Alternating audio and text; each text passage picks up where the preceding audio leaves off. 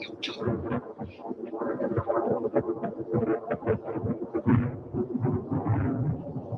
Yes? Hey?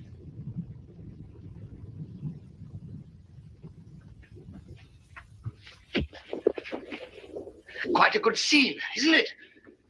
One man crazy, three very sane spectators.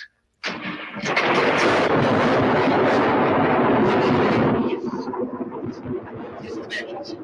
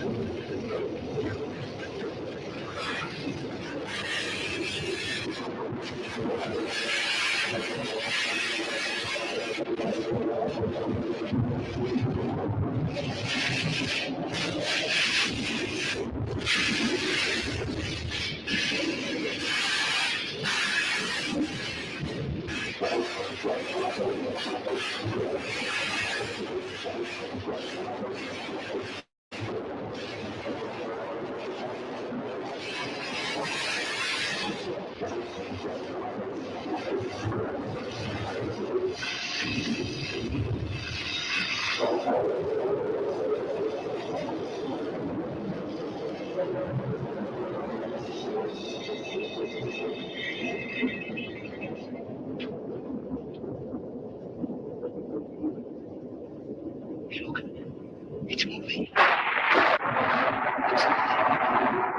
It's alive. It's alive. It's moving. It's alive. Oh, it's alive. It's alive. It's alive. It's alive. Oh, in the name of God. Now I know what it feels like to be God. Oh.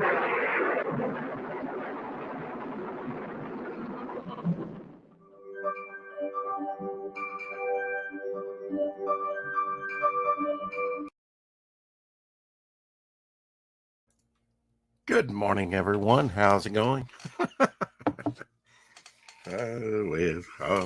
I'm just bumming around.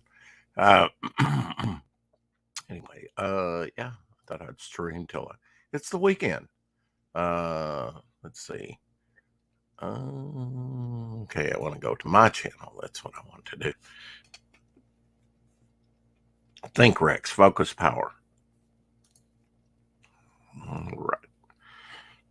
Go to Instagram and send Shadowhawk a link. It's still early for him, I'm sure.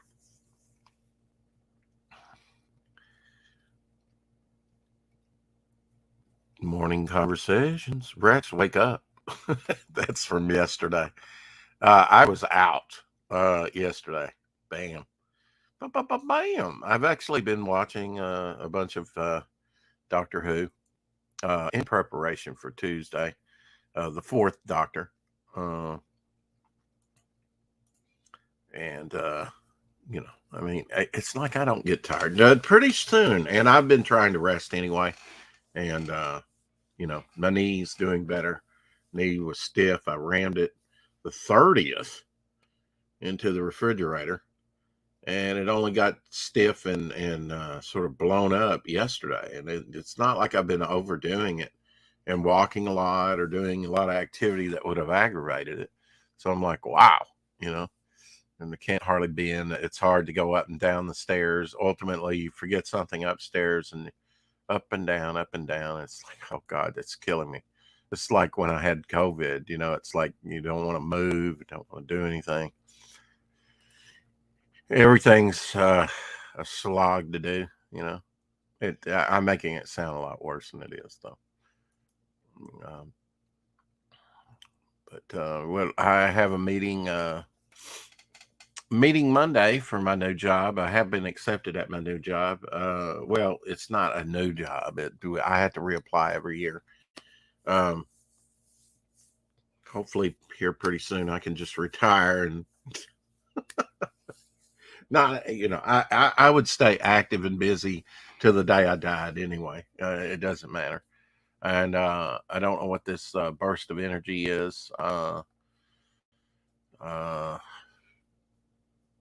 yeah, I've got more energy now than I did in my 40s. Of course, I weighed a little bit more too, put on a little poundage. I don't know. Maybe went through some middle life crisis after. I don't know. I don't even try and psychoanalyze myself that much, to tell you the truth. I did reach out to, after seeing a post, Michael W. Bleacher, Bleacher. I don't know how you would say that. It's like share with B-E-L on front of it. But Silverline Team Up featuring the champion and, is it Miss Fury? Something Fury. It's over on Fund My Comic right now. I can show you a picture of one of the covers or the cover. That's Roland Man, one of his things. In fact, I have the campaign up right here. I guess I could bring that up right there instead of just the image. So it has the same image here. And it looks like he's got multiple. Miss Fury stumbled upon the fight between champion and the villain, duo Pisto and NYM. Champ seems to be down and out for the count, or is he? Special guest star Demon from the pages of Cat and Mouse. I have some of those in there. I like Demon. In fact, I met maybe the artist that was drawing him back in the day. I know I met him. The stuff looked incredible. I didn't buy any of it. I kind of regret it. I always loved this. It looks like we've got multiple covers. Some of the cutesy covers, no, not so much. Carrie, by the way, if you're listening, happy birthday, dear. Happy birthday. It's always nice to be nice to the nice. Okay, so Silverline Team Up here. Roland Man, he's got 16 backers, $820, 82% there. So I'm glad to see this is going to get funded. He's asking for $1,000. And even with a floppy, with yeah, you can go with print on demand and stuff. I probably shouldn't stream here. I was actually watching Katie's stream from yesterday, where she was showing off Tim's book and other stuff. But I'll go back and finish it. I don't know. It's just puttering around, and she had talked about streaming, and I thought, well, I'll save her the trouble. I will entertain you.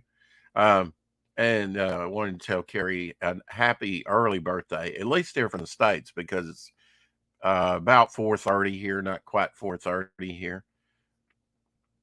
Sorry, I'm dipping in and out for a moment. Okay, I understand. You have daily duties people do. I'm just glad you're here, Katie. Appreciate that. Love you.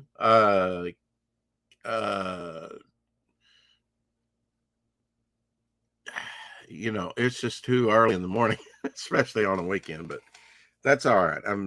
One thing I will have to work on is my phone, because they want us to clock in and out by our phone. And I'm like, how does that work? I guess I got a tracking chip or something. They said, oh, they know where I said, I could clock in at home, and really I should clock in at home, because drive time to work with my job should be included, I think. But then that's just me, it's a necessary evil, if you commuted for 2 hours to a job, they're not going to pay you the 2 hours. So I get it. Yeah. Slaves to the system. Anyway, but we're remaining positive today. I appreciate that. Looks like we have 2 people on YouTube, and there are some early streamers. I mean, I was over at Vader Girl, some of the UK crowd. She had been streaming over 5 hours. She was putting together a puzzle, and I was delighted to tell her pretty soon I will be making some puzzles with some of the great artist imagery that we have. I think John Dillard's cover would make a great puzzle with all the characters on there. I think people would enjoy that. I know I would. Hell, I would absolutely love to put something like that together, Um, so I plan on at least having one sealed up and then one I actually put together and then, you know, maybe a few extras. I don't know, for myself. Definitely going to get one for my mother and that team over there. Uh, maybe I'll give them two of them, so they can put together one. Mom can put together one, and maybe decoupage it or whatever, seal it and frame it and put it in her room, and then she can brag her son made this. I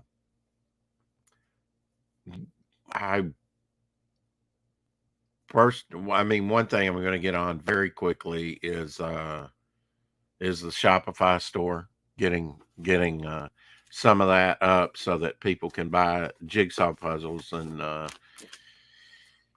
not so much the jigsaw puzzles, but that's just something I want to do and that I know my mother would appreciate. And I like putting together the occasional puzzle myself. But t-shirts, some merch, and books like the Ash Can up for sale, things like that, just to get that started. And the month is quickly going by if I'm going to do that, so need to put something and charge that to make it look slick. I am alive, and we're going to see if Shadowhawk's alive. Hello UK, by the way. It's not early there for you, but it's extremely early here. I was up and saving some things. I've saved a lot of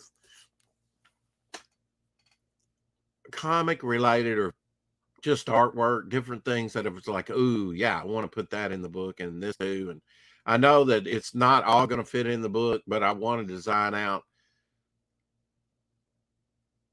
some of the best visual elements that I can. And so I'm just kind of using these things as promptings. Like, oh yeah, I like that close up of that character. I could do that. I'm like, well, like a puzzle. I'm treating it like a puzzle. This story, it's like, okay, let me get all the pieces up together, and that's kind of what I'm doing. And then I will pick the pieces that I want in the picture that I want to put together. That's kind of how I'm cobbling this together, this last story. And once I know exactly what I want and kind of thumbnail it out, then I will make it into, the final result, which I think will be awesome and will show the potential, and that not only can it tell a good story, but visually it can be stunning. And then it's like, wow, yeah, he did put a lot of thought into this. And this is not going to be your ordinary series. Who wants to be ordinary? I mean, some days I do. I just want to hang out and be ordinary. Okay. Normal. If there is such thing. But in fact, my procrastination, probably more off than on, but I skipped all that. We're in a get it done mode. I'll probably have a draw stream. I really want to accomplish something today. Expecting some money in for the auction so I'll probably get all that stuff in early today so that I can get together some more auction items for people, and we'll be mailing out your auction items Monday. Sorry it's taking this long. Initially, oh gosh, over about $100 of it or so, I just said, yeah, don't send that to me. And then it's like, yeah, I'm going to need that. after I did pay off my needs and stuff, and mail a thing or two out. Gonna need all the funds. So they're being sent to me and should arrive in the mail today, hopefully. Let's take a look at Silverline's team up. I like the team up book. Of course, Spider-Man over at Marvel had Marvel team up. Team up books have been popular. The first team up was between like an Aquaman type character for Timely, aka Marvel Comics, between the Human Torch and Submariner.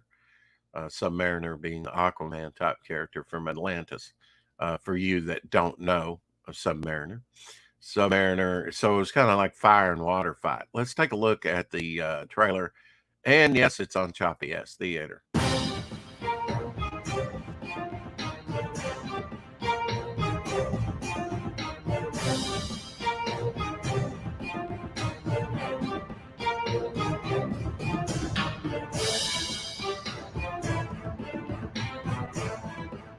Thing about the demon character, you can see right there, he has 3 tails. Not just one devil tail, but 3. Kind of hard to sit down like that. Short and sweet trailer there from Roland Mann. Roland. I have reached out to him. He was kind of away for a little while. Of course, I don't think he gets out there that much anyway. He's a teacher, instructor, and always busy. And busy making those comics. That's and not so much a streamer. I get it. Believe me, I get it. There comes a time where you have to forsake all else for the work, for sure, and stunt your streaming a little bit.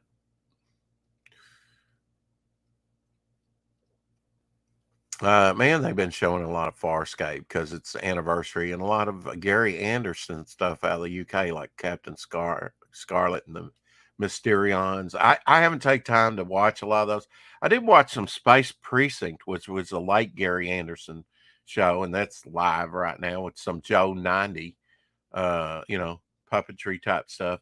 Of course, Thunderbirds go. It was probably early 90s before I even heard of Thunderbirds, at least brought to my consciousness. Okay. Some of the stuff I could have seen when I was very young, if it was on TV. Maybe not, though. I mean, I did watch Space 1999. I did watch UFO. That was the live action stuff. I'm sure I did. I mean, puppet type things was definitely around when I was younger. Wow. Vader Girl's still going. She's been going for like 6 hours at this point, I think. She's putting together a puzzle.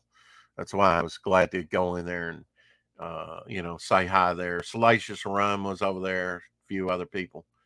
I'm sure there'll be a lot of people streaming over the weekend. I'm going to kind of chill and kind of regroup and see what. I'm not saying that I'm not going to stream. Of course, 4:00 Shadow, and then Apex wants to do an auction at 8:00. I've got a few things I could put up for auction that I didn't put up for auction, but my heart's really not in it. There's been enough auctions. I mean, there's Red Valkyrie's auction coming up, apparently. I mean, Peter Samedi had one. We talked about that yesterday. There was a bunch of auction. Ethan had an auction. There's been a lot of auctions, vying for people's change. And I'm gonna make it. Mine was kind of like, and I'm glad I did it when I did, but it's like because I think I beat the crowd. There had been an auction in a while, and I mean, we had good results. Okay. I'm not, I think as an auction goes, probably pretty moderate. But $400 or $500, which I think I raised about $400, something like that. So much needed. And I think I beat the curve on all the auctions, and I appreciate all the support Um, just awesome to know that people care out there, and I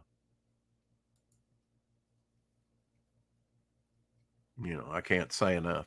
Words cannot express what I feel for everybody in this community that are meet with me here nearly daily. It was good to see Eric and Boyd in yesterday's stream. He's been absent for like 3 or 4 days. I was afraid I offended him. If it had been carried on much longer, I would have reached out to him. And if you have a disagreement with, I thought it was a little petty. I mean, but I get it. I mean, he's sensitive to certain things, and you know, it's it's just my internet. My internet sucks right now, um, and my former roommate, he's kind of difficult to work with. He's a narcissist in some ways. Mike, if you hear this, I disavow everything. I never said it. Laugh out loud. Oh, okay. Ooh. I saw a little thing with Nerd Bacon there or whatever. So I often miss Nerd Bacon.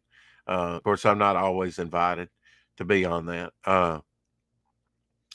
And that's another 3 hour stream. It's like, God, I just, these, with that said, I'm going to stream till Shadow comes on.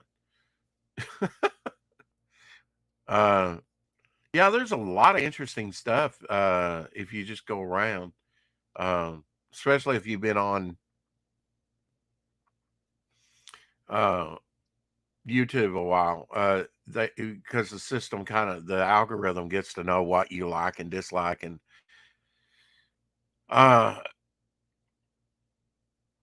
like I like King Kong. Well, here's a Long Live the King Kong full documentary.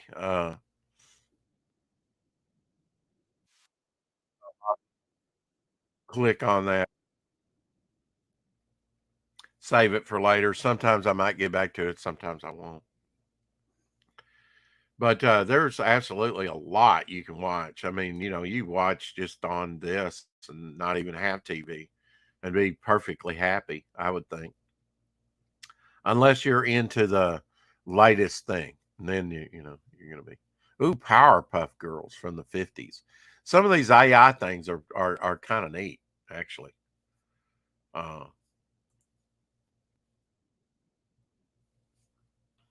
I watched Powerpuffs when they first came out. Um, wow, I don't know if this is the whole Intolerance movie, silent movie from like 1915 or 16. It's only 25:47. It may be just showing the Babylon scenes. Yeah, the Babylon scenes will blow you away. All the sets and the extras. Uh, Silent movies just had some wild stuff. Oh wow! See, here's talking about the algorithm. Here's Static Shock in 6 minutes from beginning to end, which I sent Katie a thing on that just because she doesn't know Static Shock and thought she might appreciate learning about the character a little bit. I told her I'd won CGC graded book, and I hope to get that in the mail today. If not today, Monday, but possibly today from UPS. I don't know if I'm going to have to, sign for it or not. But very excited to get that 9.4. It wound up costing me the shipping cost, which was $20 and something, which is less than you're going to pay to get that book graded. And I do think that that being a first appearance of him, of that character, of a earlier, I mean, not the earliest, of course, black oriented hero, is sort of created by black creators in a sort of predominantly black universe that they created. Focus on the black and not the Caucasian or the Asian or whatever. That's certain. Trying to show that. I mean, trying to create comics as you know from their uh, background. I guess if that's how you want to put it, I could probably put that more eloquently. But hey, it's 4:30 in the morning. Give me a break. Um, I'll tell you one person that is eloquent with his speech when he's not drunk and he wants to be, and that's Kelsey Shannon. Um, there is a mind behind all that hair. And hopefully he and Mike Barron will be on with us Tuesday. Excited to meet Kelsey for the very first time. Oh, that's a good looking movie. I don't know if I've probably seen it. Unknown World, 1951. I'd have to watch that. But before I do that, I have to finish the chill out stream opening packages that I slept through yesterday. Yeah, some of these AI things are pretty cool. I will give you an example. Here's one that I have not shown: Conan the Barbarian. And you can find these, and multiple people are playing them on YouTube, making them, and putting that up as channel content. Let's take a look at one real quick. They're short too. They're like a trailer. In a world forged by fire and blood, where empires rise and fall like the tides, one man will rise from the ashes to become a legend. Welcome to the untamed realm of Hyboria, where the fate of kingdoms hangs in the balance, and only the strongest survive. Meet Conan the Barbarian, a warrior born of battle and blood, his destiny written in the stars and carved in the steel of his blade. He is a force of nature, a relentless warrior who knows no fear and bows to no man. But Conan's path is fraught with peril, as he faces foes both human and supernatural in his quest for vengeance and redemption. Along the way, Conan will forge unlikely alliances and confront ancient evils, battling demons and dragons alike in his pursuit of justice. This summer, prepare to witness the ultimate clash of swords and sorcery, as Conan the Barbarian carves his name into the annals of history and takes his place among the legends of old. See, now I would absolutely watch Recordings just got back. Where empires rise and fall like... All right, take that off of there. Sorry about that. Yeah, those things are pretty cool, actually. I like tagging them. That's about all the time I have time for, is to tag stuff anymore on YouTube, and say, yeah, I'll try and get to that later and watch it. I'm oh, Aeon Flux. That one will be pretty cool. Aeon Flux, I think, came out of Heavy Metal. I have behind me the Aeon Flux animated collection. Do you want some company while you wait for Shadow? Oh, absolutely. Absolutely. I will put the StreamYard link and make it easy right there for you in the chat. Appreciate that.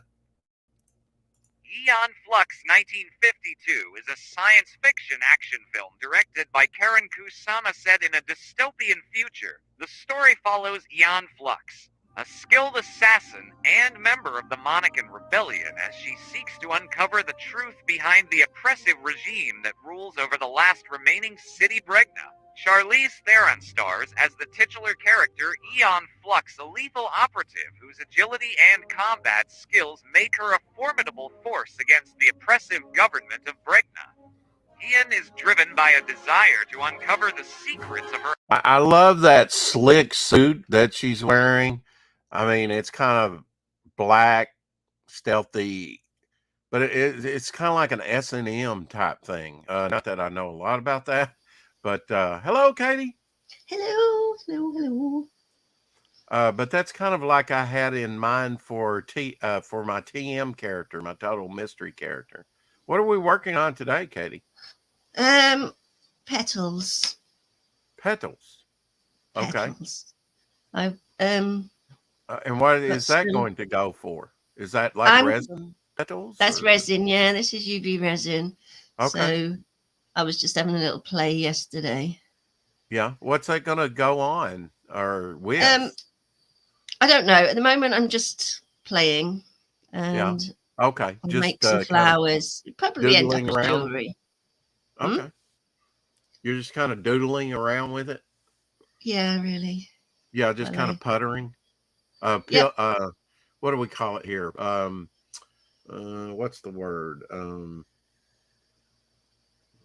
I know it starts with a P. Do you ever do that, Katie, with your mind? You know the word, you know what it starts with, but you can't think of the word. Can't think of the word. Oh, all the time. Yeah. All the time. Let's see. Yeah, my brain does What not is work. the word? That's it. I can't think of the word. It's a southern word that we use. Oh shoot! If Shadow Hawk was here, he could tell me. But sometimes, not always. It's not pilfering. Pilfering is like stealing. Yeah. No, Um, just, I don't know. Shoot, I don't know. It'll pop in my mind, and I'll go eureka. Don't think about it. It'll just. And sometimes you just have to relax your mind, and it'll come to it. And your Yeah. mind says, "Here's the word, dumbass, you were trying to think of." Yep. Yeah, but it'll happen like in the middle of the night or something and wake you up, and you go, "Oh yeah," and then it'd be too late to say it. Yeah, I can't believe I mean, I can believe it, but it catches up with you. But the yard man came yesterday and I didn't hear a thing. He must, and I know he wasn't in stealth mode because he makes a lot of noise.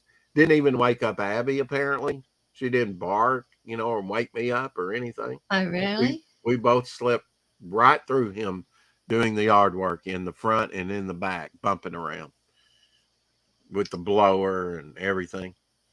Well, Rex, that doesn't surprise me. You're awake most of the night. That's the rumor. Seems to be that way. Or does it just seem that way to me because of the time difference? I don't know. I think it seems that way to a lot of people because they say, "You're always streaming. You're always I can stream once a day and do, well, the thing of it is they see me on Topicless. They see me on Red Valkyrie. They see me sometimes on Lorenzo. They see me in other places besides this channel. And they're like, you're everywhere. You're everywhere. And it's like, nah, I'm just on a few, Apex's channel. I get around, not try and stay on my own channel.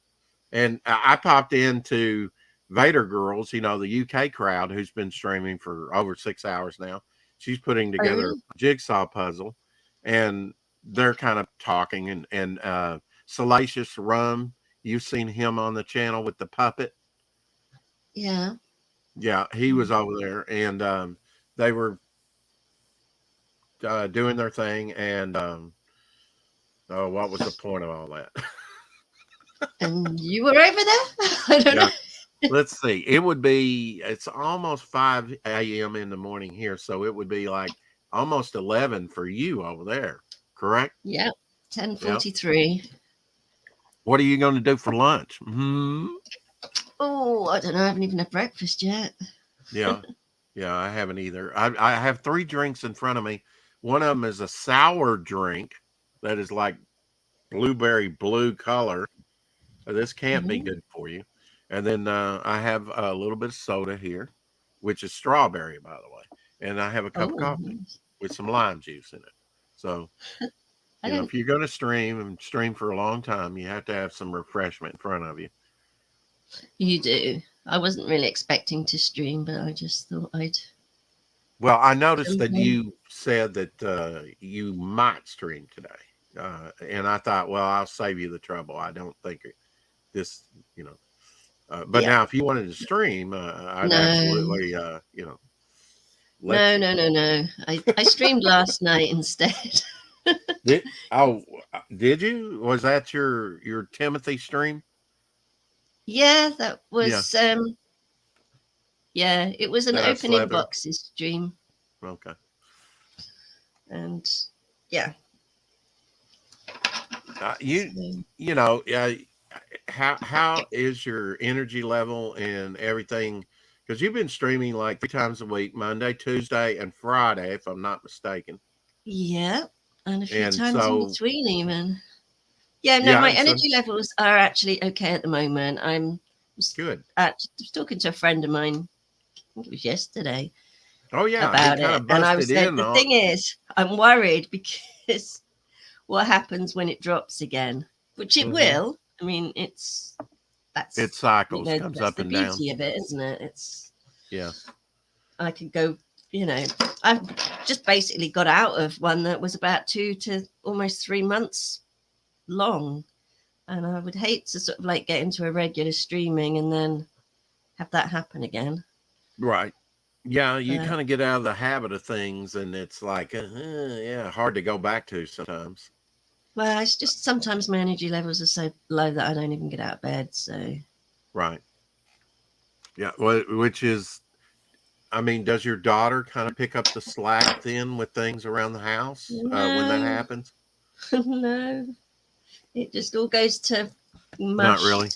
which Okay. makes it worse, really. But Yeah. then I have weeks like this where I'm practically normal. So Well, you are the glue that holds the household together. well, that's what mums do. That's what I'm moms not. do. I'm not Yeah. special. That's my job. Now, what are you doing now with that cord? What are you doing with the Well, I'm string there? making petals. Oh, is that okay? Yeah, it's wire. They're going to be Oh, okay. wire Okay. wire So you're going petals. to put these petals together with that wire. Yeah, I'm going to put them in resin, and then I will put them together to make a pretty Have flower. you been kind of happy with? I know you had some of the like with the glitter dice. All the glitter went to the sank to the bottom to one side of the die. But have Yeah, you been kind of overall happy with your molding and with the yeah, resins and stuff? yeah. Not too bad at all. Not too Hmm. bad. I mean, it's all a learning curve at the moment. I see you're wearing another summer dress. Is that one that you had on yet the other day, or is Um, that a new one? See, I'm I did playing wear it the memory other day. I don't games. know if I wore it on Let's see if stream she the other day, remembers. Yeah, but I don't know. let's see if I she have a handful remembers. of summer dresses, so Mhm. wear one, Well, wash one, well, if it's already wear it again. hot there, yeah, you need to wear something layered and loose. That's what they do in the desert and Yeah, places like that to kind of trap your moisture from your body. You would think the more clothes you put on, the hotter you would be. Actually, that's not true. It kind of captures the air and the moisture and yeah, keeps you cooler in the and insulates you from that harsh sunlight. yeah. It's kind of the opposite of what you would think would work in the desert. It's like when they say, you're hot, have a cup of tea or something, because it brings your body temperature or whatever up so that it's not so apparently drinking a hot drink is Hot good for you. hot drink will bring your body temperature up. Absolutely. And then the Uh, heat doesn't seem so bad. don't I gotta be honest, unless it's like sweet tea, what we call southern sweet tea, I suppose, iced tea, usually iced. Nothing like a good lemonade or sweet tea in the South when it gets really hot. Uh, but now I like some warm. I mean, when you drink tea, like you were drinking tea the other day, out of that giant stein, I think, or that might have been Oh, that coffee. was coffee, but Was yeah, it yeah, coffee? Okay. that was Well, coffee. you were drinking tea one day, some kind of I had lemon and ginger tea. Yeah, lemon that's and just ginger. I would absolutely try that. that's just a tea bag, the same, but don't have it with sugar and milk. I don't know. Well, I know you're a tea drinking company. I mean, country. We are in general, but to be fair, most people I know drink coffee. So is that like a I think, You think people are going away from tea and drinking more coffee nowadays in the oh, UK? definitely. Okay. Do you see a lot of coffee houses? Yeah, but they are everywhere. Yeah. As Oh, I yeah, remember, definitely. you I used mean, to read. other than You, my mum and my nan, I don't really know anyone else that drinks tea. I mean, I know people do. Tree Goblin drinks tea and stuff, but most of my friends, your I've always drunk coffee. My dad always drank coffee. your nan being your grandmother. My grandmother, yeah, Yeah. Now, is that on your father or your mother's side? my mother's side. Well, Um, how did yeah, so your parents meet, Katie, if you don't mind me asking? How did they meet? Or do you know? I do know this story, but I'm struggling to remember. Oh yeah, my dad used to work as a mechanic in a garage, and my mum started working there as a receptionist. Oh, okay. So That's cool. how they met. That's cool. I get, that's probably been played out over the centuries several times, coworkers. Yeah. And then, yeah, that's how they met. That's very cool. And how long have they been married? together What year were they married? I don't know exactly. I want to say like 1967, 1968. Wow. Simply because Okay. my sister was born in 1969. So Yeah, my adopted parents are a little older. They got married in 1953, I want to say. I think my parents Early were 50s. Huh? 76 now, 76, 77. I'm sorry, I missed what you said before My that. parents are in their 70s. They're about 76, 77. I can't Oh, okay. remember off the top of my head.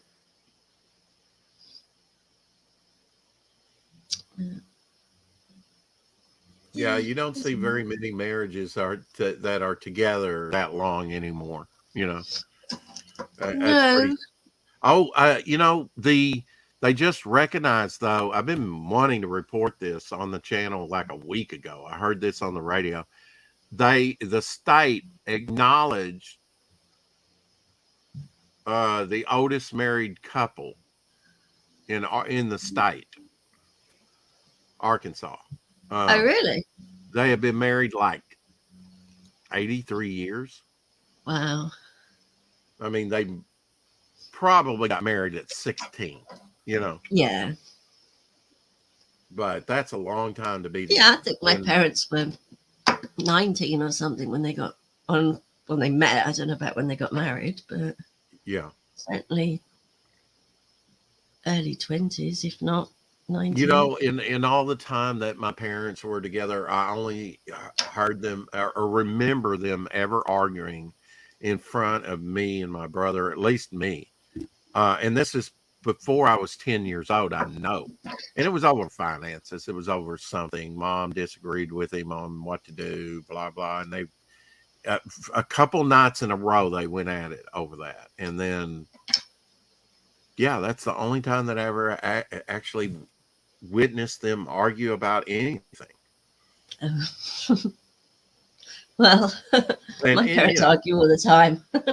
Well, no, my parents don't argue all the time. My mum doesn't argue. Mm-hmm. Does she kind of shut down and give way to your dad? Every time. Every time, yeah.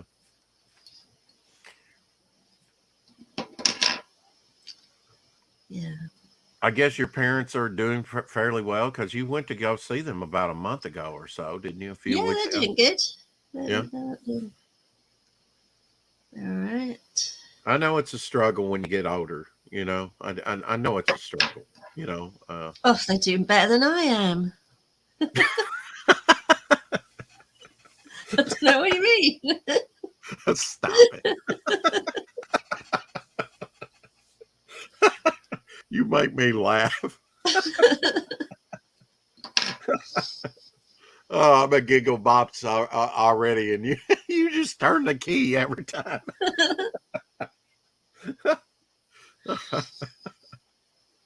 No, if I'm doing as well as they are at their age, then I'll Yeah. be very happy. That's what we hope for. Yeah. Just, will me. Yeah. I mean, when you look at somebody like Stephen Hawking, that was most of his life in a wheelchair and I mean, couldn't even speak and stuff. You're like, yeah, I've been very fortunate, Yeah. I mean, nothing to complain about. No. No. Yeah. If you have a severely disabled child or a loved one, it's, it puts things in perspective, some people don't have the luxury of just going out and doing anything they want to do. They're restricted or handicapped, whatever you want to. I'm talking about the people that can go out and their caregivers or their loved ones. Because you're kind of restricted by taking care of them. If you never taken care of people, and I guess I kind of learned that from my mother, taking care of people. She took care of all our relatives as they aged out over the years, and I don't think I'm doing that great a job as a son taking care of my mother. But when it comes to this latest bout of her suffering, I really don't know that much to do, to ease her suffering, because that's she's been through it. It's looked pretty horrible on her back, that shingles is something else. That came out of nowhere. I have heard that is really horrible. Yeah. And it looks horrible when it's full blown. It's like almost like a burn or, not really a deep bruising, but man, the skin just kind of, I mean, it looks pretty raw at times. And she says it kind of spasms every now and then. I guess it's below the skin what hurts. It's not just surface level. It seems to be deep in the muscle. And she's getting it taken care of, but it's like, oh man, I just don't know what to do except pray for you and try and find some remedies and things, and because this kind of was sidelined and was unexpected and out of nowhere. Yeah, just help her with anything she needs help with, because it must be difficult for her to. Yeah, that's what I kind of do anyway. Oh, you need me to go to the store, because she still does her laundry. They'll do her laundry there. I think I don't know if that's an extra fee for them to do your laundry, but she wants to do her own laundry, and I understand that. And she wants to feel like she's somewhat independent still, and that's good as long as she can keep active and her mind active, making puzzles and things. And but she's laying there in pain and stuff, and I get it, suffering all the time. It's like, I did hear her say, and she said this before, not I just want to die, and she's ready to go. When she goes, she's ready to go. She just, Well, I think you do get to that point. Yeah, well, everybody gets down, especially when they're suffering, right? Yeah. To a certain extent, it's hard to keep your morale up when you're in constant pain. I know the last couple of days, my knee has been like not wanting to move, and I kind of got with that with my feet, a couple of years ago, but I went to a foot doctor and everything's great now. It's just I needed to throw out some old shoes that were causing problems and, just get my feet attended to. But it was getting where I couldn't hardly walk, It's like, no, I'm too young to hobble along like an old man. So, when you can't walk, that's when you start, okay, I can't take this for granted anymore. I got to get this looked at, Yeah, exactly. You leave it, don't you? Because, we all have aches and pains. Right. It's when they continue. Yeah. And then when, I don't do it a lot, but I had to stand up and I had to walk around. And when that becomes a chore, you got to do something about that. Yeah. Hobbling around like an old man. Shoot, I'm too young for that. Too young for that. Yeah. Mm-hmm. I guess Shadowhawk's sleeping in today. Is he? What time were you supposed to meet up? Well, I didn't tell him. I just, I did send him the link.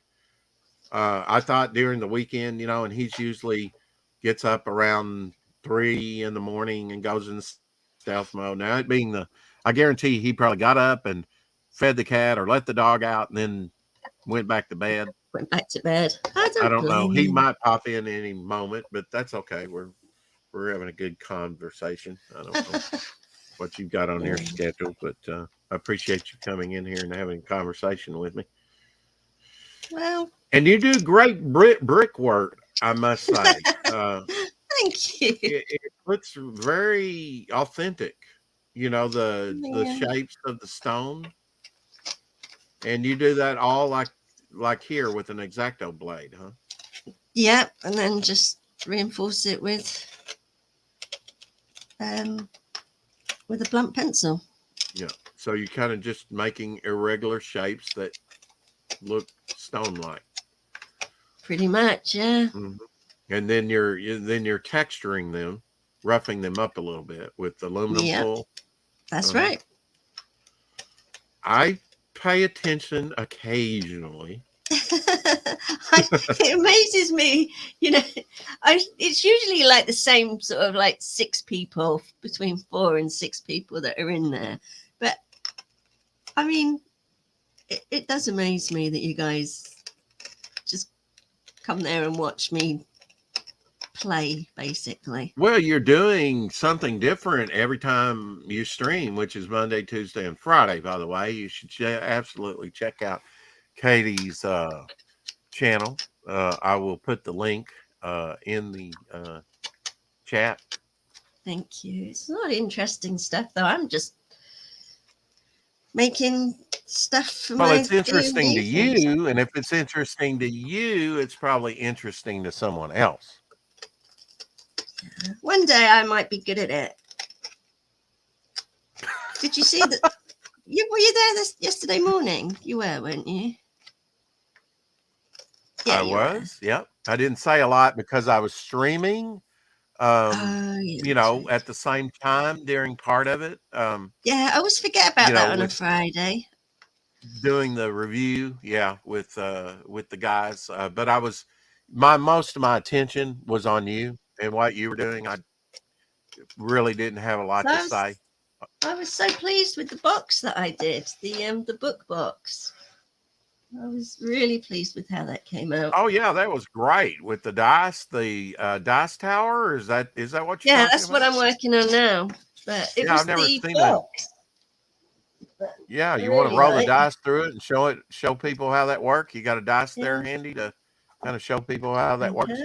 You see, it's a box made out of foam that I made into the shape of a book. It looks like a book. That's exactly what it's supposed to look like, and once it's all covered and painted, that's the storage box for your tower. This is the storage box, yeah. And you're going to paint over the cover, which you worked on yesterday. Yeah, we're paper mache in the whole box. Mm-hmm. Probably won't paper mache the inside in this bit, but I will do the edges. Well, it's always. Then we're going to paint it up so it looks like an old-fashioned, I don't know, book. Oh yeah, I mean, do you have some gold paint up top and up bottom? You could put like. Oh yeah, no, I'm going to make it look all leathery, and I'm going to put some embellishments on it. That could look quite nice. You already had this made though, didn't you? I mean, pretty much. I made it the day before. I made it the night before. I made it ready for the stream. We didn't get to see that. We were getting. I mean, you're going to have to show us how. Well, I mean, I guess. I will do. But what I didn't want to do was do it on live on a stream because I was just kind of figuring it out as I went along. Well, it looks good, especially the rounded bit for the template spine and everything now. So. The spine looks great with the round in it. That's nice. Yeah, that's just done with card, like cereal box card. cardboard tube. You could do it with a cardboard You tube. could do it with a cardboard tube, yeah. Yeah. Yeah, kitchen roll tube. That might be a yeah. little bit too bent out, but if you kind of flatten it out some, it Yeah. would work. And then it's just basically hinged with a piece of ribbon. Oh, okay. And Can you then roll a the dice magnet through the and- tower? That's what I wanted to see and show people, that you can Yeah. roll the dice, how that thing works. So That's basically, so cool. you put your And this dice is in for- here, This is for when you play D&D. and it comes out there. But if you do it in the box, then you also have a dice tray as well. So that slots in the box up that way. You put your dice in, and then it rolls it for you. And we've got It a seems two. to be catching on something in there a little bit. Yeah, I think it's just the shape of this dice. It's a D8 dice. So Oh, okay.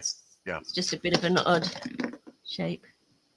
And that kind of contains your roll. And Yeah, but this is In one the of the box. dice I made with the resin. I just haven't painted the numbers on yet, and I was really disappointed. I love the colouring on this, but it was one of those rush jobs late at night, and there's too many air bubbles in well, it. what's neat is you made these dice. Yeah. Yeah, made it with 2-part epoxy resin. And all You're all pretty different little ingenious. bits I mean, of glitter in and stuff. So. have you got a bunch of your dice there to show people?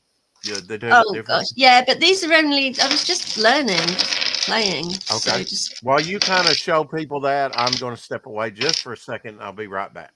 Oh gosh. So, yeah, these are just some of the. Okay, Dice go. You can fibers. do it. Yeah, I was just got some 2-part epoxy resin and a dice mold,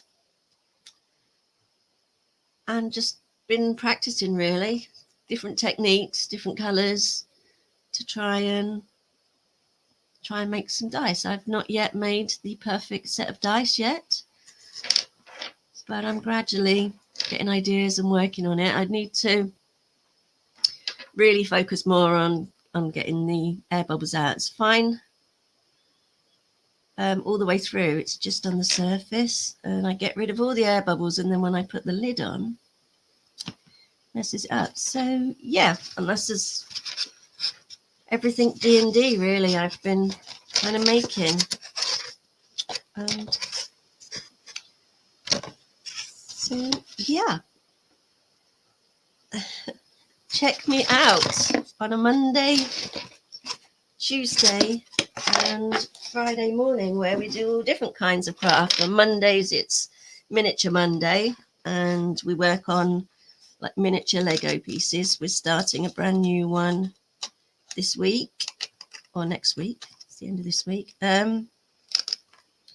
So that's not D&D. That's just because I like building Lego, and it's not real Lego because real Lego costs a fortune. So these are like Chinese knockoffs, but they're still kind of fun to make, and they're very miniature. I'm trying to see if I've got one here somewhere to show, but I don't think I have. What are you trying to show? I was going to show the miniature Legos that we work on a Monday. Oh, yeah. Yeah. I don't know where. Those I are put them. quite neat. I don't know. They're where- fake Legos. fake Legos, yes. Yeah. Fake Chinese knockoffs. I've got a hamster I made. Oh, well, let me embiggen that. Let me see. Kind of looks like Bugs Bunny from here. A hamster? That's a Yeah, because hamster? that is a hamster. It looks exactly like my hamster Sherlock. Wow. Can I see the bottom? Yeah. Oh, wow. Okay. So was that a kit, or was that just Yeah, something you I threw just- together? No, I just do the kits. I'm not that Oh, okay. smart, Rex. But yeah, I was looking for the little buildings. There you but go. I don't Putting know. yourself down. There you go. But I was just saying we're starting a new one. Well, with those fake Japanese kits, they probably don't garden. just have random pieces, do they? No, they tend to put you- a lot in. They have all the Do same you- pieces, but they put extras in. Oh, they do. Okay. Yeah, they Do put quite a lot of do, extras in, especially the smaller pieces, which do you is order good those because- online, or do you have a store there that you can go to and find them, or No, I order them online. you order them online? Okay, I've done that Yeah. too. I've gotten like a fake Groot, which there's not much to snapping in together, and some things, and I've got some Batman type stuff. Yeah. And extra stuff, just things that I bought on eBay. You see that cheap China stuff from time to time. So now, what are you doing here? You're just kind of you're darkening that in with blue or black, or Oh no, it's just it's a blunt technical pencil. It doesn't have the lead out, and all I'm doing is rounding the edges with it. and you're kind To of give it making more of a the defined incising texture. the lines a little dark, a little deeper. Yeah, and it just Yeah. kind of rounds off the stone. So you're not putting ink in there. You're just I'm not kinda putting ink in there, using the no. Just tip of making it. Okay. But you can't press too hard because that foam's not too thick. Yeah, you can't press too hard because it'll go all the way through. So no, I'm just making a nice indent in it, because when we what we'll do is we'll do a coat of black paint with Mod Podge to seal the foam, Mhm. so that the foam will then be a lot more durable. And then I'll paint up the brickwork so it looks like real stone. And then Yeah, I kind of like the give it a finish. gray just by itself. Yeah, but Looks wait like till gray. you see it painted. It'll be. Oh, I'm sure it'll look good. Yeah, and that kind of helps disguise the seams a little bit as well. Yeah, around the seams, I'm doing like brickwork as well. So Right, to give you it were doing some of that yesterday, cutting those I was doing out. some of that yesterday. I've not done a Yeah. great job of it, but Uh-huh. yeah, once it's all painted and cleaned up. Now, have you seen any castles and things with precipices and things like that? Stone archways. What, living in England? Well, yeah, you're in Yeah. England. Surely there's some castles, right? Yeah, one or two. Yes, Yeah. I've seen plenty. I've been in castles. I've fired arrows out of turrets. Yeah. That's on my bucket list. I've never been in a castle. I'm trying to think, actually. My son, me and my dad went for lunch, and my mum and my son. Oh, already went for a today? walk. No. This was last summer. Oh, I'll just see okay. if I can find a picture. Whether this is a Roman castle. Let me see through my pictures to see. It's quite a while ago.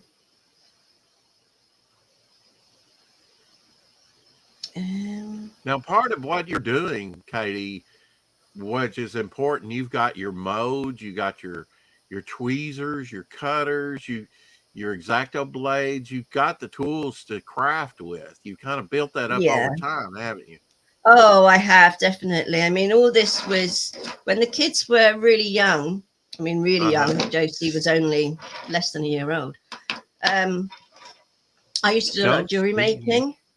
Josie and the Pussycats. I mean, she's 21 now, so I've had these for Right. a considerable amount of time, and I used to do a lot of jewelry making, which then went into flower making and all kinds of things. And where are these pictures? Sorry, I'm not good at multitasking. I can answer that, Katie, somewhere on your phone. That is very true. Yeah, and while you do that, I will finish this video I started just for a second ago. Her own past, and to bring down the regime that controls her world. Martin Saka's portrays Trevor Goodchild, the enigmatic ruler of Bregna and Eon's former lover. As the leader of the ruling council, Trevor is shrouded in mystery and intrigue, his true intentions clouded by his complex relationship with Ian. Francis McDormand plays handler Eon's mentor and guide within the Monacan Rebellion. Handler provides Ian with crucial information and support as she navigates the dangerous world of Bregna and seeks to uncover the truth behind its oppressive regime. Sophie Okonedo portrays Sithandra, a fellow Monacan operative and close ally of Eon. Sithandra is skilled in combat and espionage, providing invaluable assistance to Ian as they work together to undermine the government's control. As Ian delves deeper into the secrets of Bregna, she uncovers a web of lies and deceit that threatens to destroy everything she holds dear. With betrayal lurking around every corner and danger closing in from all sides, Eon must rely on her wits and skills to survive and uncover the truth before it's too late. Eon Flux coming soon to a theater near you.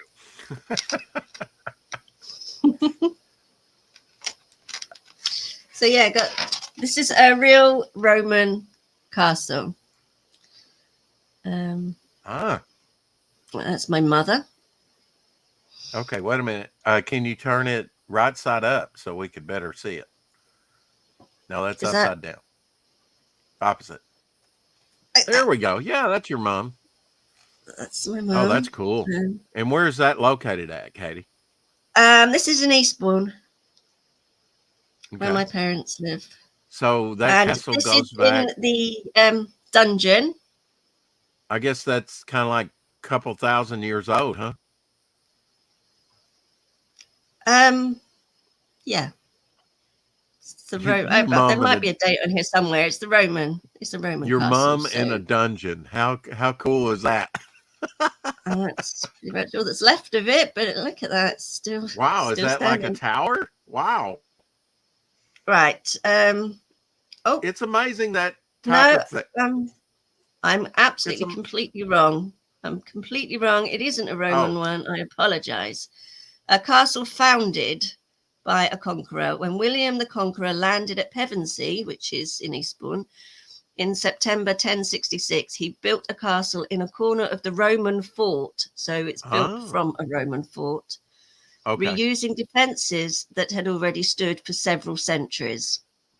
The castle was rebuilt several times, and the stone walls and towers that now surround the inner bailey date from the 13th century.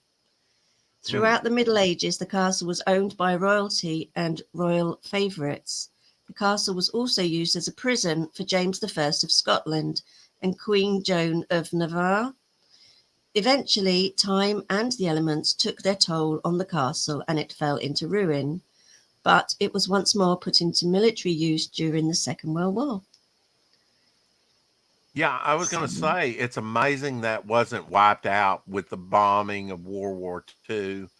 Yeah, but you Americans seem to think that like the whole of England was destroyed and you swooped in and saved us all. It's not really the way it was. If you look at London, and sure, we got hit with bombs and things, and it was a devastating time. Oh, you took But a if you look pounding. at how old the buildings are that are still standing, you will see that that wasn't actually the case. Obviously, of course, we all needed to band together to win the war, but we weren't destroyed. I mean, our country wasn't destroyed, particularly in places like this, because it's this is out of the way. These are the kind of places that people were Well, they weren't military evacuated to. targets. They weren't military targets either. No, but I say, even if you look at London, Uh-huh. the buildings, I worked in a building that was, Victorian. Oh, you did? Okay. Yeah, a big Victorian building. And there are just, London is completely built of those. So we weren't crushed to oblivion. No. Our history is still very, very much there. Preserved. Yeah, absolutely. So, yeah, I know. I'm not sort of like saying anything, but I don't know. I suppose as an English person, it does kind of get my back up to hear the Americans say, "Oh, we swooped in and saved the world." This, it was a team effort between all of us. It was, and I I'm not one of those that's You're not say one of that. those. Sorry, I hear it so many times, and it's just like, Yeah, I mean, we were I like to supplying put things to right. arms. I mean, we were trying to be supportive, and yeah, I think overall now they say, well, with World War One, I think we say that more about, and I probably am guilty of that myself. It seems like that we kind of swooped in and was the deciding factor in World War One for sure. And Yeah, I'm I not don't know saying much that it about World wasn't the War One. case in World War Two, but with World War Two, it was a big group. It was a world war, and you had Yeah. allies and you had Axis, and it was definitely a group effort on different. Yeah, definitely. I mean, I know nobody likes to sort of like say good stuff about the Russians, but to be fair, their effort in the war to just keep coming at them and coming at them and coming at them and Oh, coming at definitely. them. Yeah. You know, if they hadn't done that and won down the Germans that way, things could. It was a definite, you know. Well, that Hitler should have learned from Napoleon. Don't fight the Russians in the wintertime. Exactly, because they are relentless. Right. The Russians are going to be used to it, and they're not going to get their equipment and everything bogged down. They're you got to bring the game. So, yeah, that was a big mistake. But there was also like the African front that, the British really fought on, and we did too. But I mean, Rommel and the Desert Fox and all the tank fighting in Upper Africa and stuff. So it was really a world war fought on many, many fronts, from the Philippines to the, all over Europe and Africa. It was, and China. I mean, Japan attacking China before the world war started. So, I mean, and there were some Americans involved with that. That's where the Flying Tigers come from. We had some volunteer Air Force go over there and sort of help with that. Help defend China. Wow, how things have changed. And you know what amazes me? We've been through all of this, right? And we fought a war so that apparently we have freedom and this, that, and the other, and not wanting to get political, but now look how we live. We all live in a complete dictatorship, the whole of the Western world. And people can spin it whatever way they like, but when you are literally spoon-fed everything that you have to do, and if you don't do it, it's not a case of, oh, well, that's your right, you can choose not to do it. No, we're going to punish you. If you don't do what we say, we're going to punish you. If you it's gotten to if you that don't point. wear a mask, you're going to prison. Like, what? That's a dictatorship. That is not a democracy or whatever it is you have in America. No, it's a perversion. And that's been a long time coming. It's been a very long time coming, but it's right here, right now. And they say it's all in the good of us, for the good of us. But is it that I'm not allowed to make if you have to be led around by the nose all the time, that's not freedom. Yeah, no, that's not freedom. Sure, we can all do things we want, but if you do something that they don't want you to, you're going to be in trouble. You can do that, but face the consequences. How is inflation? Are you suffering from inflation over there, Katie? Oh, it's crazy. Yeah, it's crazy. A couple of years ago, a loaf of bread, cheap loaf of bread, of course, would have cost me about 48 pence. That same loaf of bread now $2 is going to be over £2. They still have the cheaper bread, but you're now looking at about £1, 90p a pound. So that hasn't gone up. Well, it was doubled. But a loaf of bread that would have been £1, one of the nicer loaves of bread, it's now £2 something. Some places things have gone up by 100% and sometimes more. It's ridiculous. Fruit. I mean, I love fruit. I used to, when the kids were younger, I used to always, before I picked them up from school, make up a plate of mixed fruit. So you'd have pineapples and kiwis and apples, and I could do that. Now I can't. There's no way I could do that. It's ridiculous. Hello, Dylan. Hey, what's going on, Katie? Nice to meet you. Nice to meet you too, Dillard. Oh, thank God. I thought that you were doing that brickwork with the X-Acto knife. No, I'm scoring it with the X-Acto knife. So Hey, that Paula. because if I do it with the pencil, it doesn't work really. Hello, Paulus. Yeah, when you do it with just the pencil, sometimes it pops up and leaves big gashes. Yeah, exactly. Yeah, when you're doing I used to be a crafting DM. It was Oh. so much. It was so much fun. No way. Look, it's a dice. Oh, it's a dice box. Look at that. Yeah, and it has its own box. I'm working on it all at the moment because I'm just newly into D&D. But I made this foam box, and it slots in there like that. And then when it's all done and painted, you'll be able to roll your dice. Nice. And yeah, it's just something I was playing with and working on. But yeah,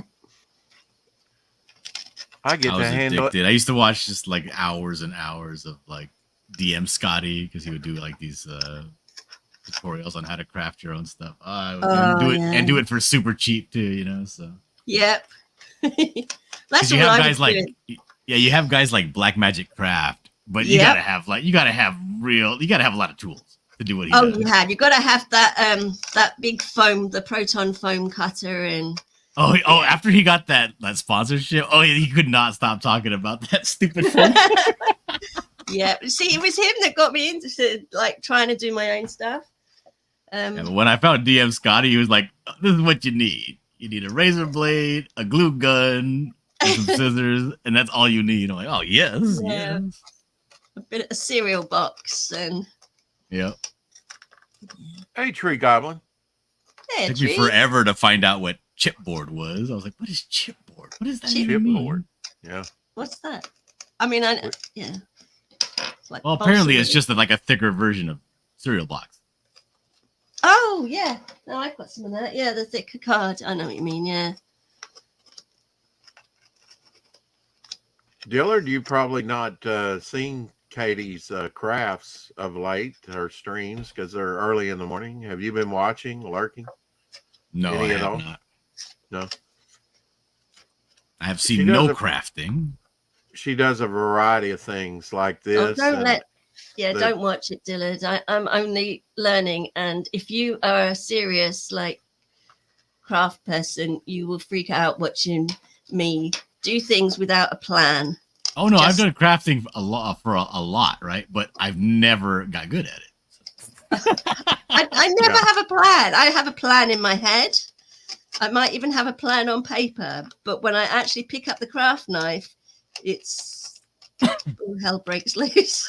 Like the coolest thing I ever did. Like I got to the point where I got some of that extruded polystyrene, whatever those sheets you get at the Home Depot, the Pink Panther ones. ESP, yeah. Yeah, and I did individually cut out bricks and then glue them and stack them to make a building. Oh wow! Wow. And I was like, and that right there broke me. I was like, okay, I need to take a break, and it took me like 2 months to get back to it because it was so taxing. Let me get my tavern that we're working on Tavern Tuesdays. Hang on a sec. I've worked a lot in balsa wood and like Ooh, that's expensive. crafting sticks, almost like Yeah. popsicle sticks. Right, this is the playable tavern. Obviously, it's going to need painting. Oh, I recognize that. I recognize that front. You recognize it? Yeah, there we go. So that's the floor. It's cool. It's magnetic. It is magnetic, and then this is going to be the second layer. Nice. Again, another playable that will be stuck on this layer. So you put this back on to play, take that off, then you play that level, put that back on, and you've got this playable level, and then that's just to make it look aesthetically pleasing. And that's what I'm working on Tuesdays. See, this is why I don't watch crafting videos, because I'm afraid I'm gonna get back into it, and it almost ruined my marriage. Tell me about it. It's ruined my housework. I mean, I do nothing now but think about what I'm doing, watch YouTube, and then play with it. Yeah. Are you up late drawing, Dillard? Yeah, I'm about done for the day. Yeah. Drawing a parapet, I think it's called. I don't know, crenellations on a tower of a castle. Interesting. That kind of goes with what Katie's doing, or maybe not at all. But now, have you finished the Yellow Flash project? No, I'm on the second to last page. Ooh, second to the last page. Okay, let's take a look at that, shall we? Check this out. I got him in the Ooh. Doctor Doom pose going, curses. Oh, cool. That's neat. I like that. That is a wicked pose. I started drawing and I was like, I've seen this pose somewhere. And I was like, yeah, the Doctor Doom. Every time something The bad upshot of the menace of the raised arms, and I have you now. Yep. I'll Wow, get so you you're- next time, Spider-Man. This is going to work out great, John. The timing. You'll get finished with this project, and I'll have some other stuff for you here pretty soon. Oh, nice. Yeah. This is going to work out great on the timing. Right, Rex, I'm going to go and get myself some breakfast because Yes, you're looking a little peckish. I'm looking a little peckish. Yes. Like, Feeling You a know, little one thing peckish. I've never been able to do is do any kind of work with an X-Acto knife for any period of time, like extended period of time, and not stab myself. I know, right? Never been able to do that. As a grown adult, every time I work with an X-Acto knife for like an hour or so, I always end up stabbing myself at least once. Katie, are you going to do a bacon buddy today or Yes, I am. That's exactly what I'm about to go make. what? I don't always draw blood, but I do would always choose stab myself. bacon over me as well. Well, I always stick my fingers together with the glue. Oh, you got to watch that hot glue gun, man. Those things I are know. dangerous. I've literally still got a blister on my finger from it. I know my That's the mother good. used Once to you burn yourself, you just leave it on there. That way, Yeah. forms it's like a glove, you know. Shoot. Love Always it. cut Right. towards you. Always cut towards me. Yeah. No, I like to sit in the couch watching TV and just chew on the plastic on my finger. Oh, I like peeling it all off.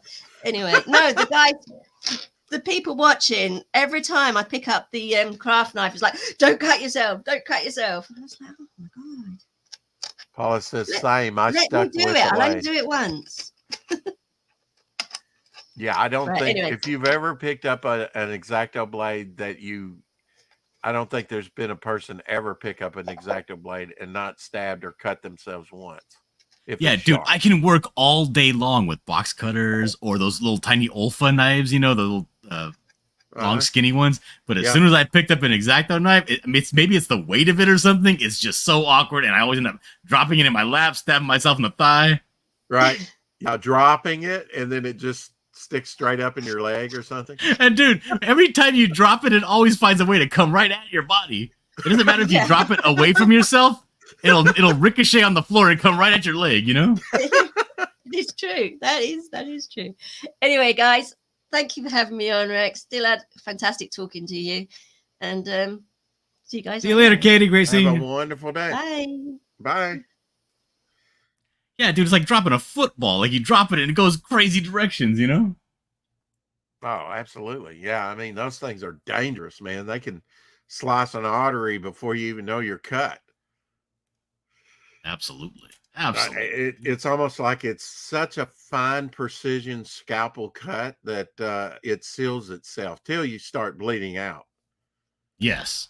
And then you're like, oh, I've cut myself. And by then you're court low. It's like, crap, how'd I do this? Covered in blood. The same thing happened. Yeah. I was working with at this pumpkin patch when I was think I was in my early 20s. It was a pumpkin patch, and then when the time came, it turned into a Christmas tree lot. And I had this Christmas tree, and again, I'm cutting trees all day long at work, right? Not a big deal. As soon as I get home and it's time to do my own tree, I don't have the stuff I normally have, like the sawhorse and the cradle and all that stuff. So I'm cutting it, and then I just with a handsaw, and then just go right across my knuckles with the handsaw. And I look at it, and all the skin is just white. And I was like, "Oh, that's terrible!" I grip my wrist, like hold it, like put some pressure on my wrist because it hurt really bad. Of course, it's white. Like, you cut it down to the bone. Yeah, I cut it. I was like, "Oh, it's not bleeding."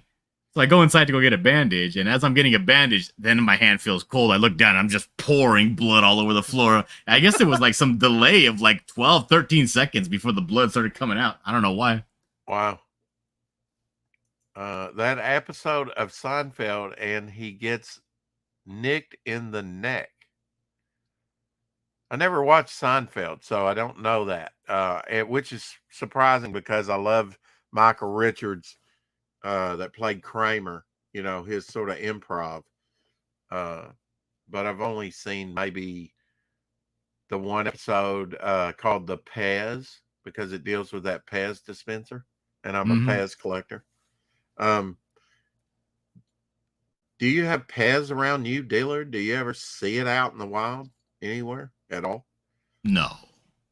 You probably don't go to. Hey, Matt, I caught some of your interview last night. Hey, it's Metal Movies and Brewskis. Are you talking about the Matt Barr interview? No, Matt is Metal Movies and Brewskis.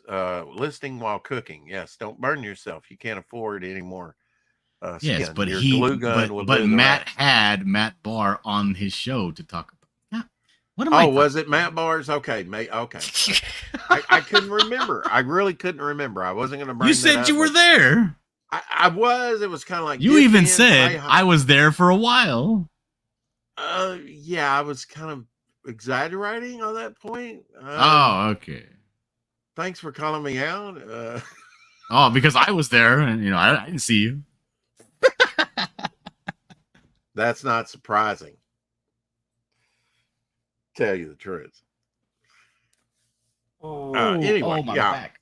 It's cool. Well, that panel is finished, so I think I'm gonna wrap up my work day. I'm not leaving, but I'm gonna wrap up my work day on this page with that panel. I like to finish my work day when I finish a panel. Yeah. Well, I know you take it page by page, and I think that's a good way to work.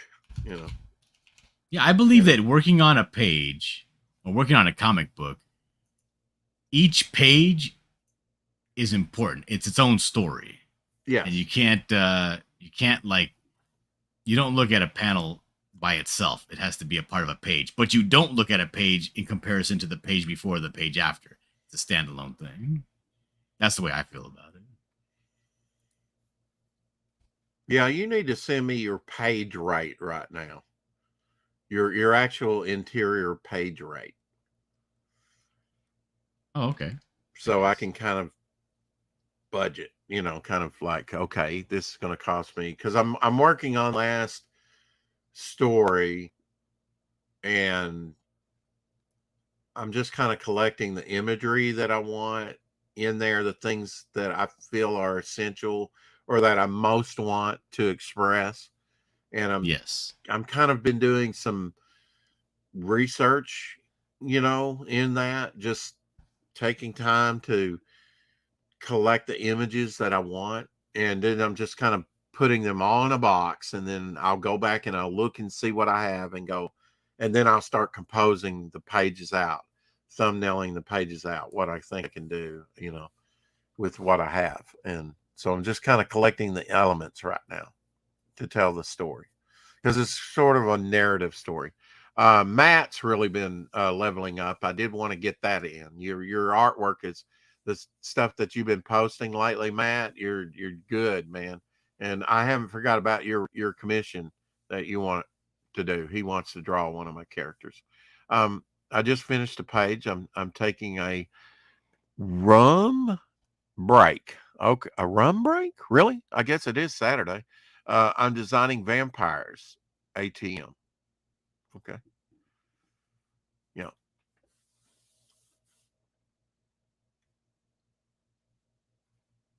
John, what kind of shows you been going on of late? Were you on with Matt Barr? No. No, I was you were just out in the watching. chat. Okay. Just watching. I just watch. I'm working majority of the day, so I'm just watching shows, enjoying myself. Right. But now you have been doing some shows. I think you've been going over there to Dark Gifts, right? Yeah. Bit. Well, I'm part of that show, CG, or it's not CG Slums anymore. It's called Indie Slums. Okay. I'm a regular cast member on that show, and also there's a show called the CG Cockfight or Indie Cockfight. How do you feel about that? I mean, the label of slums. I mean, I get it. I get it. You know, the smaller creators. But is that a good look? I mean, really? I'm in the CG slums. Or am I just overthinking it? I think you're overthinking it. Yeah. Okay. It's just kind of a fun thing. Okay. Yeah, it's a fun thing to do. Just started a new job today. Going to be streaming less and working on my art. Awesome. Well, hopefully you won't forget this channel, Matt, and we'll come back and see us. It's been a while since we've had you on, bro. We need to get you back on and see what you've been up to. He's really been knocking it out of the park on a couple page spreads, you know, and stuff. Actually been quite surprising to see his artwork advance so quickly, you know, since the early days, you know, of just doing Butch Cleaver, you know, stuff, you know. I believe his Butch Cleaver is on Fund My Comic right now. Let me bring that up just momentarily.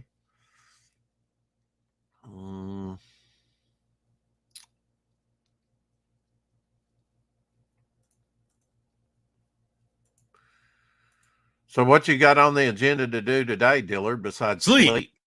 Sleep, baby, sleep. Yeah.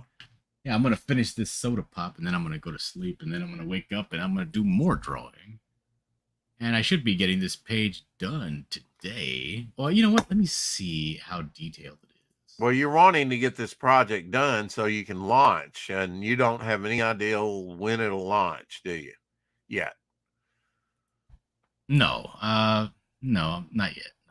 No, but it's coming. Oh yeah, because he wants it 100% done, doesn't he? When he launches. Oh, he probably would prefer that, but I'm not gonna wait that long. We're gonna launch when I finish the inks and some of the promo work. Because I'm making a commercial. I'm doing an animation for the commercial, and I'm doing the trailer. And then I got to do some poster work and some other stuff. When that stuff's done, then we'll launch, and then I'll just do the coloring, finish the coloring of the book while it's in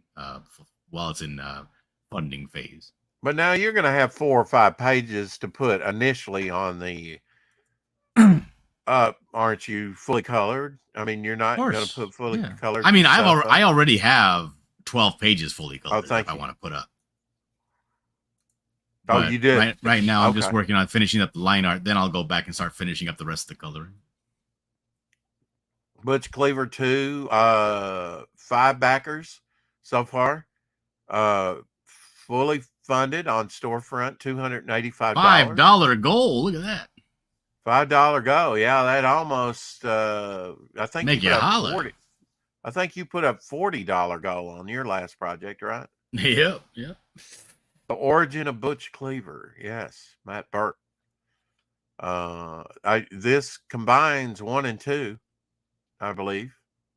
Well, first print signed, you can get, or by itself, if you just need 2. Lots of trading cards, a lot of the stuff that's already printed up, ready to go on this campaign. Yeah. Did not check hey, out dude, Butch I got a Cleaver. question. Oh, no, never mind. Go ahead. No, go ahead. My question is going to change the subject. Go ahead. Well, I'll play his trailer and then you can ask a question. Fair enough?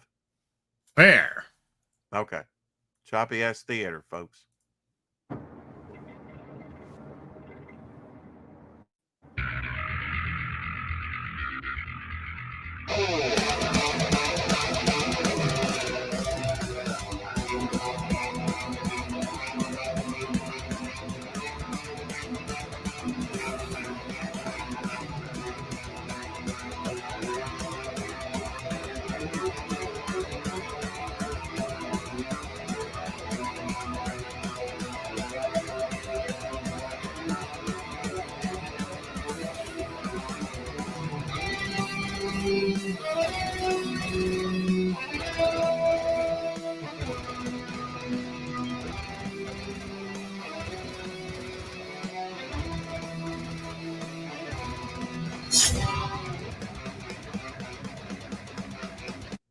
Really, John Dillard, I do not know why more people don't do this, which is like when Matt comes in, I play his trailer, I talk about his.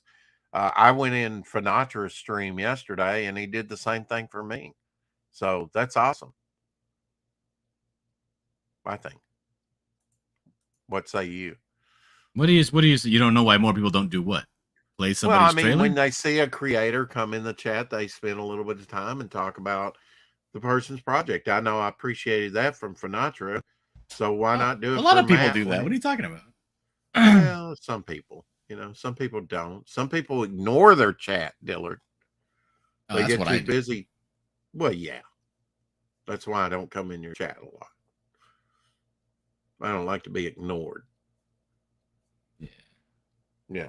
I'm You conceited. know, like I have people that I have to pay attention to in my real life. I don't come onto the internet to pay attention to other people out of Well, responsibility. that's fair. I could see that. Sure. And there's no way you're going to get me to do your laundry. So, Exactly. We got to kick it soon, Dillard, Matt says. Yeah. Anytime. Polisart says I'm ignorant. Polisart, why don't you come on here? I mean, not today, but I mean, you're welcome to come on today, of course. But yeah, we need to have you on sometime. Would you consider that? Hopefully, I follow you on Twitter if you're on Twitter. I don't know. There's just so much to keep up with. Like to see what you've been up to. Paulus wrote a book. How come Yeah. you're not sharing his book? Well, I mean, because I was sharing Matt's, first.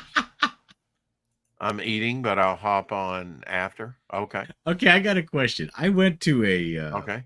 a park today. I went out with the wife. We had a big Mother's Day. We do Mother's Day, Mexican Mother's Day on the table. Oh, yeah. Mother's Day's coming up. Thanks But, for reminding me. Yeah. So we did all this stuff. And then kind of wrap up the day as it was getting dark. We went to this park. Mhm. So the girls can get out, stretch their legs, and go play. The park I've never been to before and not too far from home. And I feel like this park is almost unfair. The park is unfairly addictive. Yeah. This park had a place where you could get wet, like those water splash pads and stuff like that. Oh, yeah. It had not only that, it had a place where you could get wet and also be on jungle gyms, like water slides, stuff like that. Then it had a dog park, it had a basketball court, it had baseball diamond, it had hiking trails, and it had a trampoline, a recessed trampoline area, and a damn zip line. This park was basically this free to use park, just public park. It was basically an amusement park. It's basically like Disneyland or Sky Zone, or what I mean. It's just there's too much stuff at this park, Right. and my kid's like, "Can we come back tomorrow?" And I was like, "There really is no reason to not come back to this park tomorrow." But I don't have time. You know what I mean? Like the park was just too damn fun. Right. And not only that, it was popular. So there's kids everywhere. They were making friends, getting in fights, making new friends, getting in more fights. You know what I mean? I don't know, dude. It was Well, quite good. the park. And I And felt how like it far- was How far it's along about 10 minutes away from my house. Oh, okay. Wow. Yeah, you're doomed. Your kids are gonna want to go there again and again and again. I was flabbergasted at how cool this park was. They're like, "Can we come tomorrow?" I was like, So I don't don't see any reason why expect we shouldn't. don't expect John Dillard to get any work done anytime soon or anything delivered. He's going to be too busy at the dope park. Yeah. Yeah. Oh, he's taking the kids to go see Kingdom of the Planet of the Apes. Oh, You know what? I'm actually one movie behind on that. I got to catch up All right. before I go see that movie. Yeah. You know what I did see finally though? I saw Godzilla -1.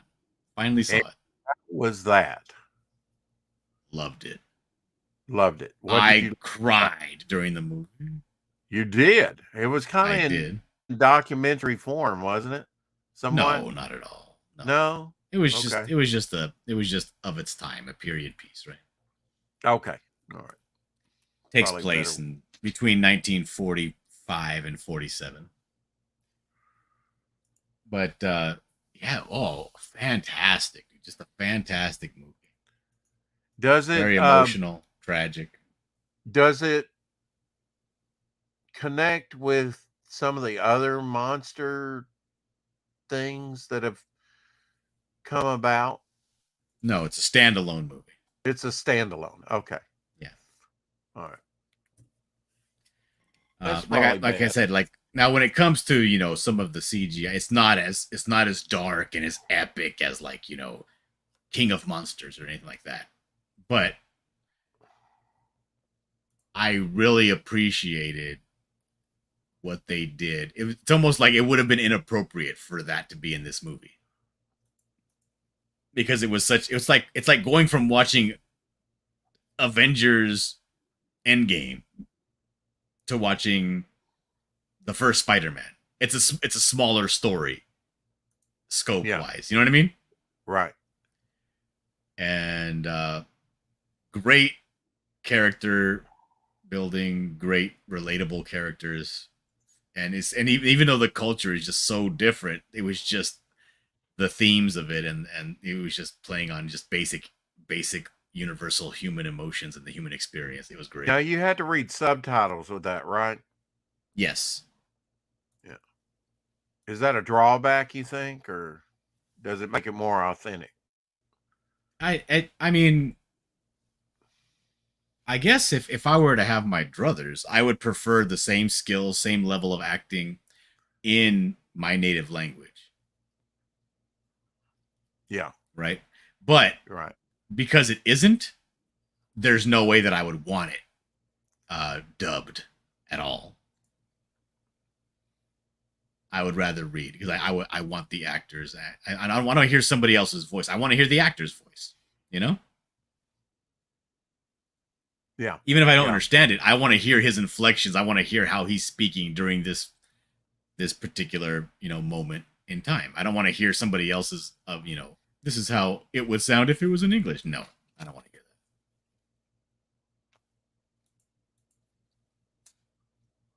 When the guy screams on the screen, I want the voices to match up, and I want it to be the actor that I'm looking at. I want it to be his voice screaming. I don't want it to be some translator. Maybe that's an unpopular opinion, but that's my opinion. Yeah. Yeah.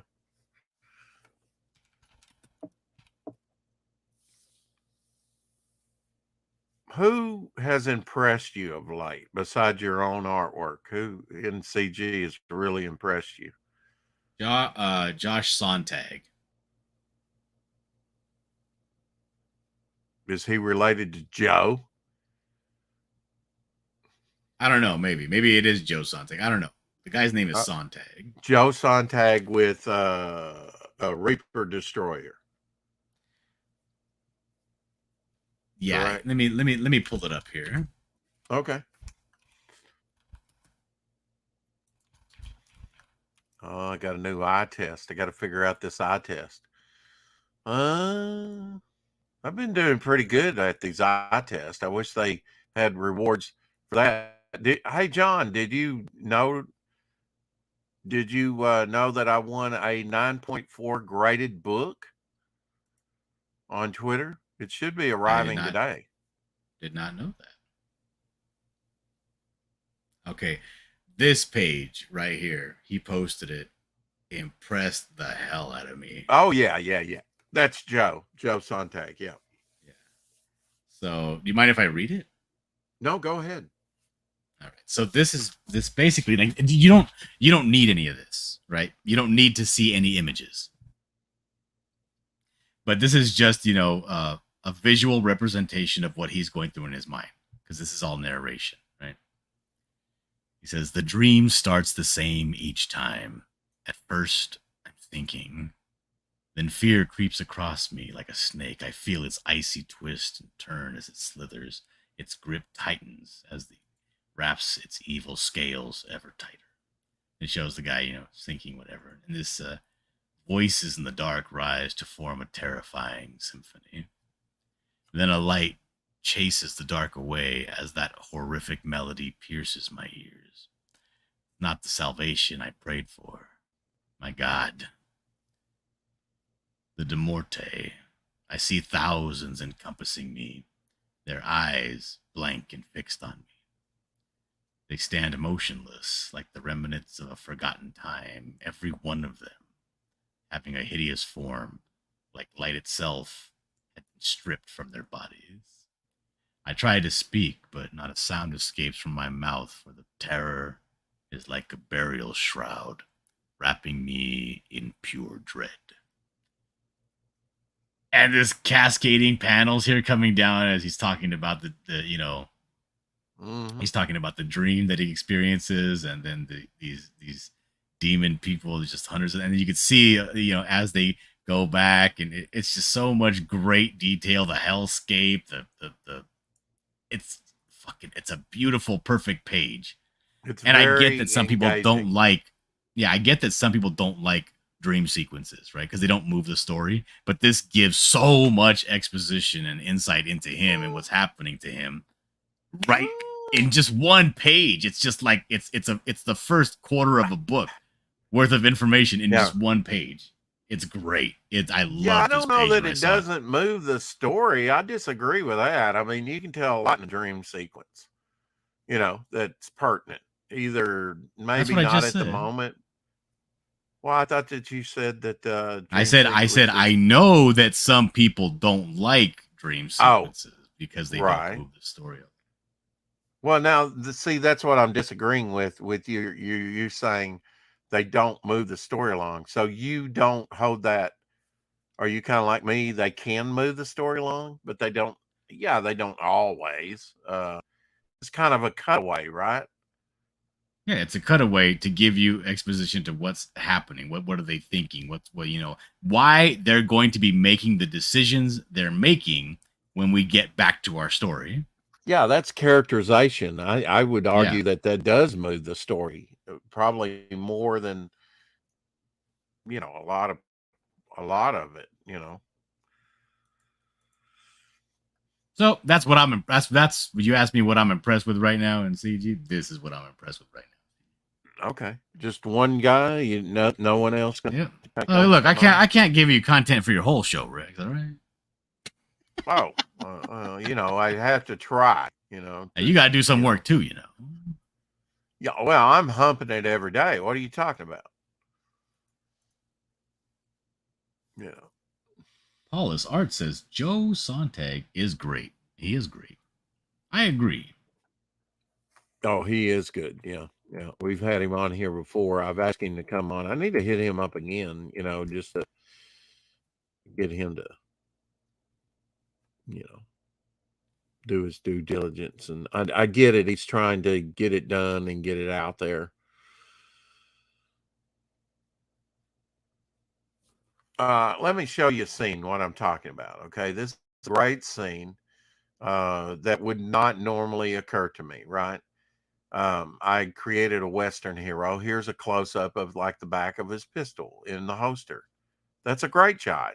That can be adapted and put in a story or, something similar to this. So what I'll do is Yeah, I'll that's the famous Western gun belt shot. That's what it's called. They call it yeah.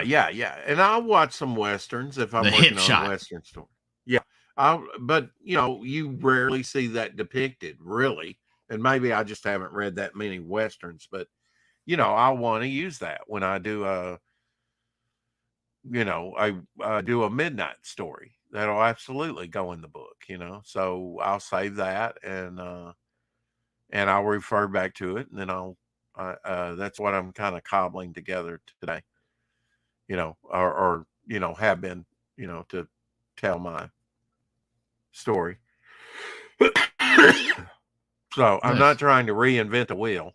If things occur to me, just pop into my mind and I create them, fine. But I also look for some other artists' visual inspirations without being a plagiarist, of course. I see that going on a lot. Sort of, copying Marvel or DC or some of the old tropes, if you will. And I think people are kind of tired of that. They want to see something new, original, groundbreaking, or at least entertaining. Yes. Yep. Now, do you ever do washes at all? How much? I mean, you're not doing a lot of traditional work now, are you? Not currently, no. But yeah, I do washes. Absolutely. Yeah. I love washes. I'll be doing some washes here pretty soon with some stuff, doing some backgrounds and things. What are you drinking, John? You said you were drinking a drink. Oh, my Diet Coke. Diet Coke. You got to get off that stuff. It's poisoning you, Okay. It's not good for you, bro. Have you not seen any of the you do you, boo. Oh crap, what is this? Oh shoot. Chicken born with the genetic defect causing it to have 4 legs. Oh my god. Would you like to see that? 4 drumsticks per chicken. This is fantastic. Yeah, but it's got to grow up. It's just a chick at this point. Wow. I've never seen that before. Yeah. I wonder how it gets around. That would be freaky to see a chicken on all 4s with operable legs, I drink flavored carbonated water now. Yeah, I've been doing that a lot too, Matt. Hey, Billy Power Max is in the house. Hey, Billy. What's a copy in your opinion, Rex? Hey, Kirby. Give an example. Well, I mean, when it's really close to, I mean, you contribute an homage, things, but sometimes it's when you out and out steal a pose, and that's been done by some professionals. I saw one recently that Rob Liefeld ripped off back in the day. It was an old Punisher or something, I think. So a baby dino chicken. Well, I personally don't think dinosaurs came from turned into birds myself, but yeah, I mean, I guess. I mean, interesting. I had never seen that out of a chicken. That's actually kind of freaky. Abby normal, let's say. Abnormal. I will be showing some treasury editions here pretty soon. Some of the treasury. Well, I'll be honest with you, dude. Every time I go, because I use a lot of photo reference for things. Like when I want to draw a dinosaur or a dragon or something like that, I always, when I'm scrolling through photos and stuff, I almost always end up referencing chicken feet because they look the most to me like dinosaur feet. Yeah. Well, yeah. I could see that. Just bird feet in general. Yeah, I mean, I'm kind of putting together right now a scrapbook of images, that I will want to use in the future, because there's so much out there, and to make it up all whole cloth all the time. Maybe it could be better if you have a reference. So I'm not opposed to reference at all. This is pretty neat. I like that. You learn things on the internet. Hopefully, this is pretty neat. A guy making an oven out of a thing. It's interesting. Wow. See all kinds of stuff. Yeah, that Kirby wouldn't even Kirby occur says to they you. could be something totally different. Have you seen the pics where they use the physics of a dinosaur on skeletons of modern day animals? Yeah, I seen this picture where they had how No. scientists could be wrong, right? And they had the skeleton and how a scientist would recreate the animal based on the skeleton. And it was some weird lizard dinosaur looking creature. But then it showed the actual creature that the skeleton was from, and it was a rabbit. Huh. Pretty funny.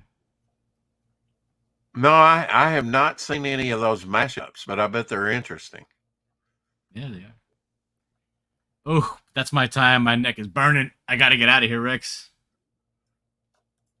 Your neck is burning. Yeah, I've been drawing too long and my neck's burning, my eyes are blurry. I gotta go to Oh bed. yeah. I get it. Yep. But Yeah, thanks for the having me teeth- on, man. I appreciate it. Looks like a kangaroo. Yeah. Thanks for coming on, Dillard. I'll get with you here pretty soon. We'll have to do All it right. up again. I can't wait. I'll see you later. Get some good rest, bro. Have a good weekend. Later. And here we are again without anyone to talk to. Still waiting on Shadow Hawk. He must really be, this might turn into a mega marathon stream. Goody for you, right? All right, let me try and find some material that I want to cover. How about that? Yeah, man, I like that brick idea he made with some of these bricks that are, had holes within there and sort of section parts. He made that into a mini oven. I like that. I like survivalistic thing. Here's a pretty cool thing. I've seen one video on her. Not an older lady. She's eating salad, but she's sniffing chocolate. Best tip for dieting. I don't know that it's supposed to be funny. Meant to be funny. But I don't know that would do it for me. Just the sniffing of the chocolate. I would have to have some of it. Here's a book I've never seen. Dick Giordano cover. Scotland Yard from I'll have to look this one up. It's an older Charlton, 10 cents. Interesting though. I'd like to add that to my collection. Scotland Yard. Dick Giordano. I don't know if that's a Dick Giordano cover or if he did the insides or both. I know Dick Giordano was over a large portion of Charlton in the 60s before he came to DC Comics. Have you been reading the new Conan for Titan? I've been doing reviews. No, I have not. I've not seen it. At my local comic book store, they may have it. I haven't seen it. I did get the Conan Free Comic Book Day Conan issue. I think I brought home 13 or 14 different issues. And like I said, I won a CGC graded 9.4 Static. And that was before he was called Static Shock. And I hope to get that delivered today via UPS. First appearance of Static. I think that's a good one, a good investment over time. And I'm basically paying about $20 to get it delivered. That's less than it takes to,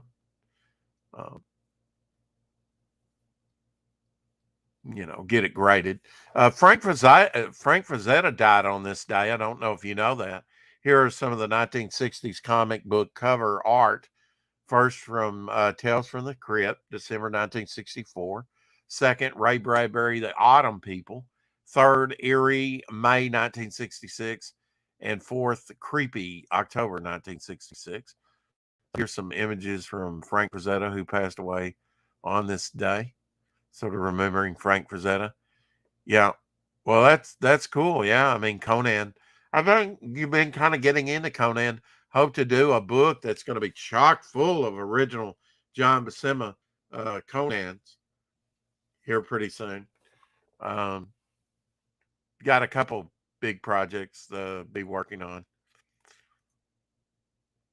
Such cool stuff out of Frank Frazetta here. That one's a really interesting piece with the tree and sort of like the ghoulish goblins or the spirits or whatever at the base of it. That's pretty different with the low hanging moon. Yeah, I love this piece. Any underwater sort of diving type set, you know, and you see a creature like that with all skeleton remains. Hell, I'm going to try and get the hell out of there. Love the coloring on it. And then, you know, I love this piece, sort of a King Kong type piece. I don't know if that's meant to be Kong. He looks a little small, but larger than your average gorilla. Of course, with the sexy girl in there. Yeah. Very cool.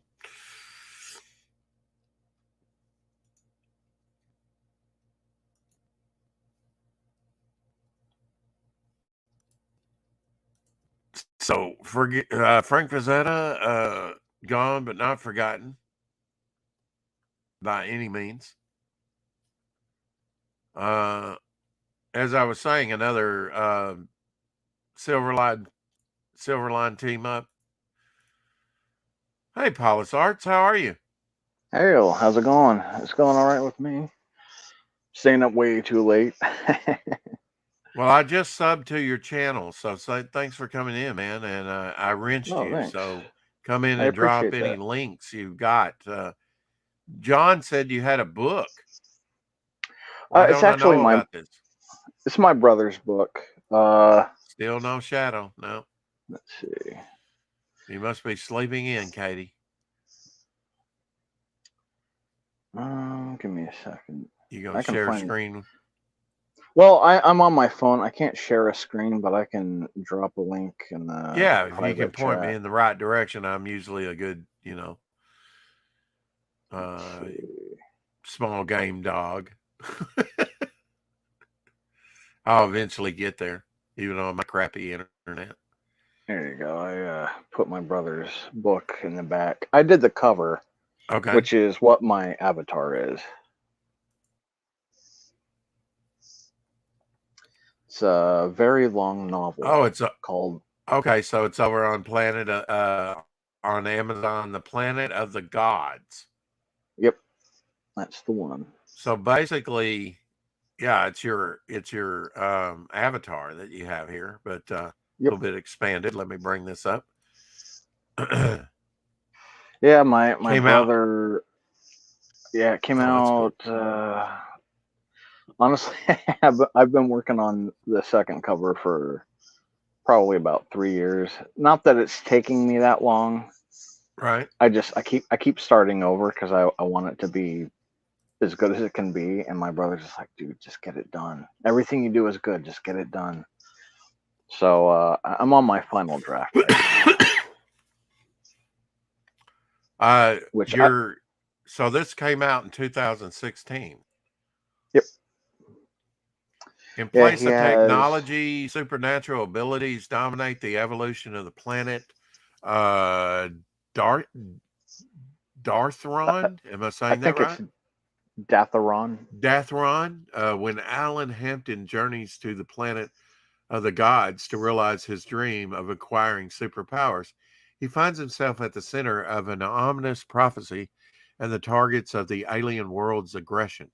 Now, in order to protect his best friend and make sure they escape with their lives, Alan will have to face insurmountable odds, dun, dun, dun, dun, in his resolve enough to evade the ever-closing jaws of prophecy. Oh, Should have read that as a question. Is his resolve enough to evade ever closing jaws of prophecy? Yeah, 20, it's like a 24.98. or and if you have Kindle Unlimited, you can read it for free. So is this your brother here on the back? Yep, that's him. Yeah, he's written 3 books.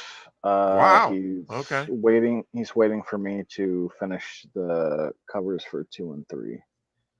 Awesome. Where are you located? I'm in What's- Ohio. You're in Ohio. Okay. Yep, he's out west in Utah. Oh, okay. Yeah. Do you Yeah. go out to see him or him come see you from time to time? I have not seen See you, him Matt. in about 10 years. But you 9 years, 10 communicate, years. right? Yeah, we talk all the time. Yeah. Oh, do you? Well, I mean, do you work in acrylics or what? This is actually, I did it in pencil, all of the shading and whatnot, and then I Yeah. scanned it, and in Photoshop I added the colors, and then I added the planet in front of them. Okay. Yeah. It's got a good, So- rich feel to the colors to it. And the lighting on the face, very nice. Oh, thanks. Yeah, it was a process. Like I kept trying to, like I got stuck on this cover too, Mm-hmm. and I was trying to come up with a way to make the planet look decent. Do you And I tend to overthink, or does A it just lot. take you a while to kind of figure out what you want to put down? You nailed it. Yeah, I overthink it, Yeah. and I think simpler is better. Go with your first instincts. Oh, definitely. Yeah, I think the simpler the better. If you can distill it Yeah. down to its simple elements, everybody can kind of respond to that, And And it's, if you start off with a very simple foundation, you can build it up to be a very complex image. Mhm. But you have to start with that simple framework. Frazetta, funny you were talking about him. He Uh-huh. was the best at that. He could such simple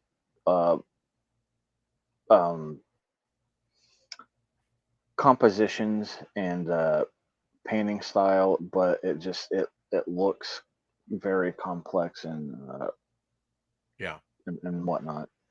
He's one of my favorites. I didn't really get into his work until right around the time he died. Right. And then I really kind of discovered him because Joe would talk about Frank. Joe Rogan would talk about Frank on his podcast. And I was like, all right, I'll check him out. And I don't know what it is. I just fell in love, and I just, I don't know. I just really kind of try to study his work, and I'm very inspired from it. Well, let's take a look at another piece. It's fairly simple if you look at it. You've got the anatomy of the figures and the lion, the anatomy of that, but the ruins of the city and it's just layered in like 3 or 4 layers, basically. You got your mountain backgrounds, which are easy just to kind of lay in, and the sort of a little bit of set dressing there, if you will, with the ruins, and then the figures in the foreground, sort of middle ground. Fairly simple composed piece, but very dramatic and really well executed. And I like that it does pop, because the colors are fairly flatted in and not overly complex. It reads very easily, it seems like to me. Yeah, that's the thing about his stuff is like you're never searching for. You never get lost at what you're looking at. He's very good at directing the eye through everything. Yeah, where he placed the lines right in the figure, right in the center, but really below your eye line. So your eye line, you see what is in the foreground, the figures there, the man and the woman, because it's so close to you. The shadow kind of leads you, of the figures kind of lead you almost like spilt water on the pavement, to that mid level, which is even up there on the platform where the lions are crouching, and they are kind of below eye level, and because all this is in the foreground and sort of mid level, your eye really goes to the ruins. Yeah. You know, it's not just backdrop, because everything is set so low on this, and then you're carried up to the mountains by the structure of the steps and the. It's subtle, but it's effective. Mm-hmm. And Yeah. and there's points of interest, you know, where you're, oh, there's an archway with some more lions heads Yeah. sticking out there. You know, you don't see that at first, but once you get looking at the details of the vines on the work and the shrubbery, it's simple, but there's some complexity to it. You know, there's some thought Exactly.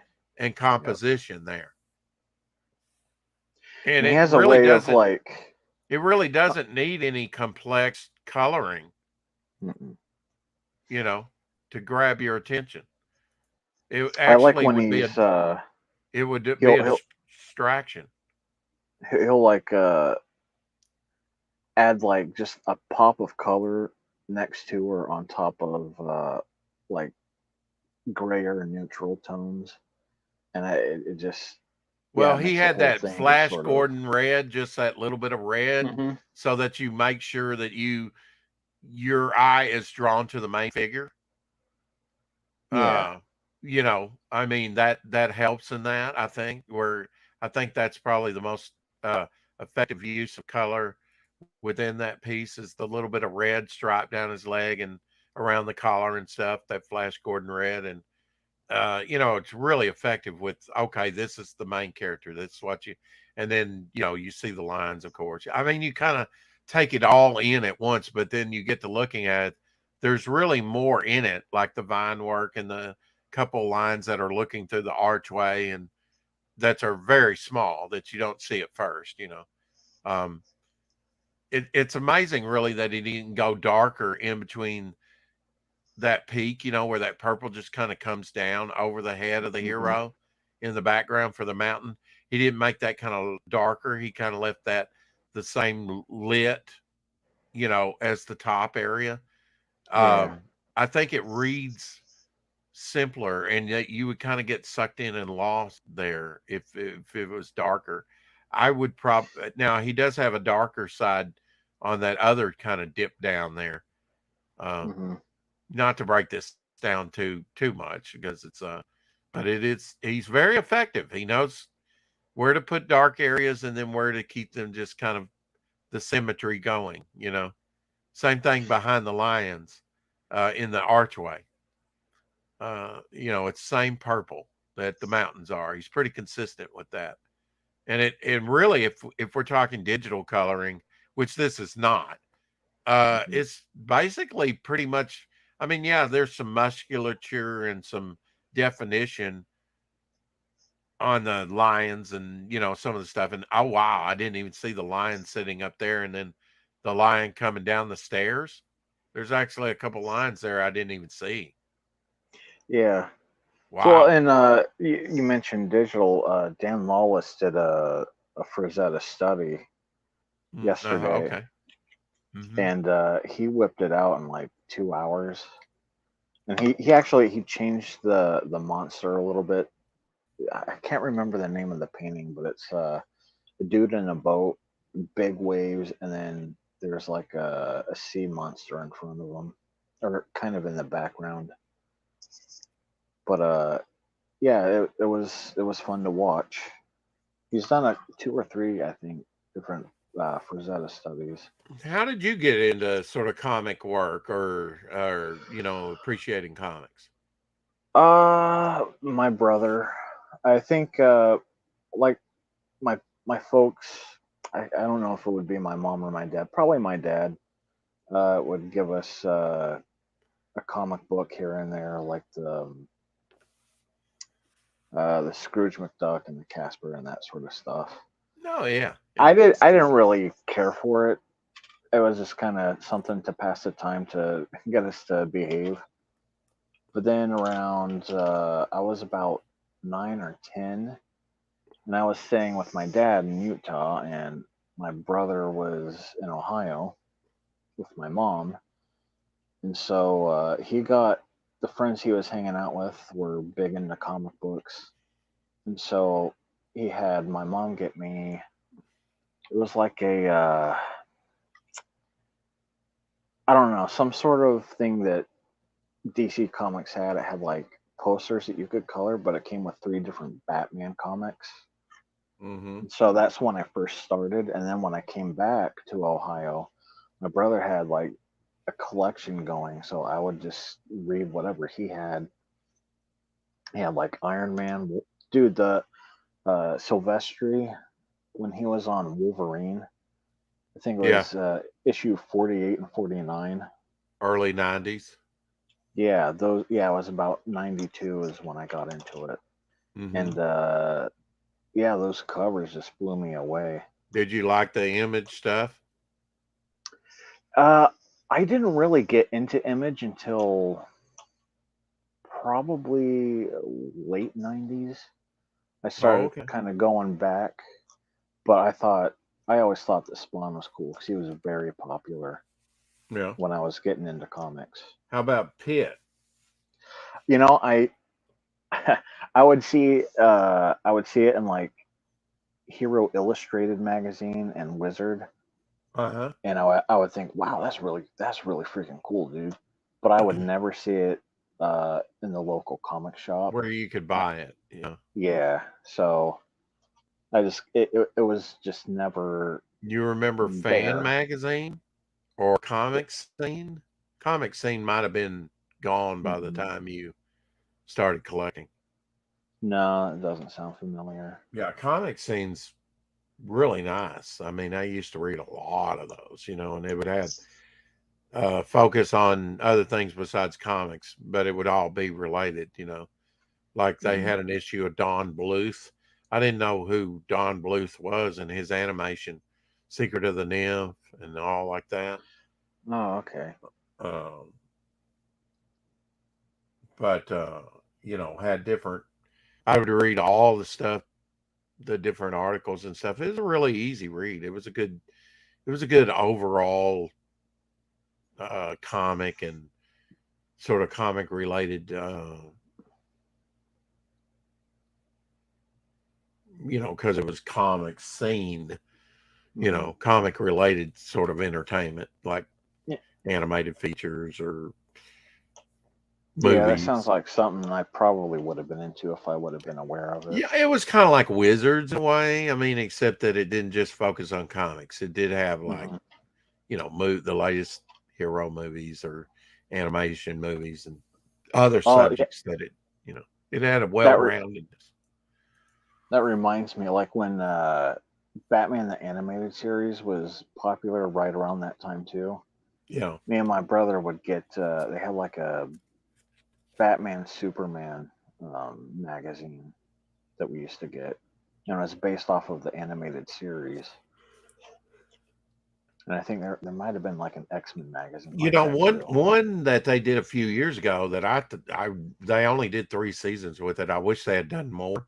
Was Mhm. Brave and the Bold. I like the retro. Oh, Did yeah. you ever watch that? I never was able to check that out, although I'm sure it's probably on It's HBO on or disc. something. Yeah, I got all of them. I love it. Check, and I like the Batman Beyond too, which Oh, is totally Batman different. Beyond was great. It's Yeah, great. Yeah, if you I loved that when it was out. I think I might have it on DVD even. I'm not Oh sure. yeah, I definitely do. Yeah, I love just the opening music and everything. It really gets Uh-huh. you into it. Yeah, very flash. Yeah, Return of the Joker. And it's set in the future, so you can, Hmm. and it's not Bruce Wayne. He's sort of like the mentor or the guy allowing McGinnis to be Hmm. Batman, the new Batman, in this sort of overran dystopian Gotham. So it's like it's set so far in the future, you can do anything with it. I love it. Yeah, and I'm kind of like a traditionalist, and I like Bruce Wayne and Clark Kent and all of them. Like You like the change my original stuff. concept Yeah. character. Yeah. And so I'm not I'm not very forgiving when they try to introduce a new character. I'm like, no, I like what I like. You Go would away. rather have Peter Parker Spider-Man than Miles Morales Spider-Man. Yeah, well, and when that Or came Scarlet out, I was Spider. well, honestly, because again, that was like towards the beginning of when I started collecting comics. Uh-huh. I loved the Clone Saga, and for whatever reason, I really like the simple red tights and the blue hoodie that he would wear. Oh, And I so love the Scarlet Spider as designed by Yeah. Tim Lyle. It's got a lot of pockets, a lot of pouches. I just love that around his wrist and his ankles. Mhm. And that he looked a little bit more ghetto, because he had the sort of hoodie, blue hoodie. Yeah. I like that. I like because it's more of a laid back, and plus his origin really was in, I think, Amazing Spider-Man 149, and which was the start of the Clone Saga, which they referred back to, and that was my first Spider-Man book. Oh, really? It was my first Spider-Man book, so I was already plugged in when in the early 90s they came out with the Clone Saga with the Jekyll. He was cloning, and I didn't buy all the Spider-Man that came out at that time, but that was my very first one. And for what attracted me to it was on the cover, it was Spider-Man versus Spider-Man with the Jekyll up above. Let me find that on eBay and I'll show people what I'm talking about, the cover. That's easily done. This was my first Spider-Man. Were you more of a DC Marvel fan, Dark Horse Independent, or what? I was I like DC because Did Batman was more or less the first comics Okay. I got that I was into. And Uh-huh. then I found out, oh, DC, they have Batman, they have Superman, they have Wonder Woman. I don't need anything else. Those are. And then my brother was big into Green Lantern. That was his favorite, still is. So, I mean, I liked Marvel. Spider-Man was obviously cool. X-Men were cool. But beyond that, I was like, eh. Well, So, perhaps yeah, you have not seen this cover, because it's definitely before your time, probably. But interesting cover, as you can see here. Spider-Man, we got him lighting dynamite. The old, if I can get this to blow up, and there's a difference in the Spider-Man. One's a clone created by the Jekyll, which later turns out to be Ben Riley, the Scarlet Spider. Right. But there's the blue areas of Spider-Man's costume on the one are a little bit more purple to distinguish, as you can see there. Right. Yeah. But the old trope of the person in terror, I don't know who this guy was, but this great Gil Kane cover, just Spider-Man versus Spider-Man. Yeah, I'll give this a try, And it was a great issue, and it kind of, hooked me to read more about Spider-Man later, Great book, man. Yeah, I have seen that cover. I've never read that issue. I miss out on a lot of comics. I've been broke. Well, that was most of Gil my Kane life, on the so. cover, but I bet you it Mhm. was that was I mean, Gil Kane had a good run around 100, around 101. He introduced Morbius, and I know that because that was, uh, but Insights was probably, oh shoot, Mike Esposito on the inks and Ross Andrew, probably Insights. And I'm not a big Ross Andrew fan. I mean, I don't hate his stuff, but Mhm. I do have a lower grade copy of this Amazing Spider-Man that I bought years. Well, I say that, yeah, I think I do, because of my original, which was in Tathers.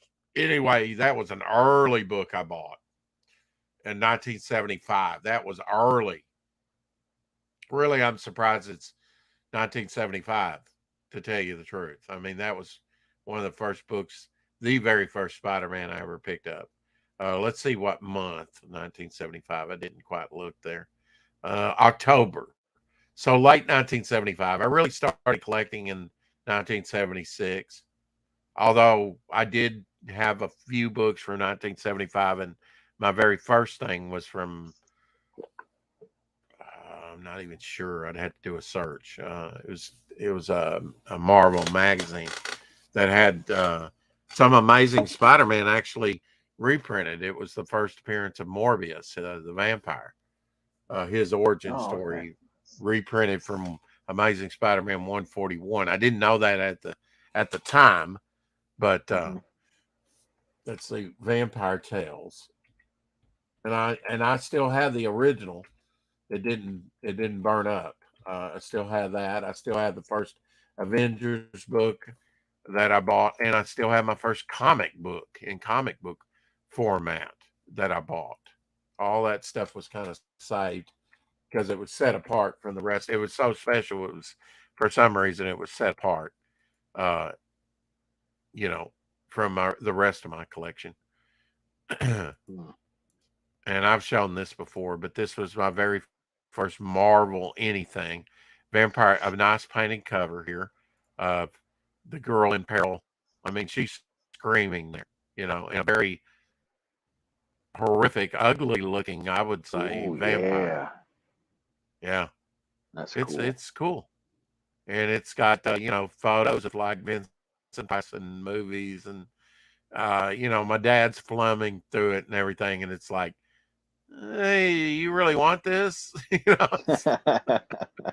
Actually, this is a pretty good price on this. Of course, it'll probably go up. It's a bidding, $12.54 bids, $5.50 to ship.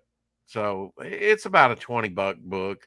But now this is a higher grade, 8.5, because this is a black, a lot of black on that cover. Let me just put a bid on that, because that's actually, I didn't get the high bid. It'll probably go a lot higher than that. I've got a couple of lower. This could be a $30 book in this condition.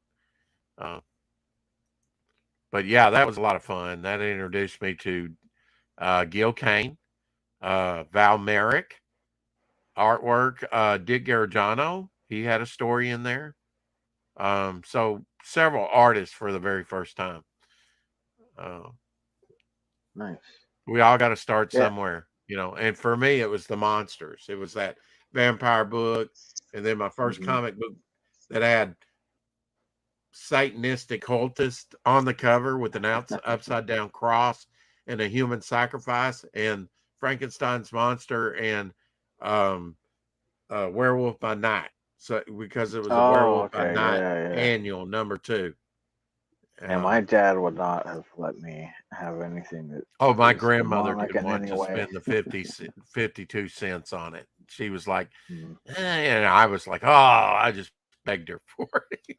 It's like monsters, She finally, I think, bought it for me to shut me up, Yeah, she didn't agree with the material, just kind of like my dad didn't agree with the material on that magazine, but let me bring that up, Werewolf by Night, and I'll show you what I'm talking about. I don't know if that was Don Perlin. It was definitely Don Perlin artwork on the insides. He's actually pretty good. I actually have a couple production pieces from that piece, actually, the reprint of that piece. Let's see. How do you spell annual? Gosh, I'm drawing a blank. ANNUAL? I think so, yeah. Yeah. Sounds right to me. Okay. Annual #2. Know it when I see it here.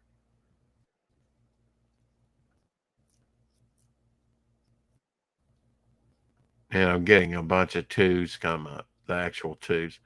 Man, $1,200 for that Werewolf by Night number 32. You know why? Because it's the first appearance of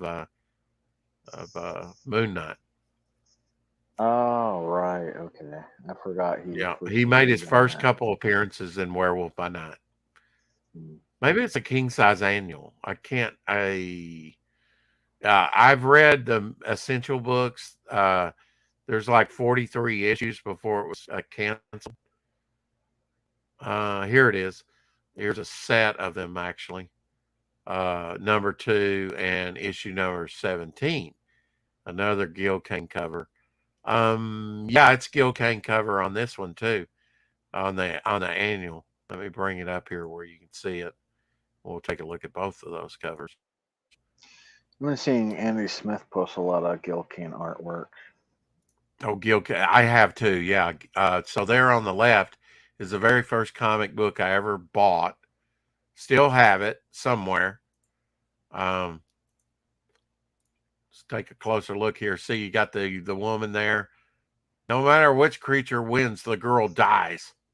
He's got an upside down cross there behind him and and they're fighting. Storytelling. I love the storytelling. And again, what we were talking about with Frank is like just very simple art, very simple work.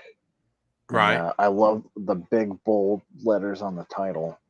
Yeah, nobody could, compose, in the 70s, to tell a story on a cover. I don't think that there was any better than Gil Kane. I mean, he really did some stellar stuff. Some better than others, but yeah, this was my first comic. This is it, and the little bit of blood you see there, it almost looks like the werewolf's tongue. Yeah, like he's biting down on his own tongue. The way it's done, But yeah, some of the interior artwork to that piece is actually. It looks like they're just showing you the back. Okay, here's some interiors from the. Look at that, man. Yeah. Confronting each other. This is Don Perlin artwork. Picks him up. I mean, you just see the strength that the Wolfman is outclassed, but he swipes him in the face and, just he burst in right there. You can see him bursting in the skylight. On the cultists that are getting ready to sacrifice the girl, and he kind of comes in like the hero Frankenstein monster. They actually fight against the cultist in it, because the monster doesn't agree with him killing the girl and stops him and throws him up against the cross, the upside down cross, and the cross comes down on his back, killing the cultist. It's a very dramatic story, and you get to see. He's slammed down really hard by the Frankenstein monster, the werewolf by night, and he kind of goes out and comes to, and he's on the sacrifice altar, and that's what it is. He's gonna plunge the knife into the werewolf, and the Frankenstein, who's a little dim-witted, right, a little slow. He's like, this isn't right, and he grabs the guy and throws him against the cross, and then. Somehow the, werewolf by night gets loose and they both fight and the place burns down. It's a great kind of Hammer horror film, type. Yeah, exactly. Feel to it.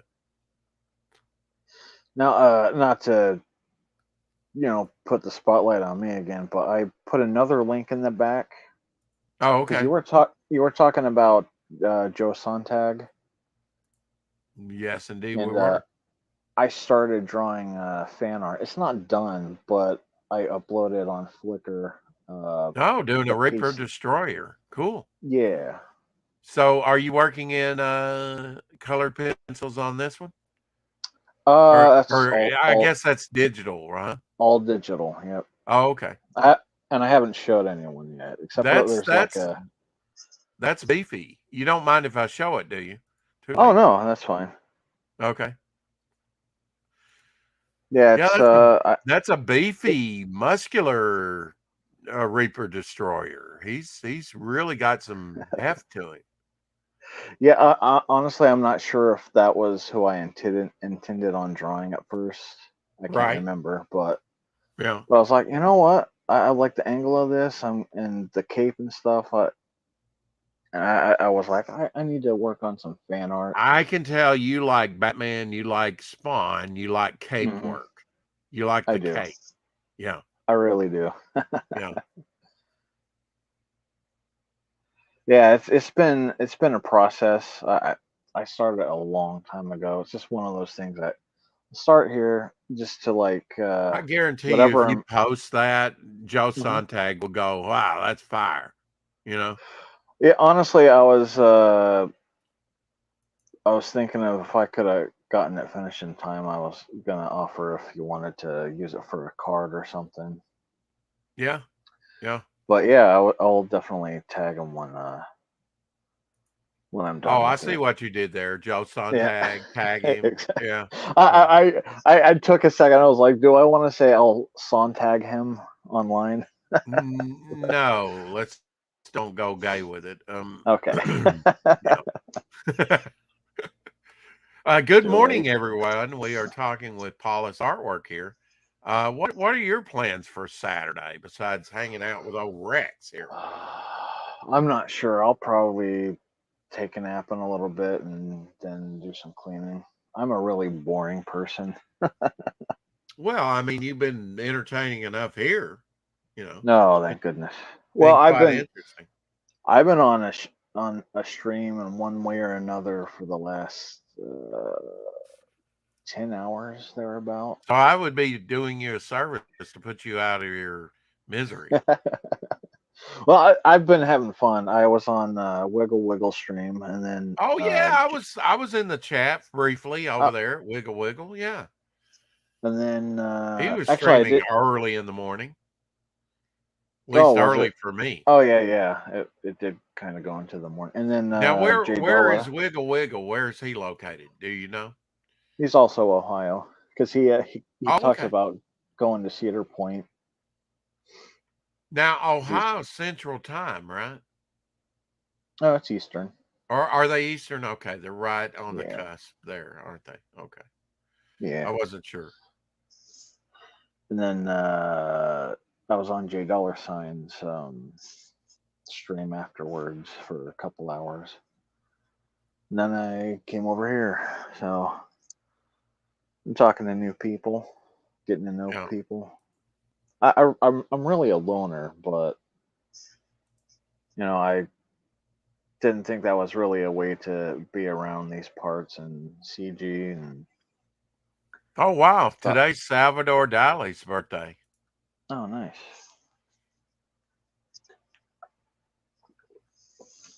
He was one of my favorite artists growing up.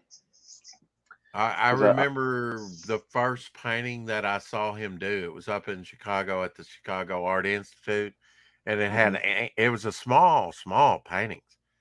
It had ants all over it. Oh, it's actor Douglas McClure. His birthday today. He did a lot of science fiction type Jules Verne and westerns as okay. well. That's Here's a probably picture why. of him. Yeah, you might recognize his face. That's a very young picture of him. Nah, it's not ringing Like, a bell. okay. I mean, maybe if I knew the movies or whatever, because I wasn't really into those types of movies growing Kind of up like or Journey anything. to the Center of the Earth or movie stuff like that, you know. Hmm. Yeah, I'm not sure if I saw that or not. Oh, was it It might Douglas? be. It might have been the eye test. I do this thing, this little eye test type thing where they only show you the eyes, and I I I'm trying to see the results. I guessed William Russell. For yeah, I don't always know them.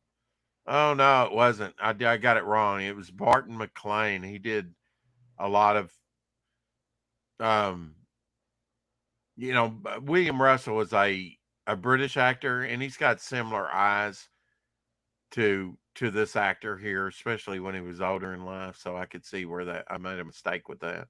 I wasn't sure about that, you know. And there was other people, I guess Paul Newman and some other Ralph Bellamy and some other actors that. Yeah, I got it wrong, so sue me. You know, I tried. No, I missed out on a lot of those classic movies. Yeah, you know, I watch silent movies, different. I mean, not a lot anymore, but you know, I appreciate it all. Yeah, I have. I think it's on Tubi or maybe it's Amazon Prime. I have the Nosferatu movie saved on my list. I haven't Oh, watched that's it cool. yet. Oh yeah, if you haven't watched that, that's one of the scariest vampire movies, I think. And I love the design of the creature because it's so creepy. Oh yeah, it's more rat-like. Mhm. And that was on purpose because there was a lot of pestilence after the World War One, you know, with rats and stuff and vermin and disease. There were more people killed after because they you know, the soldiers were sick often straight off the battlefield. And after the war was over and they went home, they carried a lot of that with it. Actually, they say that more people were killed after the war than during the war. Oh wow, I didn't know that. Just from disease, just from care, and all over the world. It was almost like a worldwide pandemic because they carried so many varying diseases back from the battlefield.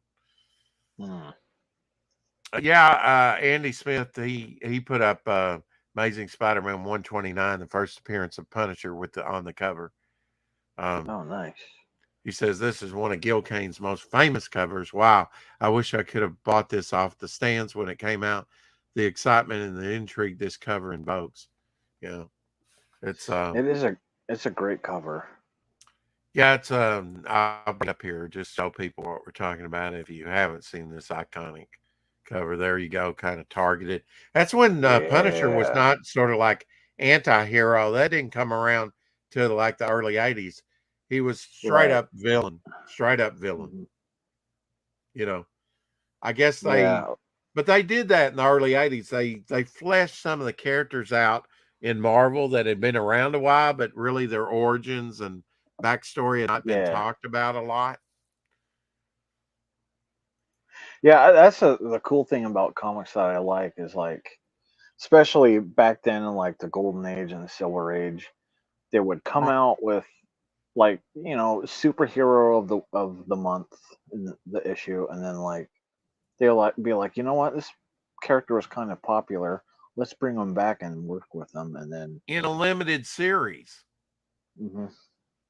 Yeah, I mean that was an effective way to do it and just do it in a limited series like a 4-issue or 5-issue or maybe even more, you know, series. That was a good effective way to do, you know, tell a limited story, and it was kind of like a tryout type thing. I mean, comics had done it before, but they really doubled down on it in the 80s, and I thought it was quite effective to introduce people to some of these more obscure characters.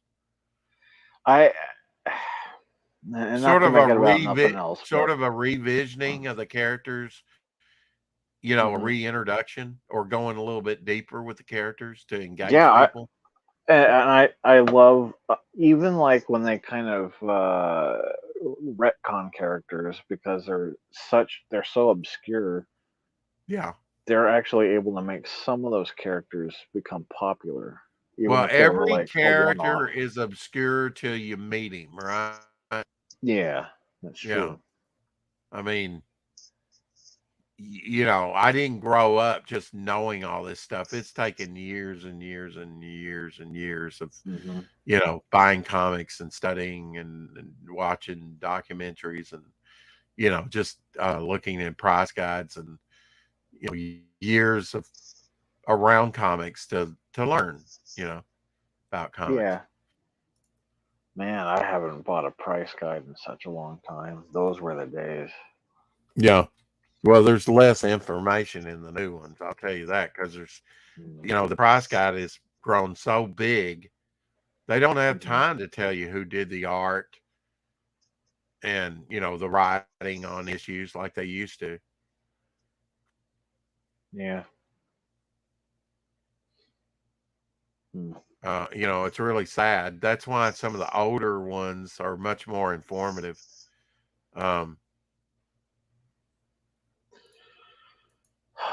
Nostalgia. Everything was, I don't know, everything was pretty much done better back in the day. I mean, I like Yeah.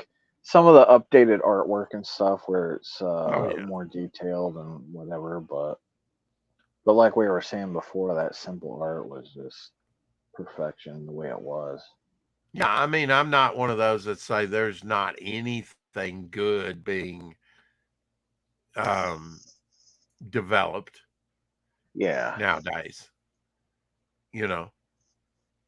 Yeah, I'm kind of a party pooper sometimes, but but yeah, I agree. Not everything's so terrible. It's Just pick and choose, and it's sad that yeah. there's not a lot, you know, out there to pick from. That there's not more.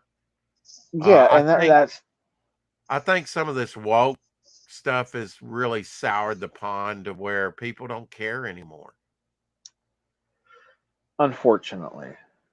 Uh, I don't know why that's a thing. I could go on Well, about it, but I mean, it's you know, it's hitting you. You know, it's you know when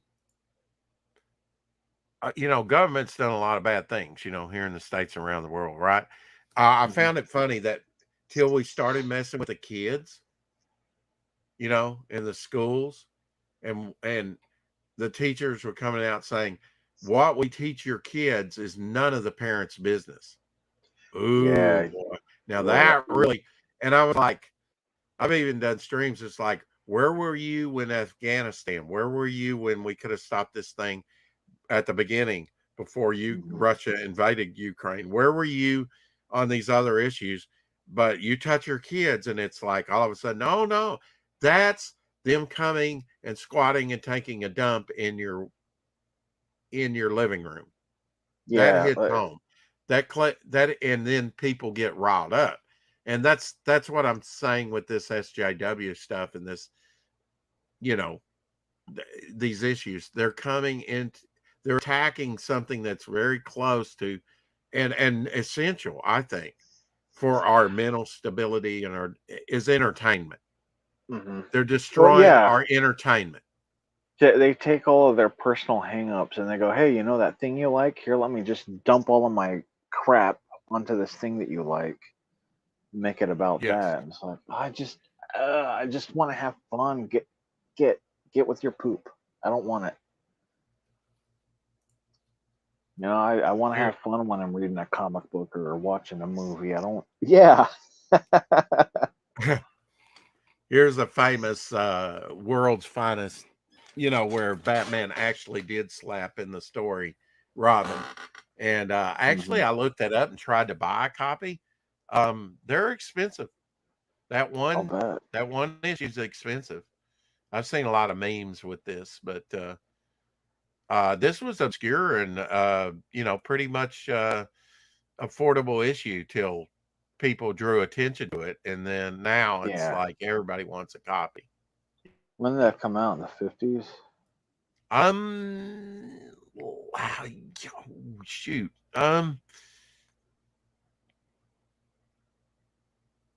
Maybe. All right, let me shoot in the dark here and see if I can find it on eBay.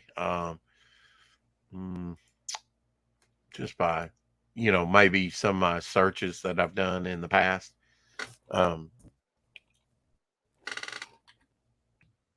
Early, maybe late 50s. It was before I started collecting for sure. Maybe early 60s. I'm going to say late 50s though. And nothing's coming up here. What the hell? I mean, as far as, oh, you know what? I just need to put in like keywords like Batman slaps a Robin, you know, or something. Yeah. A little bit more pointed. Yeah.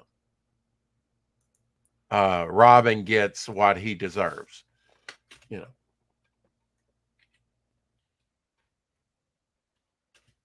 Slaps Robin. Let's try that and see if it comes up. Gotta get the number. World's Finest slaps Robin. Yeah. Okay, so that was World's Finest 153. 153. 1965, the year I was born, Oh, 58 years ago. wow. Yeah. That was off. Well, I mean, I really didn't know myself, you know. Yeah, I was just taking a Um, wild stab in the dark. yeah, I'm not that familiar. I've actually got some good Kurt's let's see, Edmund Hampton story, Kurt Swan and George Klein artwork, Kurt Swan and Sheldon Maldoff cover and art. That was November 1965. Wow. Now I really want it because that's my birth and year. Nice.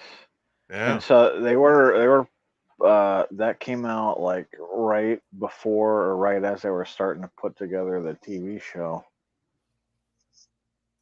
Did he ever stop Yeah, Robin in that show? it came out in 66. Yeah. Just to show you the cover, I am trying to find this other Lex Luthor's in there. Oh. Lex Luthor appearance, Batman slaps Robin panel. Okay. And he's throwing a kryptonite boomerang towards Superman on the cover. How dare you? All right, let me bring it up here. Take just a second here. There we go.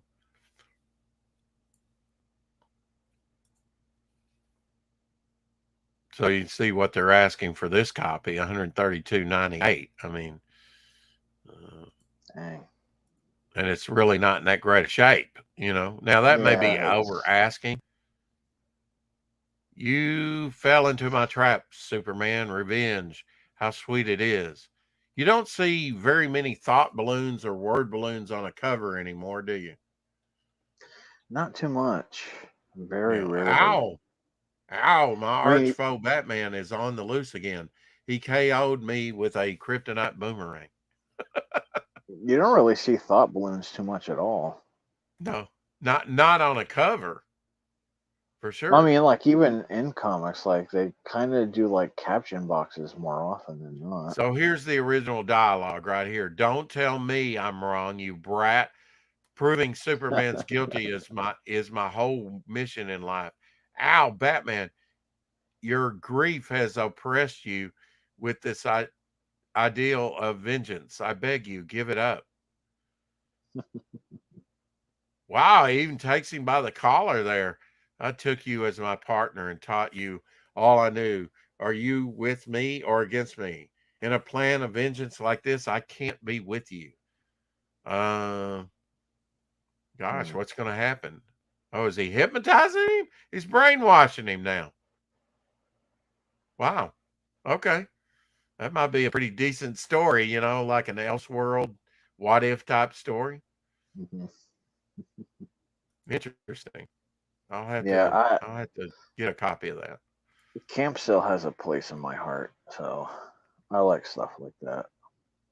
Oh yeah. Did you ever watch the now I assume you watched the 1966 Batman?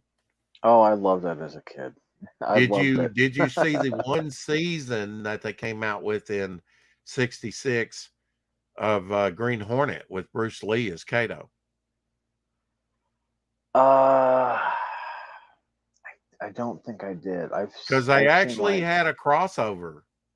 I've seen like a scene where they had a crossover, but I don't think I've seen that whole thing. Yeah. Well, I mean, it's worth watching just to see Bruce Lee as Kato, you know.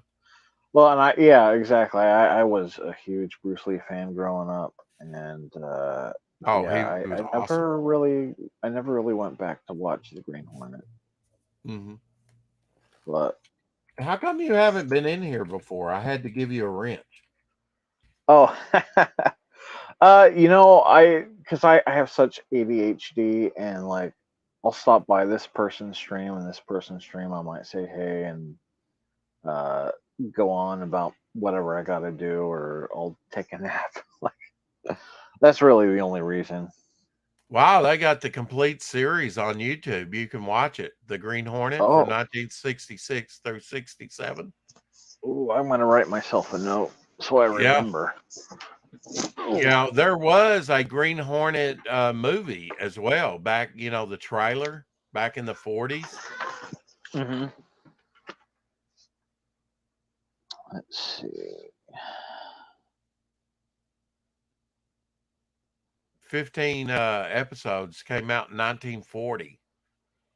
Oh, That's nice. worth a watch too, you know, if you like Green Hornet. Did you know that Green Hornet was related to the Lone Ranger? I'm not sure if I did or not, but it doesn't surprise me. Yeah, he's actually the Lone Ranger is a an ancestor. Okay, there's another one here, 13 thrilling episodes. So there, I think that's the same one though. I wonder why one says 15 and one's 16. But Batman meets the Green Hornet and Batman 1966. That was they had one episode in Batman and they had one episode in Green Hornet. So if you watch that crossover, you have to watch both shows to get the whole story. Probably the conclusion. The conclusion of it was over at Green Hornet. You know, because they wanted you to watch both. They wanted Green Hornet to take off. You know, like and that is a smart way of doing it, because they would do that with the Law and Order shows too. Like they would come out with a new Law and Order. Oh, we're gonna do a crossover, or Homicide: Life on the Street. They would like start on one and then end on the other. Mm-hmm. So they get that cross promotion going on. Oh yeah. All right, let me show you the trailer here of what I'm talking about. But yeah, you can absolutely watch all this on YouTube, and why wouldn't you? I actually have a bootleg copy, you know, of the series. Yeah, because it's not, you know, some of the stuff isn't readily put out, shamefully. Mm-hmm. So here is the opener to the 1966 Green Hornet. Another challenge for the Green Hornet.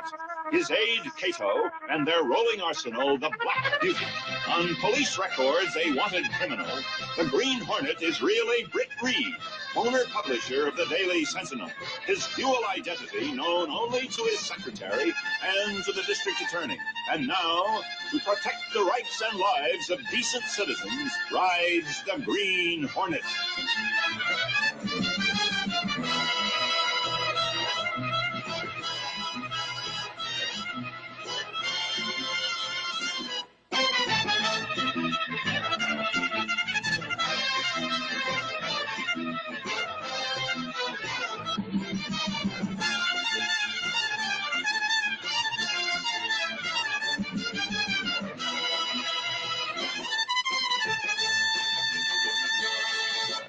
Great trumpet work there, huh? I was just about to say that I really dig the intro music. That's really cool.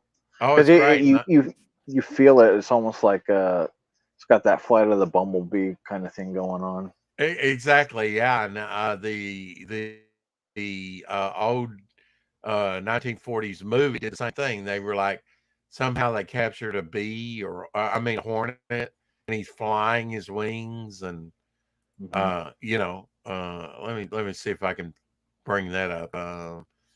Let's see, Green Hornet thing. Let's see, Green Hornet 1940. Let me put that in there. 1940. Not 14, 1940. Movie serial.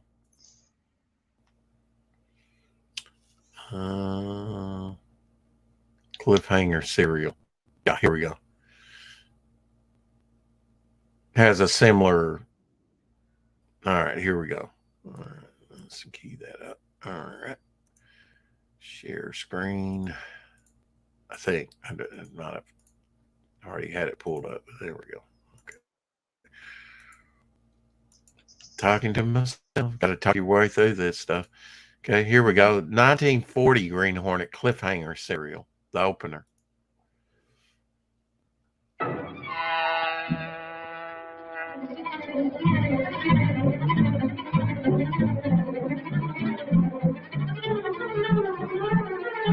Along with the optics, you know, you see the spiral behind it. Mhm.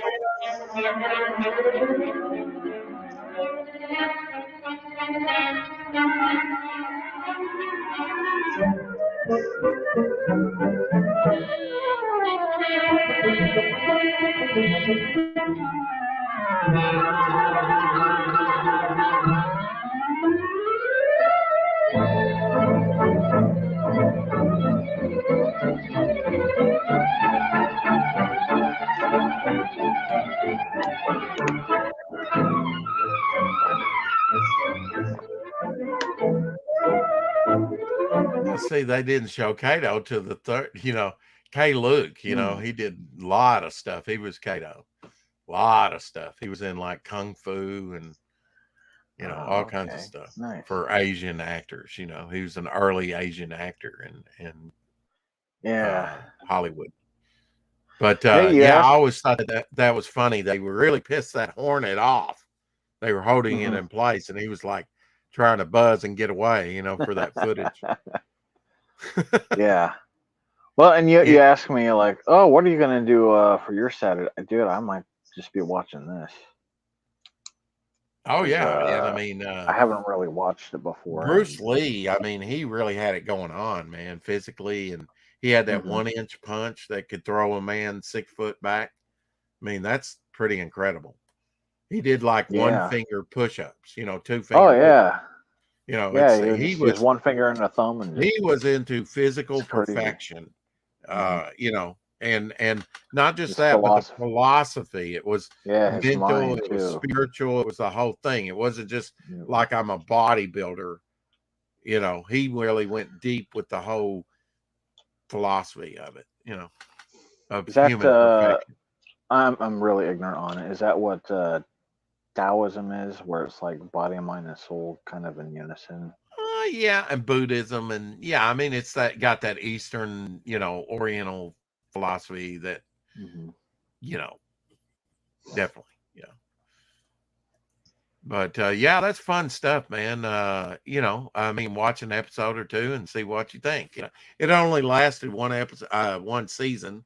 I think like maybe 13 episodes, but shoot, you know, I mean, you can after you watch them, you can say, well, I've seen it now, you know.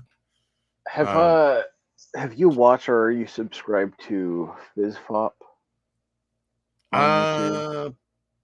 Fizz Pop? I think I am. Yeah. Because he talks about like Golden Age and pulp comics, and I think he might have mentioned Green Hornet and stuff.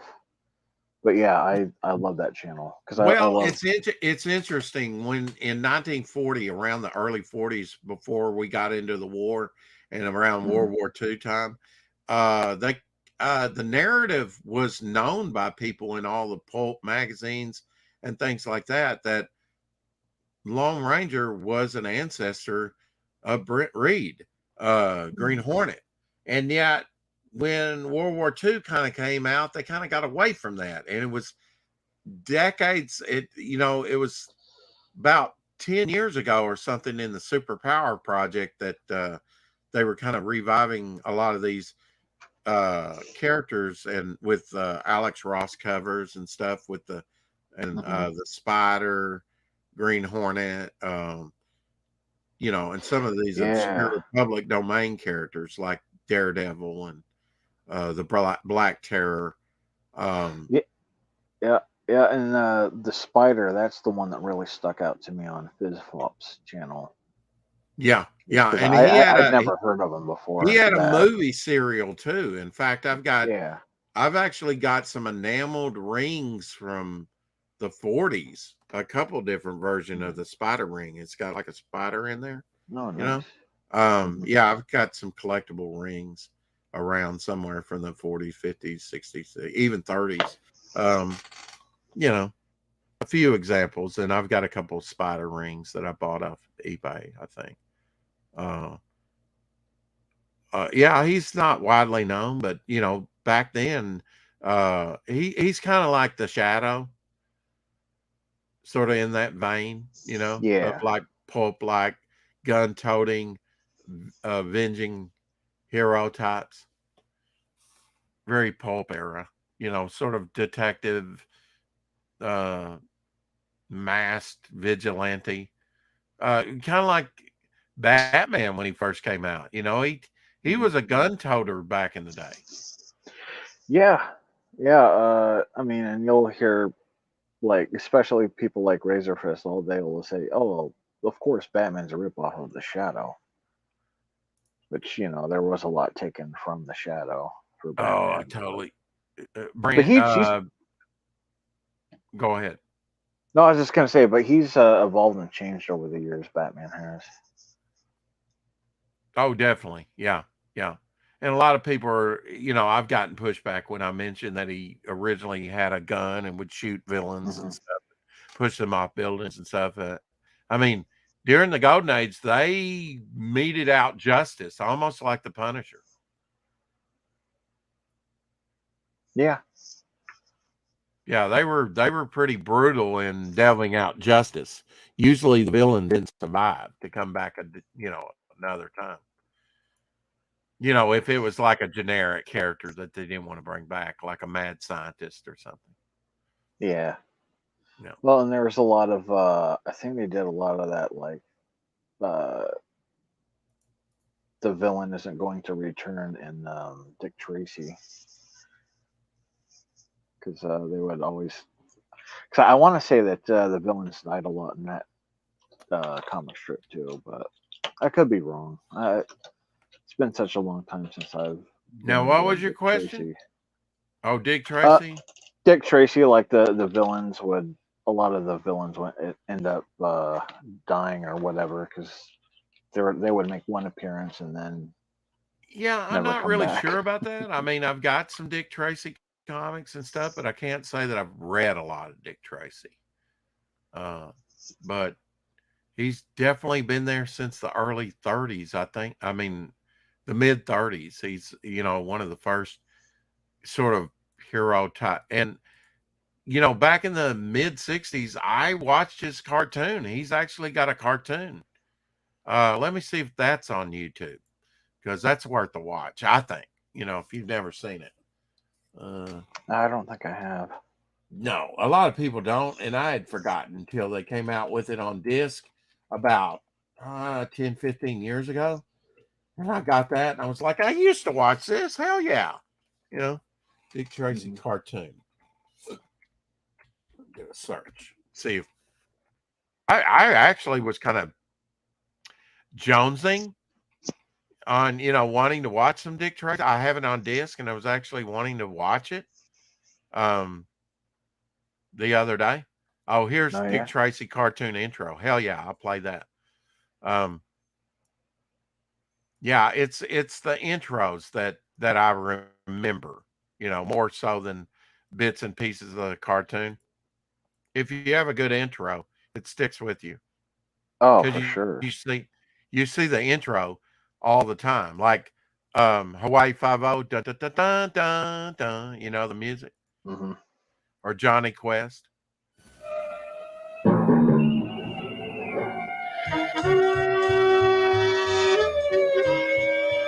The Dick Tracy Show. Hey, Jolly Green.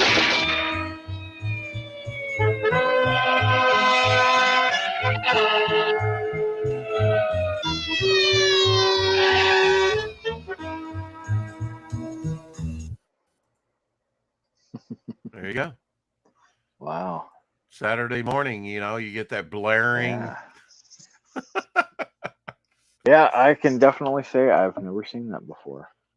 But now you've seen the movie. You've seen the movie, right? I loved the movie when I was a kid.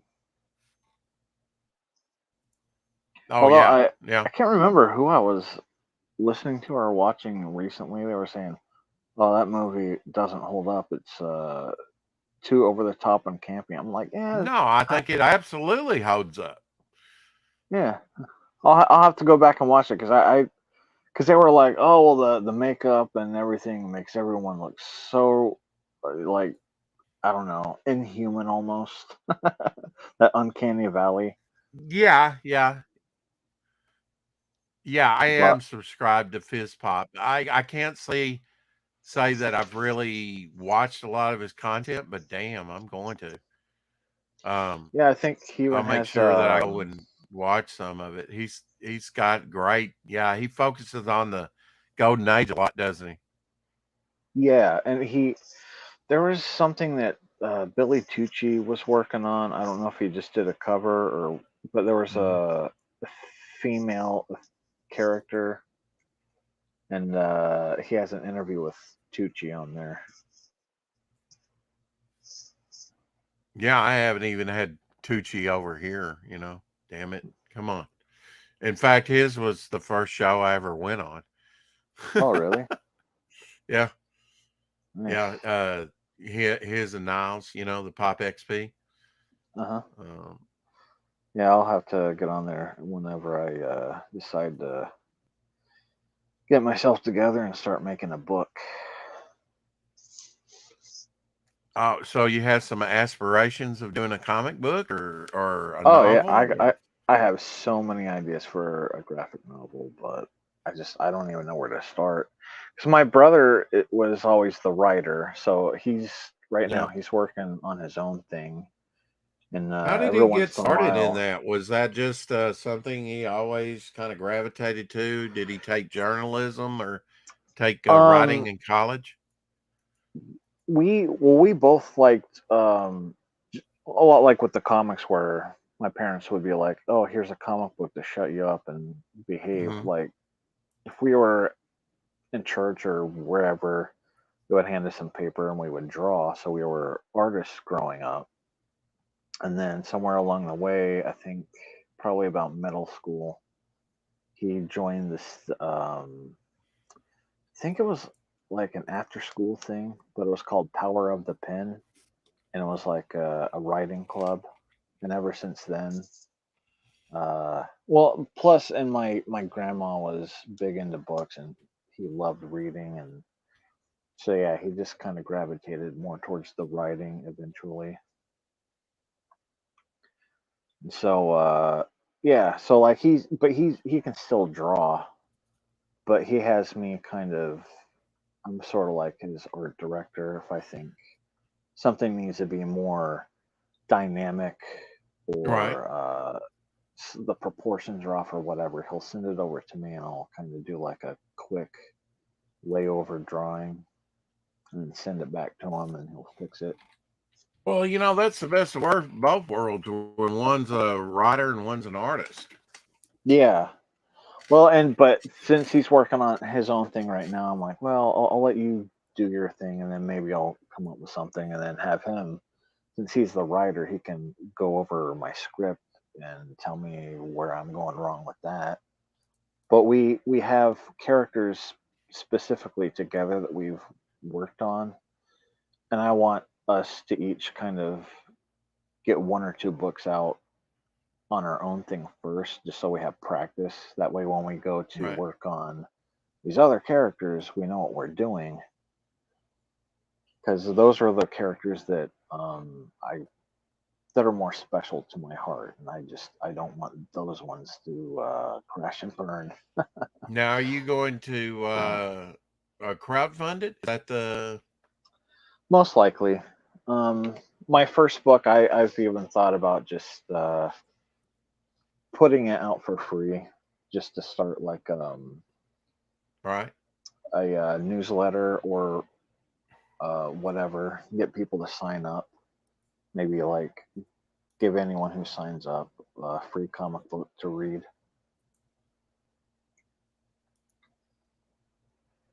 Nice. Little Mike Barron post here. Mike Barron put this out. Snoop Dogg. Yeah, that's perfect.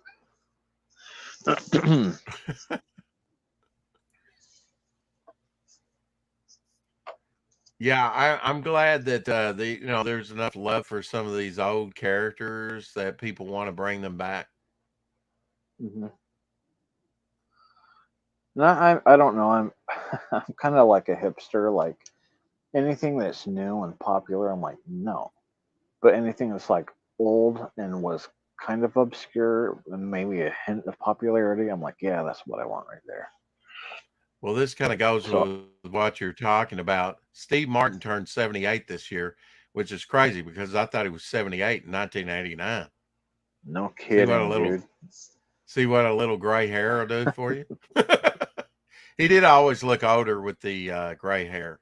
I'm Yeah, he speaking did. from I'm speaking from experience. You know, I did not in policy. I did not encounter any ageism whatsoever. You know, for lack of a better word, than when I came on the internet. And they're just like, "Oh, Rex, you're old."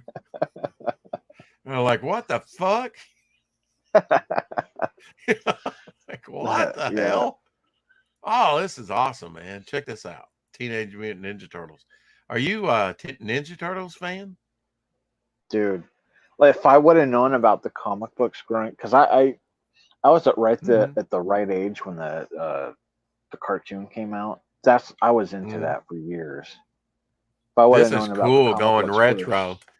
40th yeah, that anniversary comic celebration from IDW Teenage Mutant Ninja Turtles.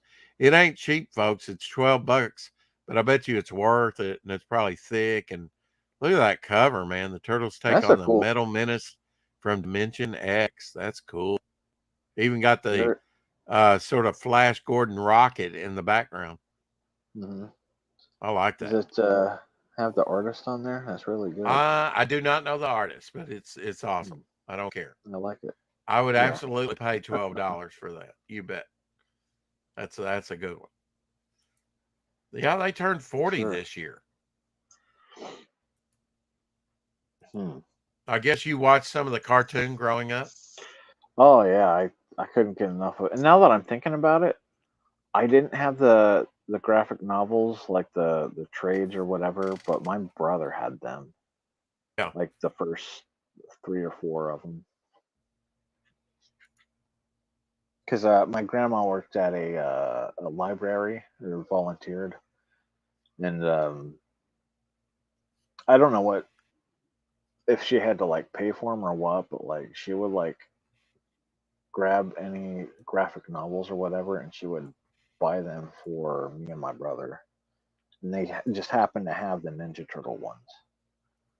Well, here's a piece that I found there. You said you like Batman and Spawn. Here's both of them mashed up together. Nice. Oh, is that Glapion or Glapion? Is that how you say his name? That is Jonathan Glapion. You're absolutely right. You are Yeah. correct, sir. Wow. Yeah, that dude used to ink. I don't know if he still does, but he used to ink. Now I'm blanking on his name. Uh, Capullo. Oh, Greg Capullo. Okay. Hmm. They'll make a comic book out of anything. Look at this old Charlton, public defender in action. Sort of a crime. Yeah. Yeah. I Well, I mean, mean, and comics all over the no, place. yeah, I was just gonna say, yeah. I mean, and I really like 1957, the cover 1957 on that one. That again was with those. Bill O'Manio and Vince Lacia. Okay, on the cover. Yeah. Hmm. Did you do free comic book day? Did you get any of the things No, that were out there? I can't remember why, but no, I wanted to. I must have been doing something. I can't remember. Yeah, I was kind of late to the game because we did a broadcast, Rex X and Apex show. Thank you for that, Apex. Thanks for making me late on that. I didn't get near the comics that I would have if I got there early. But anyway, um, I blame Apex. No, I made out like a bandit. I got like 13. You know, I went to Oh, couple nice. different comic shops. I'd already spent my money. There's a store that I hadn't been into since last year to get a little bit of supplies. I did buy a few books last time I was in there, so but it's been a while since I've been in that store. I basically went in, got my comics, and left. I didn't, and they had a whole sales pitch. Yeah, we back issues 50% off, blah blah blah blah blah. Yeah, I really want to go in and get some. Go to the dollar bin. Oh yeah, I went to the Dollar Bin about 3 months ago and made out like a bandit. Even picked up a Pit #1. Oh yeah. I don't Yeah. care if it brings you good luck. It's disgusting. A cartoon for the day. Where the hell is Shadowhawk? I know he was drinking last night. I know he went to Damn sleep. it, Shadowhawk. It's the weekend, right? It is Saturday, or am I mistaken? No, it's Saturday. He must be really sleeping in. He might have put some, I don't know, man. I expected him in here before now. But, maybe this is just me. Maybe he had things going on. Oh, wow. Have you, a Big Boy through the years. Did you ever go to Shoney's Big Boy?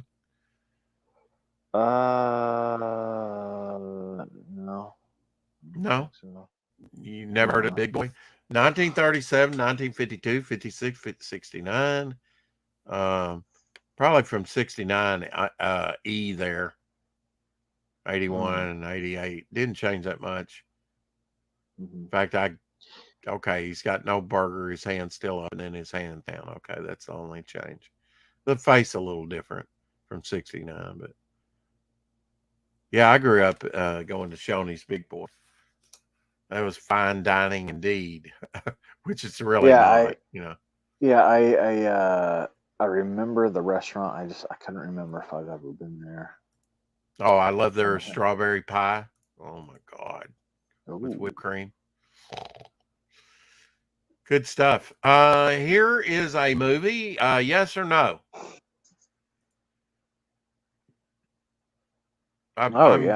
You like it, don't you? Yeah, I guess. I did. I kind of guess. Yeah, I like Dredd. That was actually, that's not the original Dredd. That's with Sylvester Stallone. That's actually the second Judge Dredd movie. I like the second Dredd. Wasn't it the actor that played McCoy in the newer Star Trek movies that did Dredd? Or am I mistaken? I think so, yeah. Carl Urban.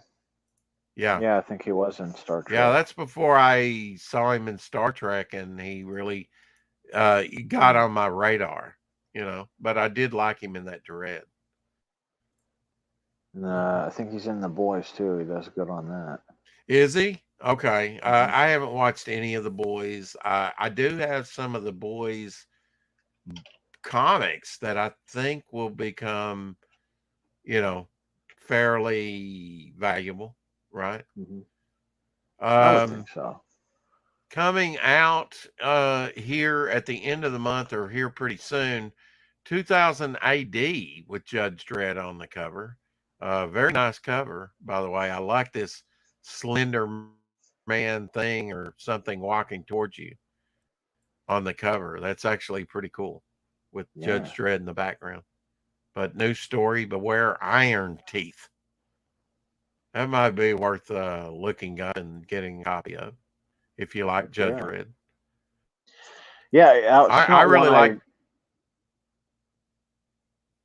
It's not one what? Oh, I was just gonna say it's not one I really got into, but I always thought the concept of the character was cool. I just never read any of the books, except for I think there was like a Batman. Stippling Bond put this up here. The original Heap character out of Airboy, playing Man-Thing and Swamp Thing like puppets. That's pretty cool. I like that.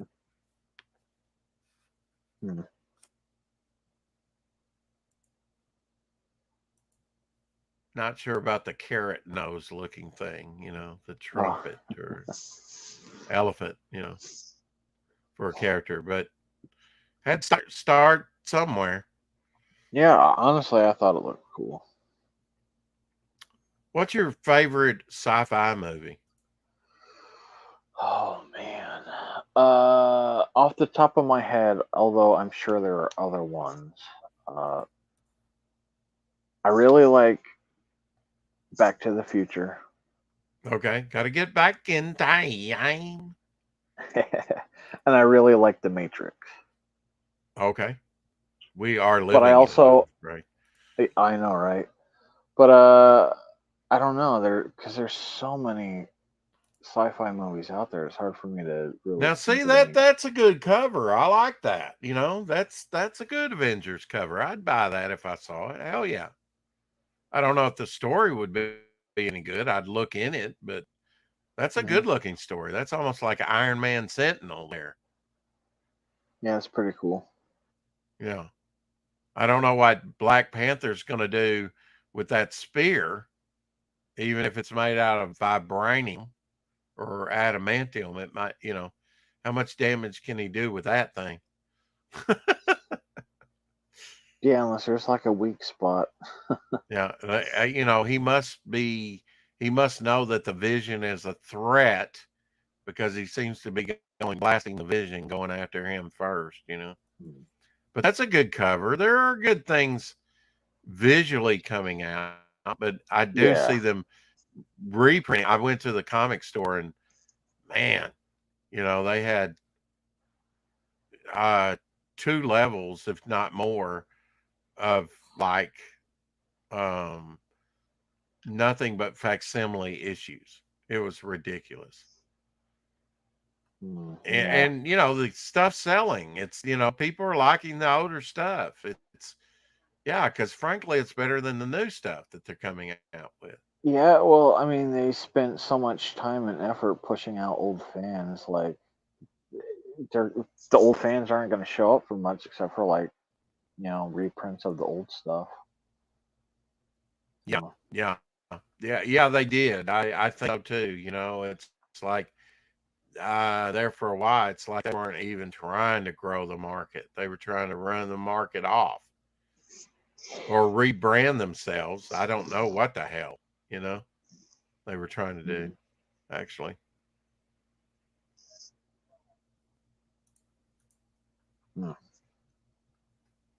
But I try not to get too much into the culture clash, to tell you the truth. Yeah, because like once you start, it's like it takes too much energy, bro. It does. Because like now, I mean, there's enough to talk about comics and culture and entertainment and stuff, and pulp magazines and movies and oh, here you go. Here's a post by Doug McClure, finally remembering the scourge of rubbery movie monsters. Doug McClure, born today in 1935, so he's just a few months older than my mother. If Doug McClure was still alive, he would be 89 years old. No. Here you go. Let's take a look at this. Almost like Land of the Lost. Did you watch Land of the Lost any at all? I think I saw it when I was younger, but I don't really remember. Hey, Mrs. Good Stuff. Good to see you in here. In the Land of the Lost. Here you go, Lorenzo, wherever you are. Here's your lizard representation.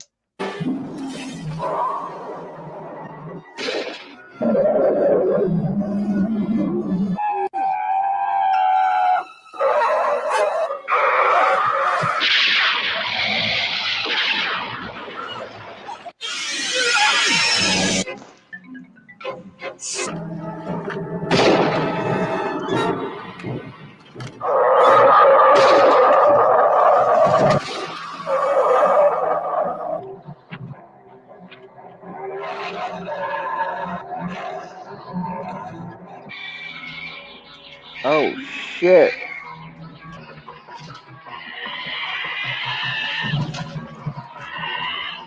Run, man, run. Uh-oh. Quicksand. A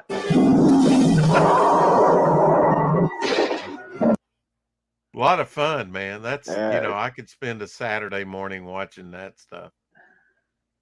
Yeah, man. Having some Quicksand. snacks and just enjoying yourself and being entertained, Mhm. letting your mind just go all limp.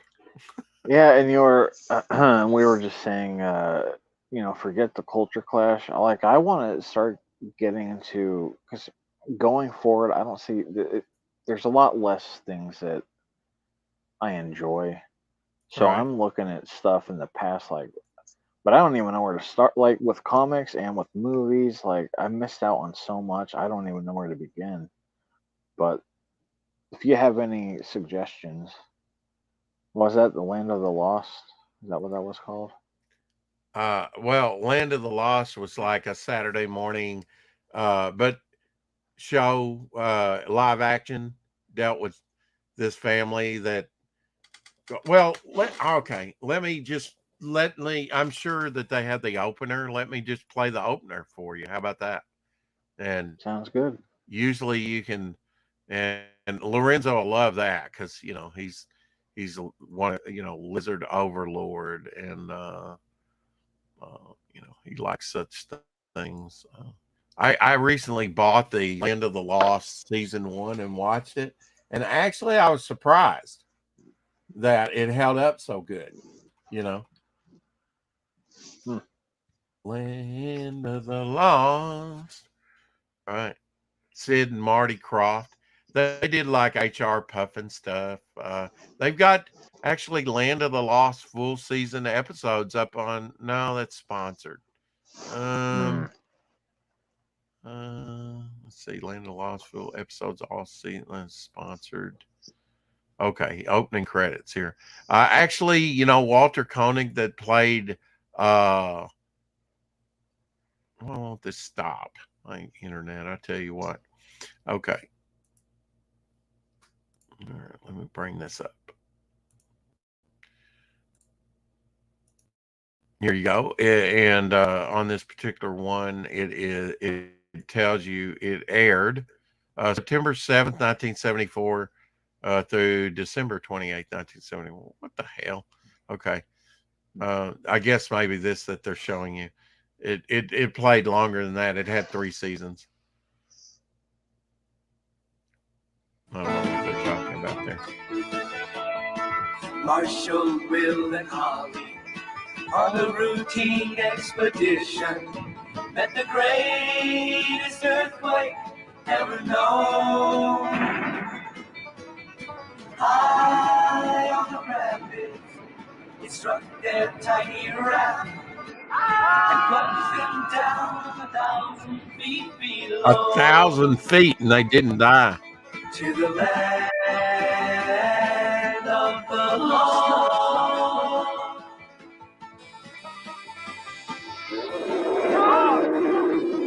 Hand puppet. Stop motion dinosaurs, though.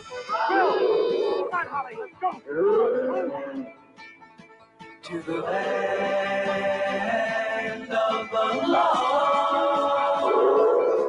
To the land of the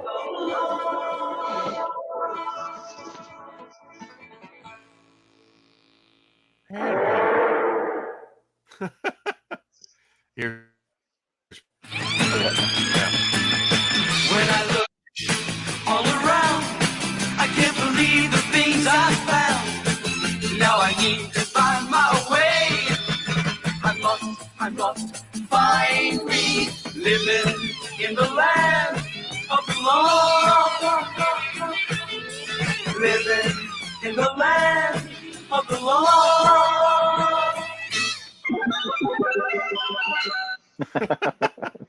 A sound effect at the end.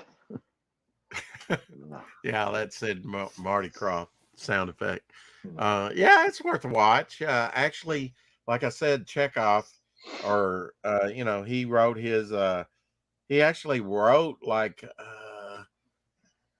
an early episode in season 1 that was actually pretty key to the story.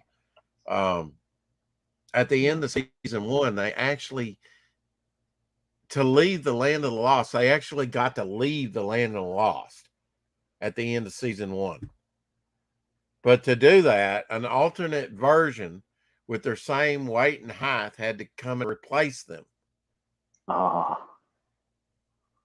So it's kind of like a doppelganger type thing. I don't know. It's interesting.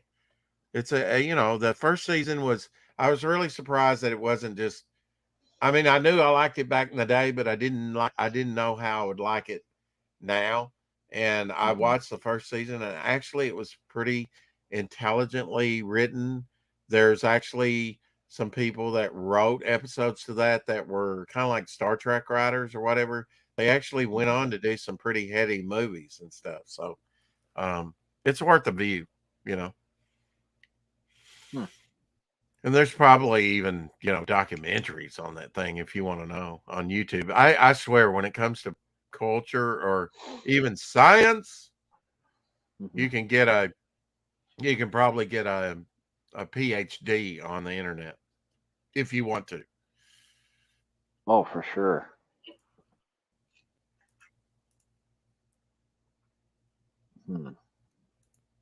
I just don't have time to watch everything I want to watch that's available, though.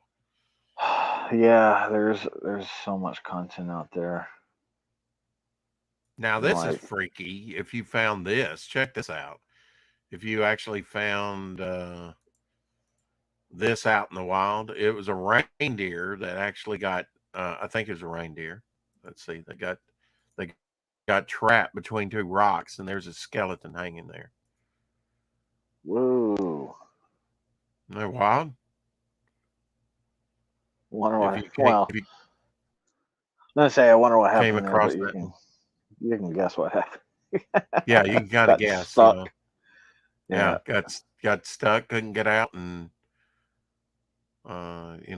decomposed. Yeah, decomposed. Got crazy. slowly. Yeah, dude, I love Nature is Metal on Instagram. They have like videos of animals eating animals, or just like there'll be like a moose or a deer or something walking along, and then it'll turn its head, and it's like got an eyeball hanging out. You're like, what happened? I know our little neighbor's dog that comes around here, and all he does is kind of sniff my dog's buttocks or whatever, and pee in the yard, and then she'll go behind him and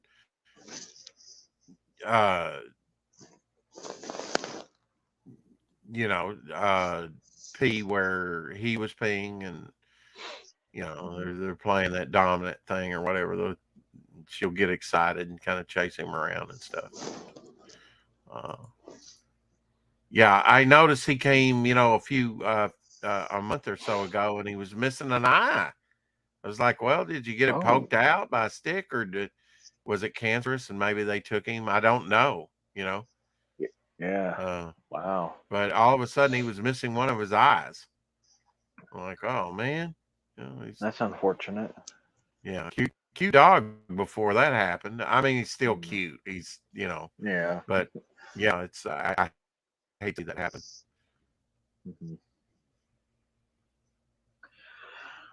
Oh, well, I think I'm going to get off of here and probably take a nap. I've been up for, I don't know, 16, 17 hours. All right. Well, it's commercial time anyway. Let me show you a commercial while you, before you go out. Sounds good to me. I see you have a can of Country Club Malt Lager. It is good, isn't it? It's so much more than beer, so much lighter, mellower, for more character, more authority. That's Country Club Malt Lager.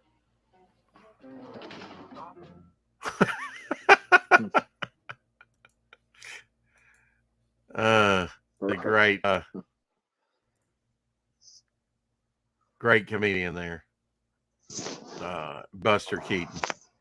That came out in 1958. Country Club Malt Lager, or malt liquor. It was beer out of a can.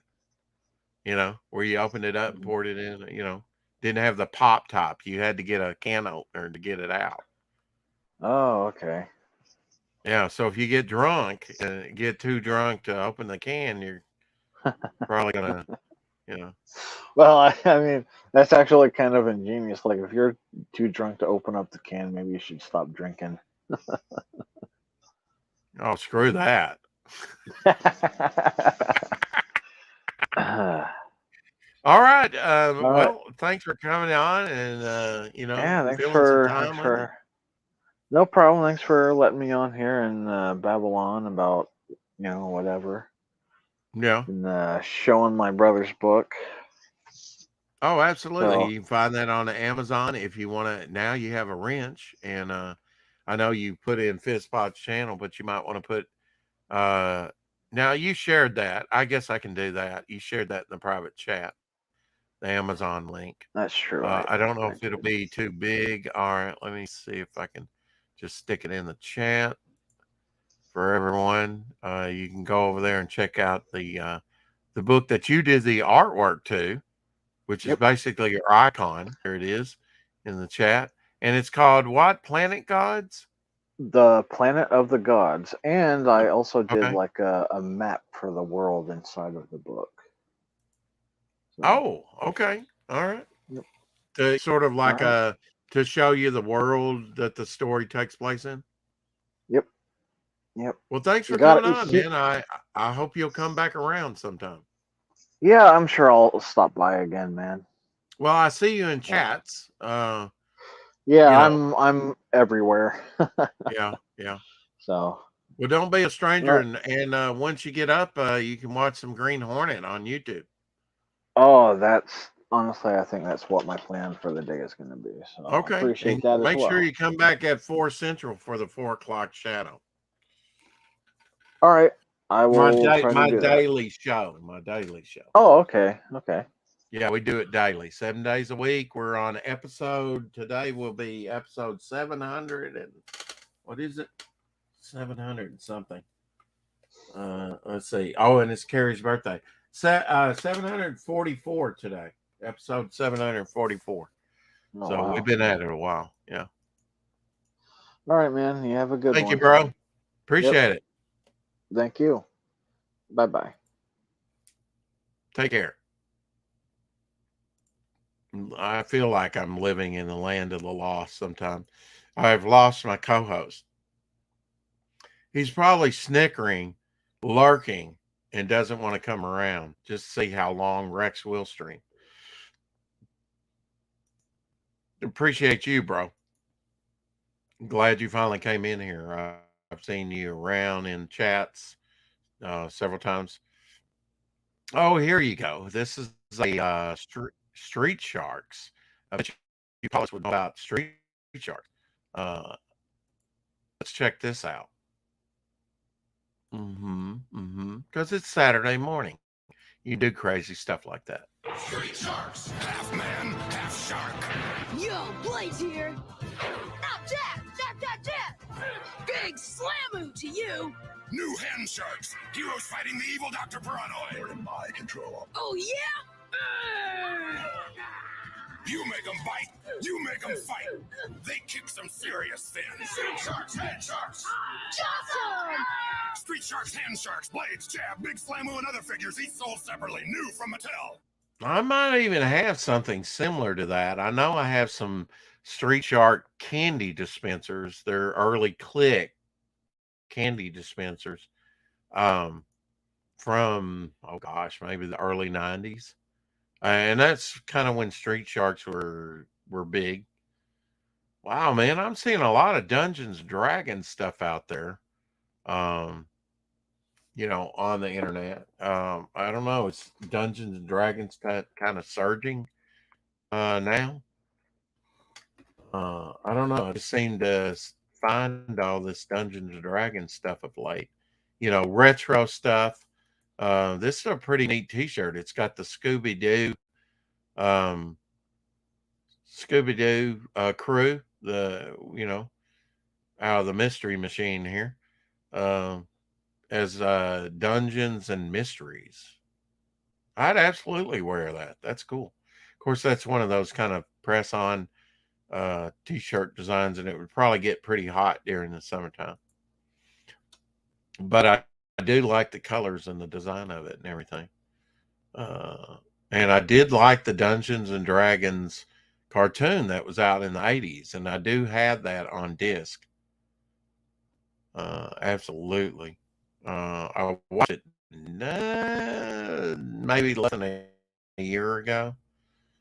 Every now and then I'll pull it out and watch it and put it back until I'm kind of in that mood to watch it again. You know, it was a good cartoon. I generally kind of caught that. I think it was originally on NBC here in the States.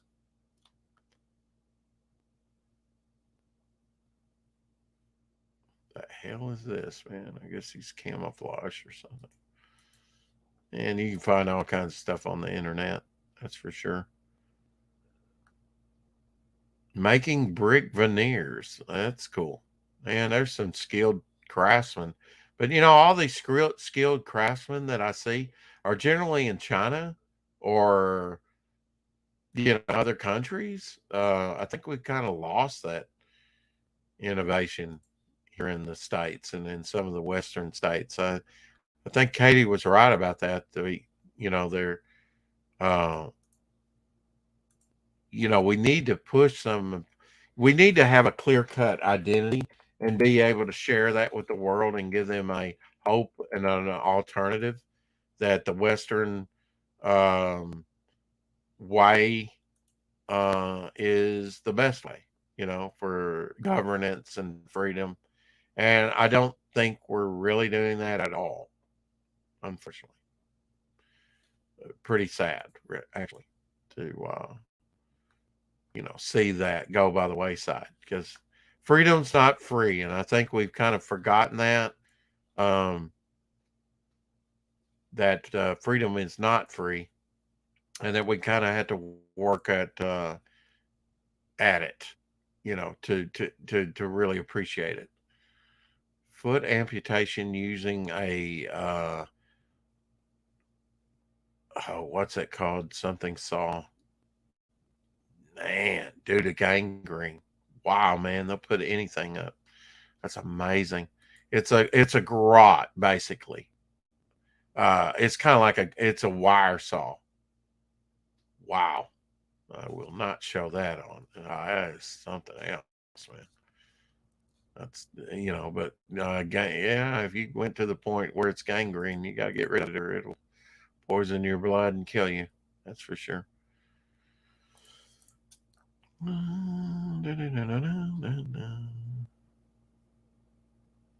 Oh, that's cool.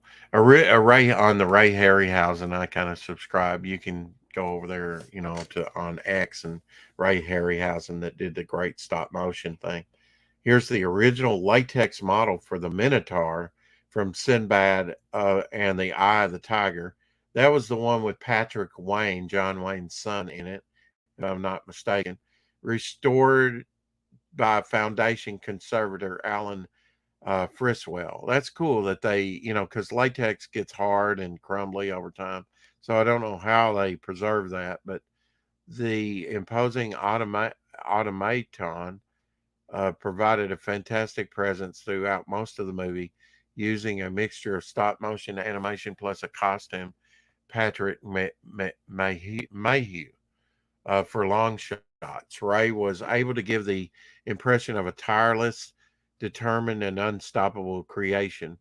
I think it was supposed to be like wind up robotic or something, the Minotaur was. Peter, of course, went on to play Chewbacca in Star Wars the very next year. Within the collection, we have various items relating to Minotaur, including the life-giving mechanical heart placed into its chest. Cool.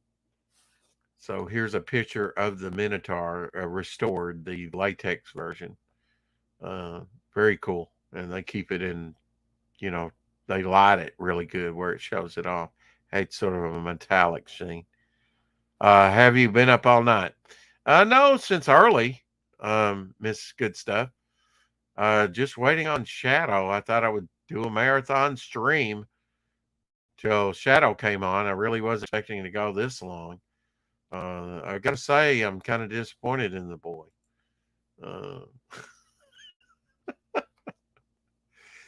Oh wow. Okay, so I'm getting desperate for content here.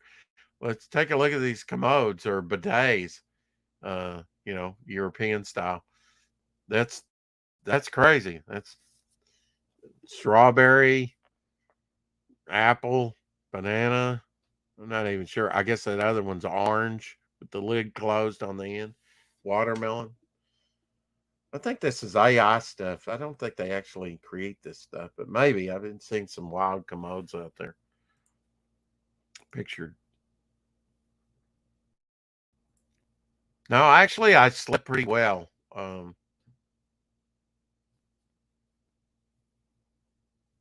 No complaints whatsoever. Been trying to sleep more or less.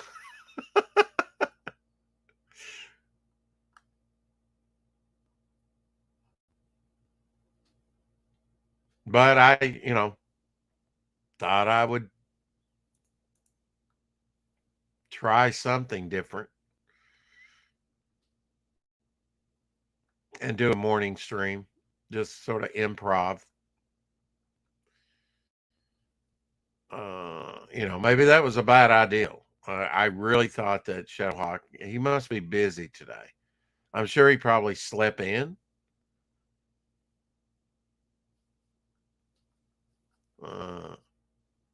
But, he might have had to get the car serviced or, maybe he's just playing me. I don't know. He's not that type of guy though. But yeah, if he doesn't show up, I'm going to give him till give him about 8.5 more minutes. We'll go to the 4-hour mark and we'll see if Shadowhawk shows up. I don't know. Stream till I see my shadow. I don't know. I don't know if I'm going to. I haven't seen Carrie. Carrie must be busy on her birthday.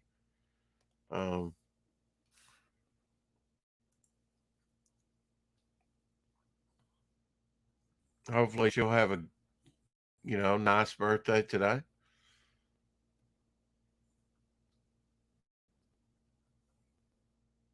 "41 years old." I know I'm not supposed to tell the age of someone. But if they're going to volunteer I'm 41's young. 41 is just the beginning of life. Although, man, the 40s was a pretty rough time for me. An adjustment, energy level wise. I have more energy now than I ever have. And that's a good thing because I got stuff to do.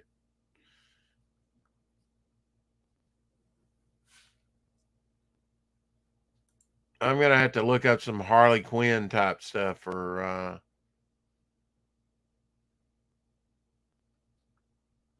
Carrie, just to show her some Harleys that perhaps she hasn't seen. That is her favorite character.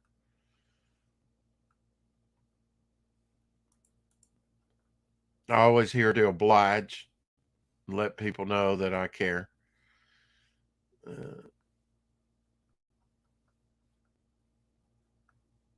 Dragon's Lair. Oh, that was a great video game back in the day.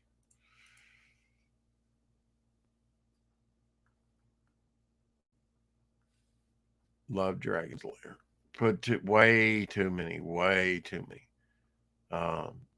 quarters and tokens into machines like that.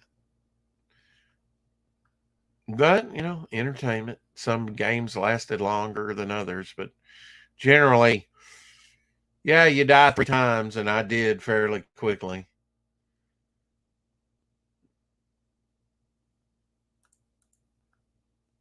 €100 Boo Gain vanilla tree plant. It looks like a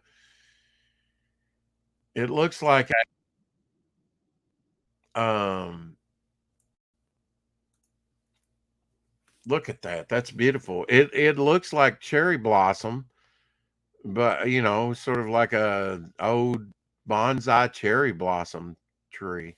Hey, Dark. Dark is in the UK. I've met so many beautiful people from the UK on the internet. I'm really wanting to go to the UK. Been picking up Harley Quinn comic. Okay, how's it been reading? Been pretty good for you? Hey, good stuff. It's good to see you.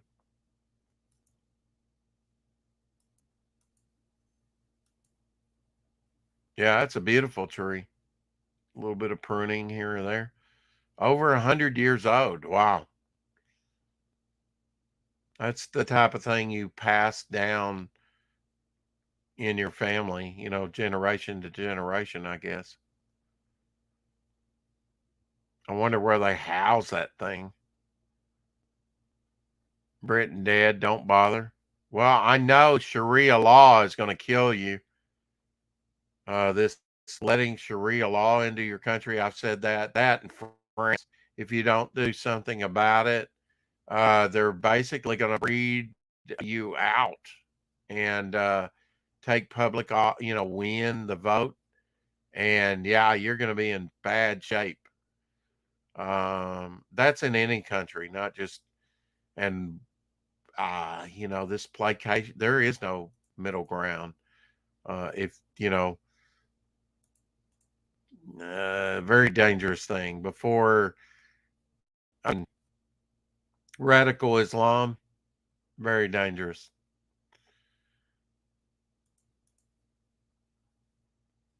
Can't allow that stuff. I mean, it's incompatible with Western thought.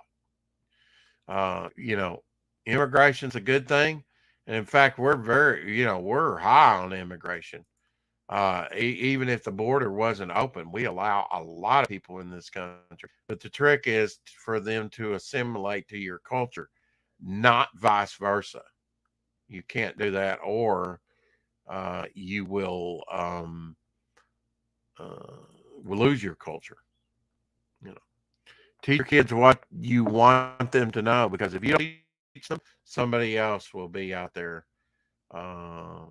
Definitely. To teach them.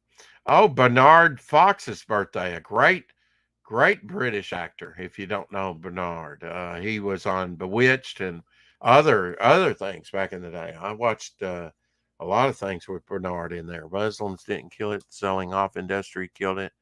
Well, yeah, I mean, that's only part of the problem.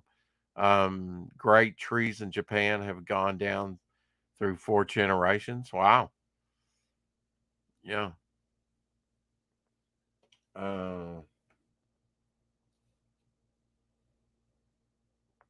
There's Shadowhawk. I was giving you another couple of minutes to come on the show, or I was going to call it quits, because I was like, damn, man, is he ever going to come in? Is he ever going to wake up? I don't know. All right, I'll make it easy on you. I'll drop the StreamYard link again in the chat. If you have the time, Shadowhawk, if you can be bothered to come on a show dedicated, to your waking up and coming on. That's kind of what it was, Like, yeah, okay, I'll set a challenge for myself. Can I stream long enough till Shadow wakes up after,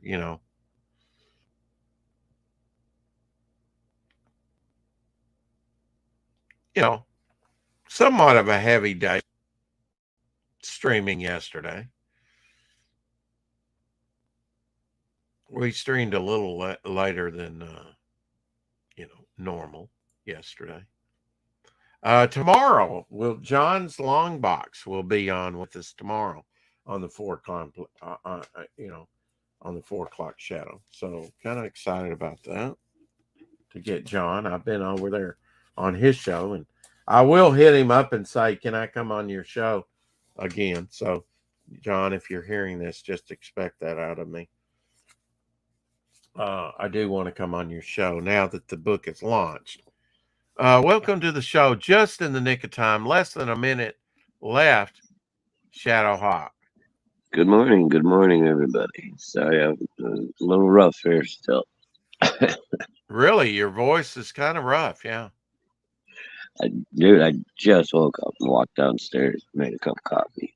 Wow, you did oversleep. Well, it's not too bad. It's 8 o'clock. Usually you wake up about 3 in the Yeah. morning. But on the weekend, you're expected to party hardy on Friday night and then Yeah, but kind of usually go out. usually I still end up, waking up by about 6, even on the weekend. But Well, dude, I got pretty hammered last night, so I stuck with Mike to the very end, just to let you know.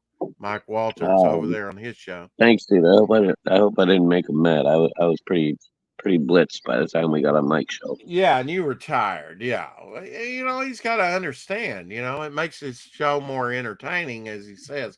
He doesn't. If you've got somebody to play off, he's absolutely right about that. Oh yeah. Well, Mike is a little dry, so he needs. I was spicing it up. Yeah. I believe it. Yeah, I told him before I even accepted the invitation. I'm like, dude, I've already worked a 12-hour day. Oh, and we had a delay in the internet, so when it came to reading the comic, I would actually start reading while he was still reading, so that it would be a little bit closer together and not a gap. Oh, okay. Yeah. Yeah, we got to learn how to work the delay now. Goddamn internet. Well, you know what? After this broadcast, I will. We have taught 4 hours, by the way, but took you 4 hours to get in.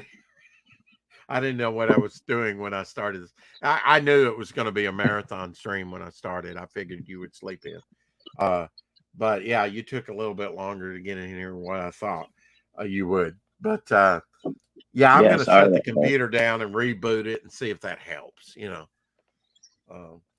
Carrie's birthday today, so happy birthday, Carrie. Don't know where you are. But... Well, she's probably out to lunch by now. Yeah, she probably is. It's lunchtime there in the UK. Or so tea. Is it tea time? Shoot, I've had multiple. I had Katie came on, and then Dillard came on with I and Katie, and then Katie dropped out, and then Paulus Arts came on. And I gave him a wrench. I've seen him around, but I've never had him on, and he was on for a while, and he was going to bed. Oh yeah, he's been in the chat for a while now. So that made made this stream a lot easier than if I just did it all by myself, and I think, frankly, a little bit more interesting. You got to have somebody to play off of. I was surprised to see you streaming when I woke up.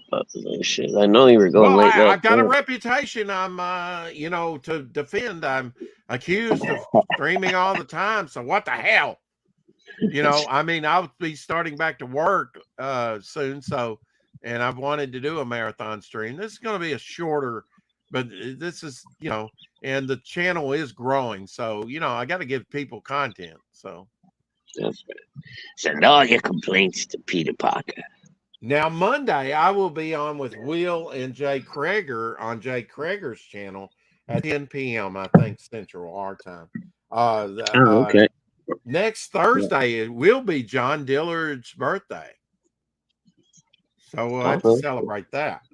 He came in today. He's within the last 2 pages of finishing up that project for Yellow. How old Dillard going to be? About what, maybe 40? He's still young, isn't he? He's a mere babe. I don't even want to talk about it. Yeah, that's what I'm saying. Good stuff says, give kids. People what they want, Rex. The Rex erection. Wow. Okay. Good stuff. Save that stuff for the man show. Yeah.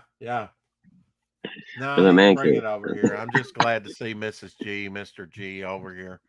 I will probably be doing more early morning streams, or at least early afternoon streams after I start to work, because that'll be the time that's available, Mrs. Good Stuff says today is my birthday. I'm Oh, well, 25. Can't wait for my insurance to go down. that's right. Believe the myth, Mrs. Good Stuff. Believe the myth. Yeah. Premiums are going up.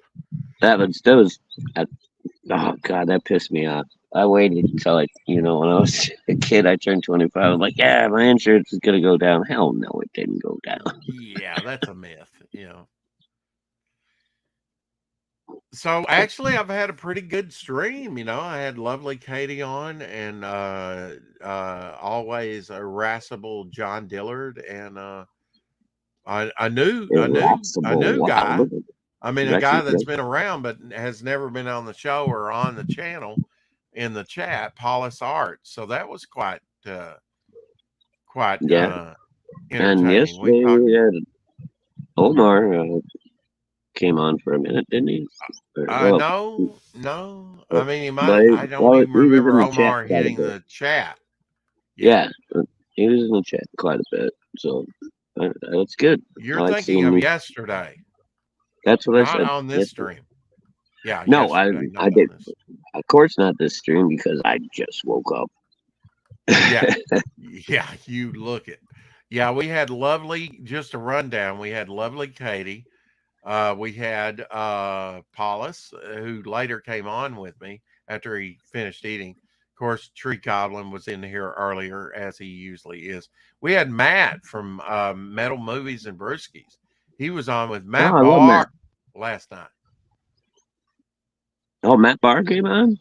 No, he was on with Matt Barr last night on his channel. Oh, I got you. We had Kirby in here. Yeah. We had a Billy Power Max in the house. It's always good to see Billy. And we had a Jolly Green in the chat. We never did get with Jolly Green behind the scenes and just have a good chat. Of course, Mrs. Good Stuff. We have Dark, from the UK. We have Mr. G. Yeah. Here's a new name in chat, Rex. To me, anyway. Richard Lizier. I'll send you Norwal comic Gmail address. He told me to pass it on. Oh, cool. Yeah, I've been asking Norwal if he would come on. So good. Absolutely. Yeah, Narwhal's a unique individual, man. I would like to talk to Norwal. I've actually maybe been on a panel with him before, but I haven't really been able to engage him. I don't know. I've been in a bunch of chats with him, but yeah, I don't think I've ever talked to him actually live. Now, Richard, you can wait for your wrench. Let me and welcome to the show, Richard. If this is your first time, I think it is. I don't recognize your name, so I think it is too. Yeah.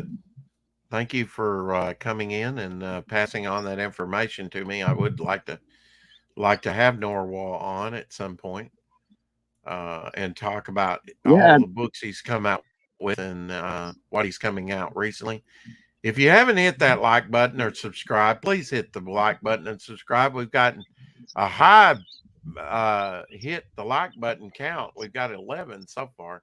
Shadowhawk, did you hit the like button when you came in, or? Yes, I did, sir. You did? Wow. Just up. Always.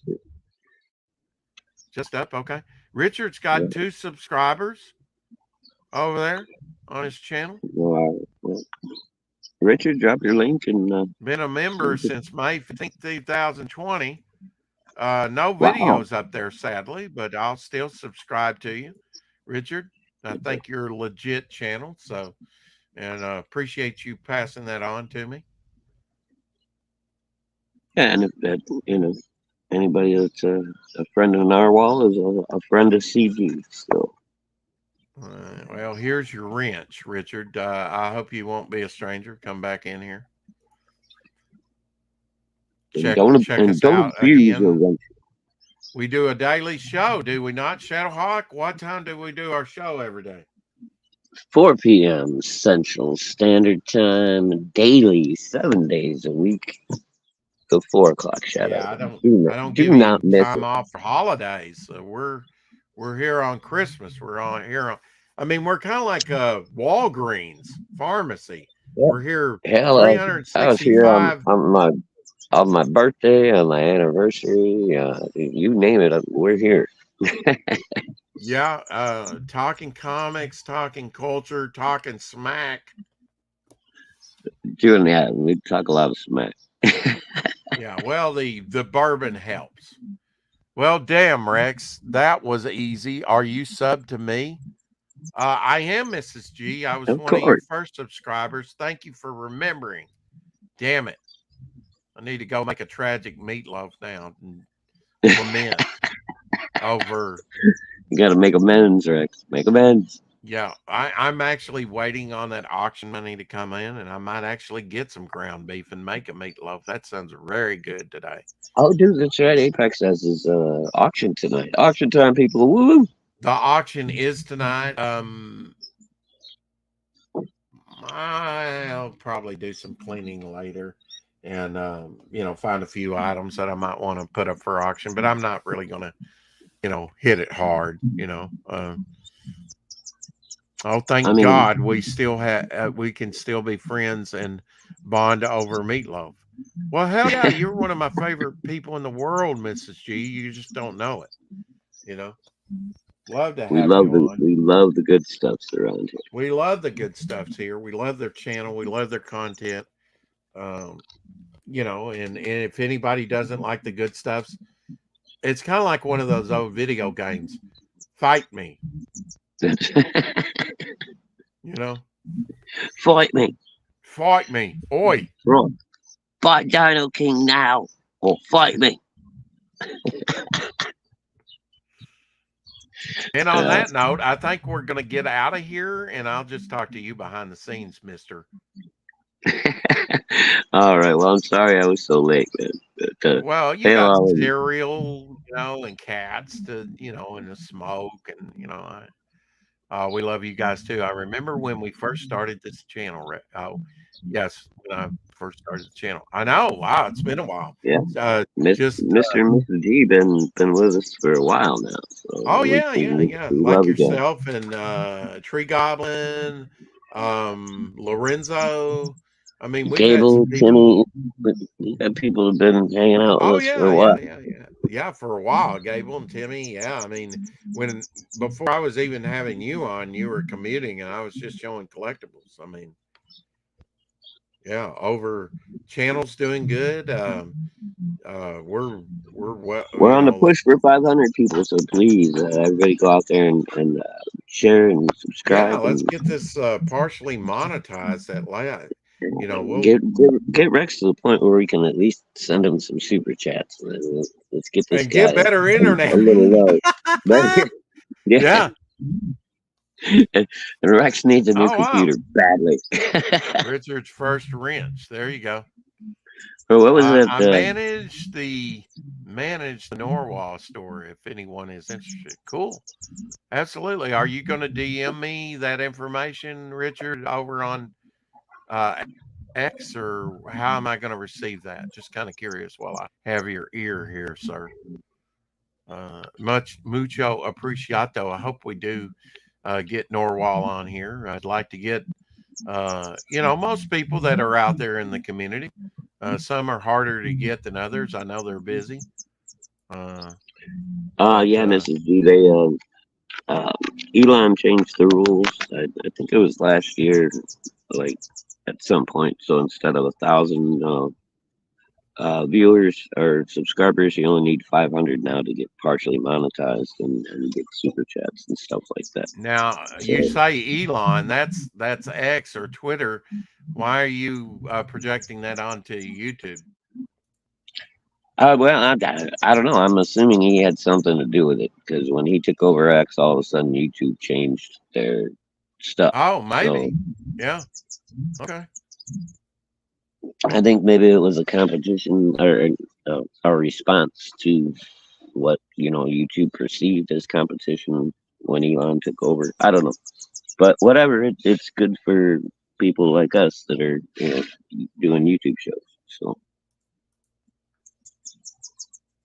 Oh yeah, I mean, I think you're only kind of like partially monetized, right? Yeah, Uh, yeah. You don't get ad revenue and stuff. I don't think at 500, but it enables you to you can do channel memberships and then you can do super chats. So, okay. Well, who wants that anyway? I mean, dude, uh, that's the way to go because super chats, even yeah, if you get demonetized during a stream, they don't take those away from you. They take away your ad revenue, but they don't take your super yeah. I chat. mean, who wants the So, ads? That's what I'm saying. Who wants really oh, the right, right, ad? yeah. Who gives a fuck about it? I Why don't do I really want care. people watching commercials? You know? Yeah, I mean, I don't. Yeah, I mean, people kind of zone out when you play too many trailers, because they see them over and over and over. I get it, you know.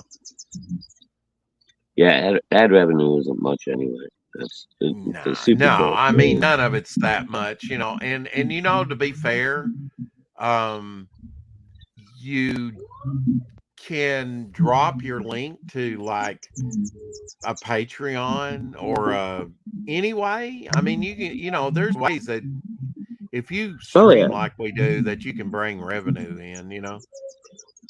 Yeah, and I heard apparently, ad revenue is peanuts. Yeah. yeah, My eBay I message. guess Oh, Rumble's that's been right. I did working. contact him on eBay. That's how I got to him. Yeah, he did a posting of Oh, okay. actually Norwal's on eBay selling some of his stuff, and I contacted him through eBay because that was the only way I knew to contact him. Okay. Yeah, I'd forgotten. I Well, you did can that go some ahead days and ago. send that to Yeah. me too on Insta or Twitter or wherever you're at, and yeah, it'd be cool to have Narwhal come up. Yeah, we get less strikes. Yeah. I mean, it's a crapshoot when it comes to being sidelined by YouTube. You never know what's going to tick them off. Am I right? Yeah. Well, we've discovered that, haven't we? Yes, the hard way, and the good stuffs have too. Yeah, I think most everybody has. Yeah, at one Gotten- point or another, you gotten don't hit at know one till it happens to you. What's that? You don't know till it happens to you. And then it's like, oh crap, what just happened?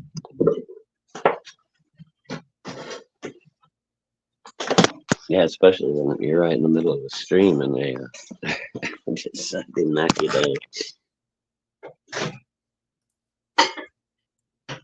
Oh hell no. Look at this.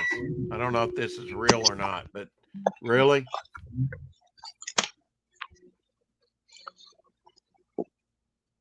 What? Oh, hold on. I'm in the chat. I can't see anything. Oh, wow.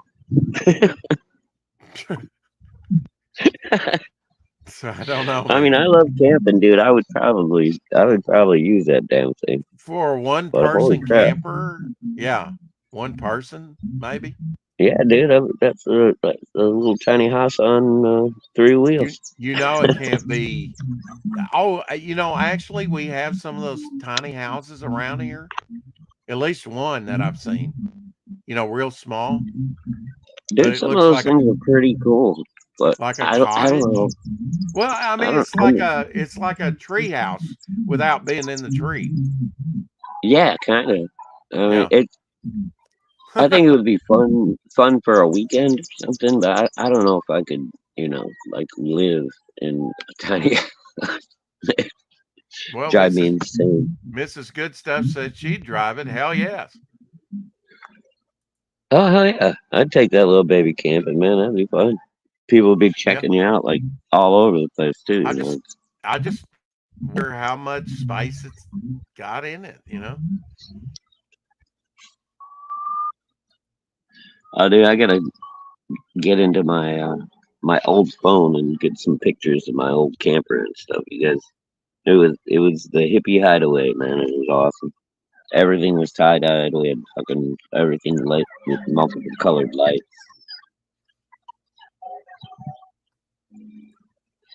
Well, There's it's a lot of Saturday, so let Oh, me play you you a guys hear that in the song, and background? let me play you a song, and we'll get out of here. Thanks Alrighty. everybody for coming in. You can hang around, Shadowhawk. We can talk for a minute if you want. If you Yeah, don't, if you I'll hang can out for a do few. something. I just making All my right, here we second go. cup of coffee right now. Happy Saturday to everyone. Appreciate you being here. Love you. Sent to eBay. Okay, that'll work. Appreciate it. Okay. All right. Well, I'll get the link from Rex then. So. Okay. Have a good morning, Mrs. Good Stuff, Mr. Good Stuff, everybody. Have a great morning, and we will see you all later today. Absolutely. And don't forget to get out there and start digging through your couch cushions, digging up some change. We got an auction tonight on A-Type Comics. Oh, yeah. Out on the street, I was talking to a man. He said the song Jonas is here. Hey, let's start the show. you shouldn't worry. I said Hey. that ain't no crime. 'Cause if you get it wrong, you'll get it right next time. Next time.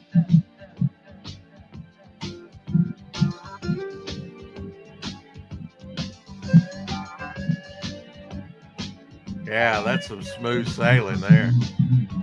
That's right. Welcome to Yacht Rock. Good stuff in the chat. I'm sorry, what's right?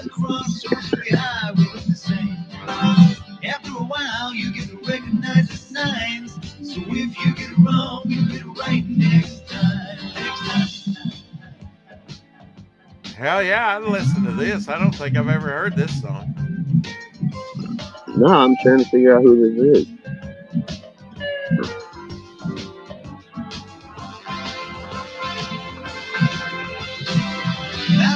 This is when music was good. It'll lead you on and pull the ground from underneath your feet. No use complaining, don't you worry, don't you whine. 'Cause if you get it wrong, you'll get it right next time. Next time.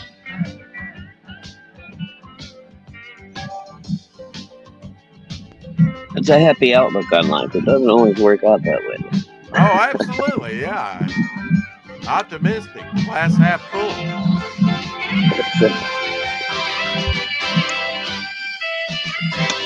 Like your coffee cup. It's fine.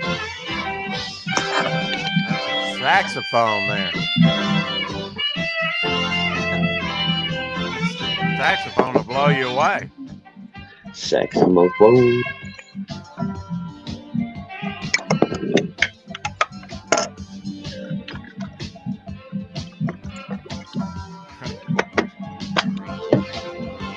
Wild hair, hippie. You gotta grow, you gotta learn by your mistakes. You gotta die a little every day to try to stay awake.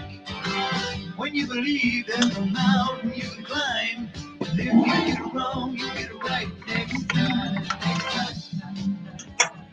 I like the echo effect. Next time.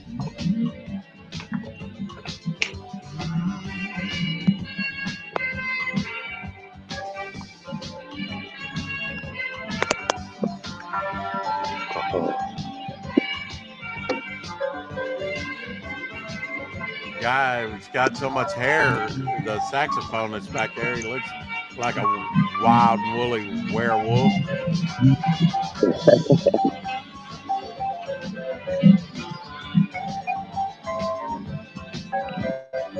Look at that bass player, dude.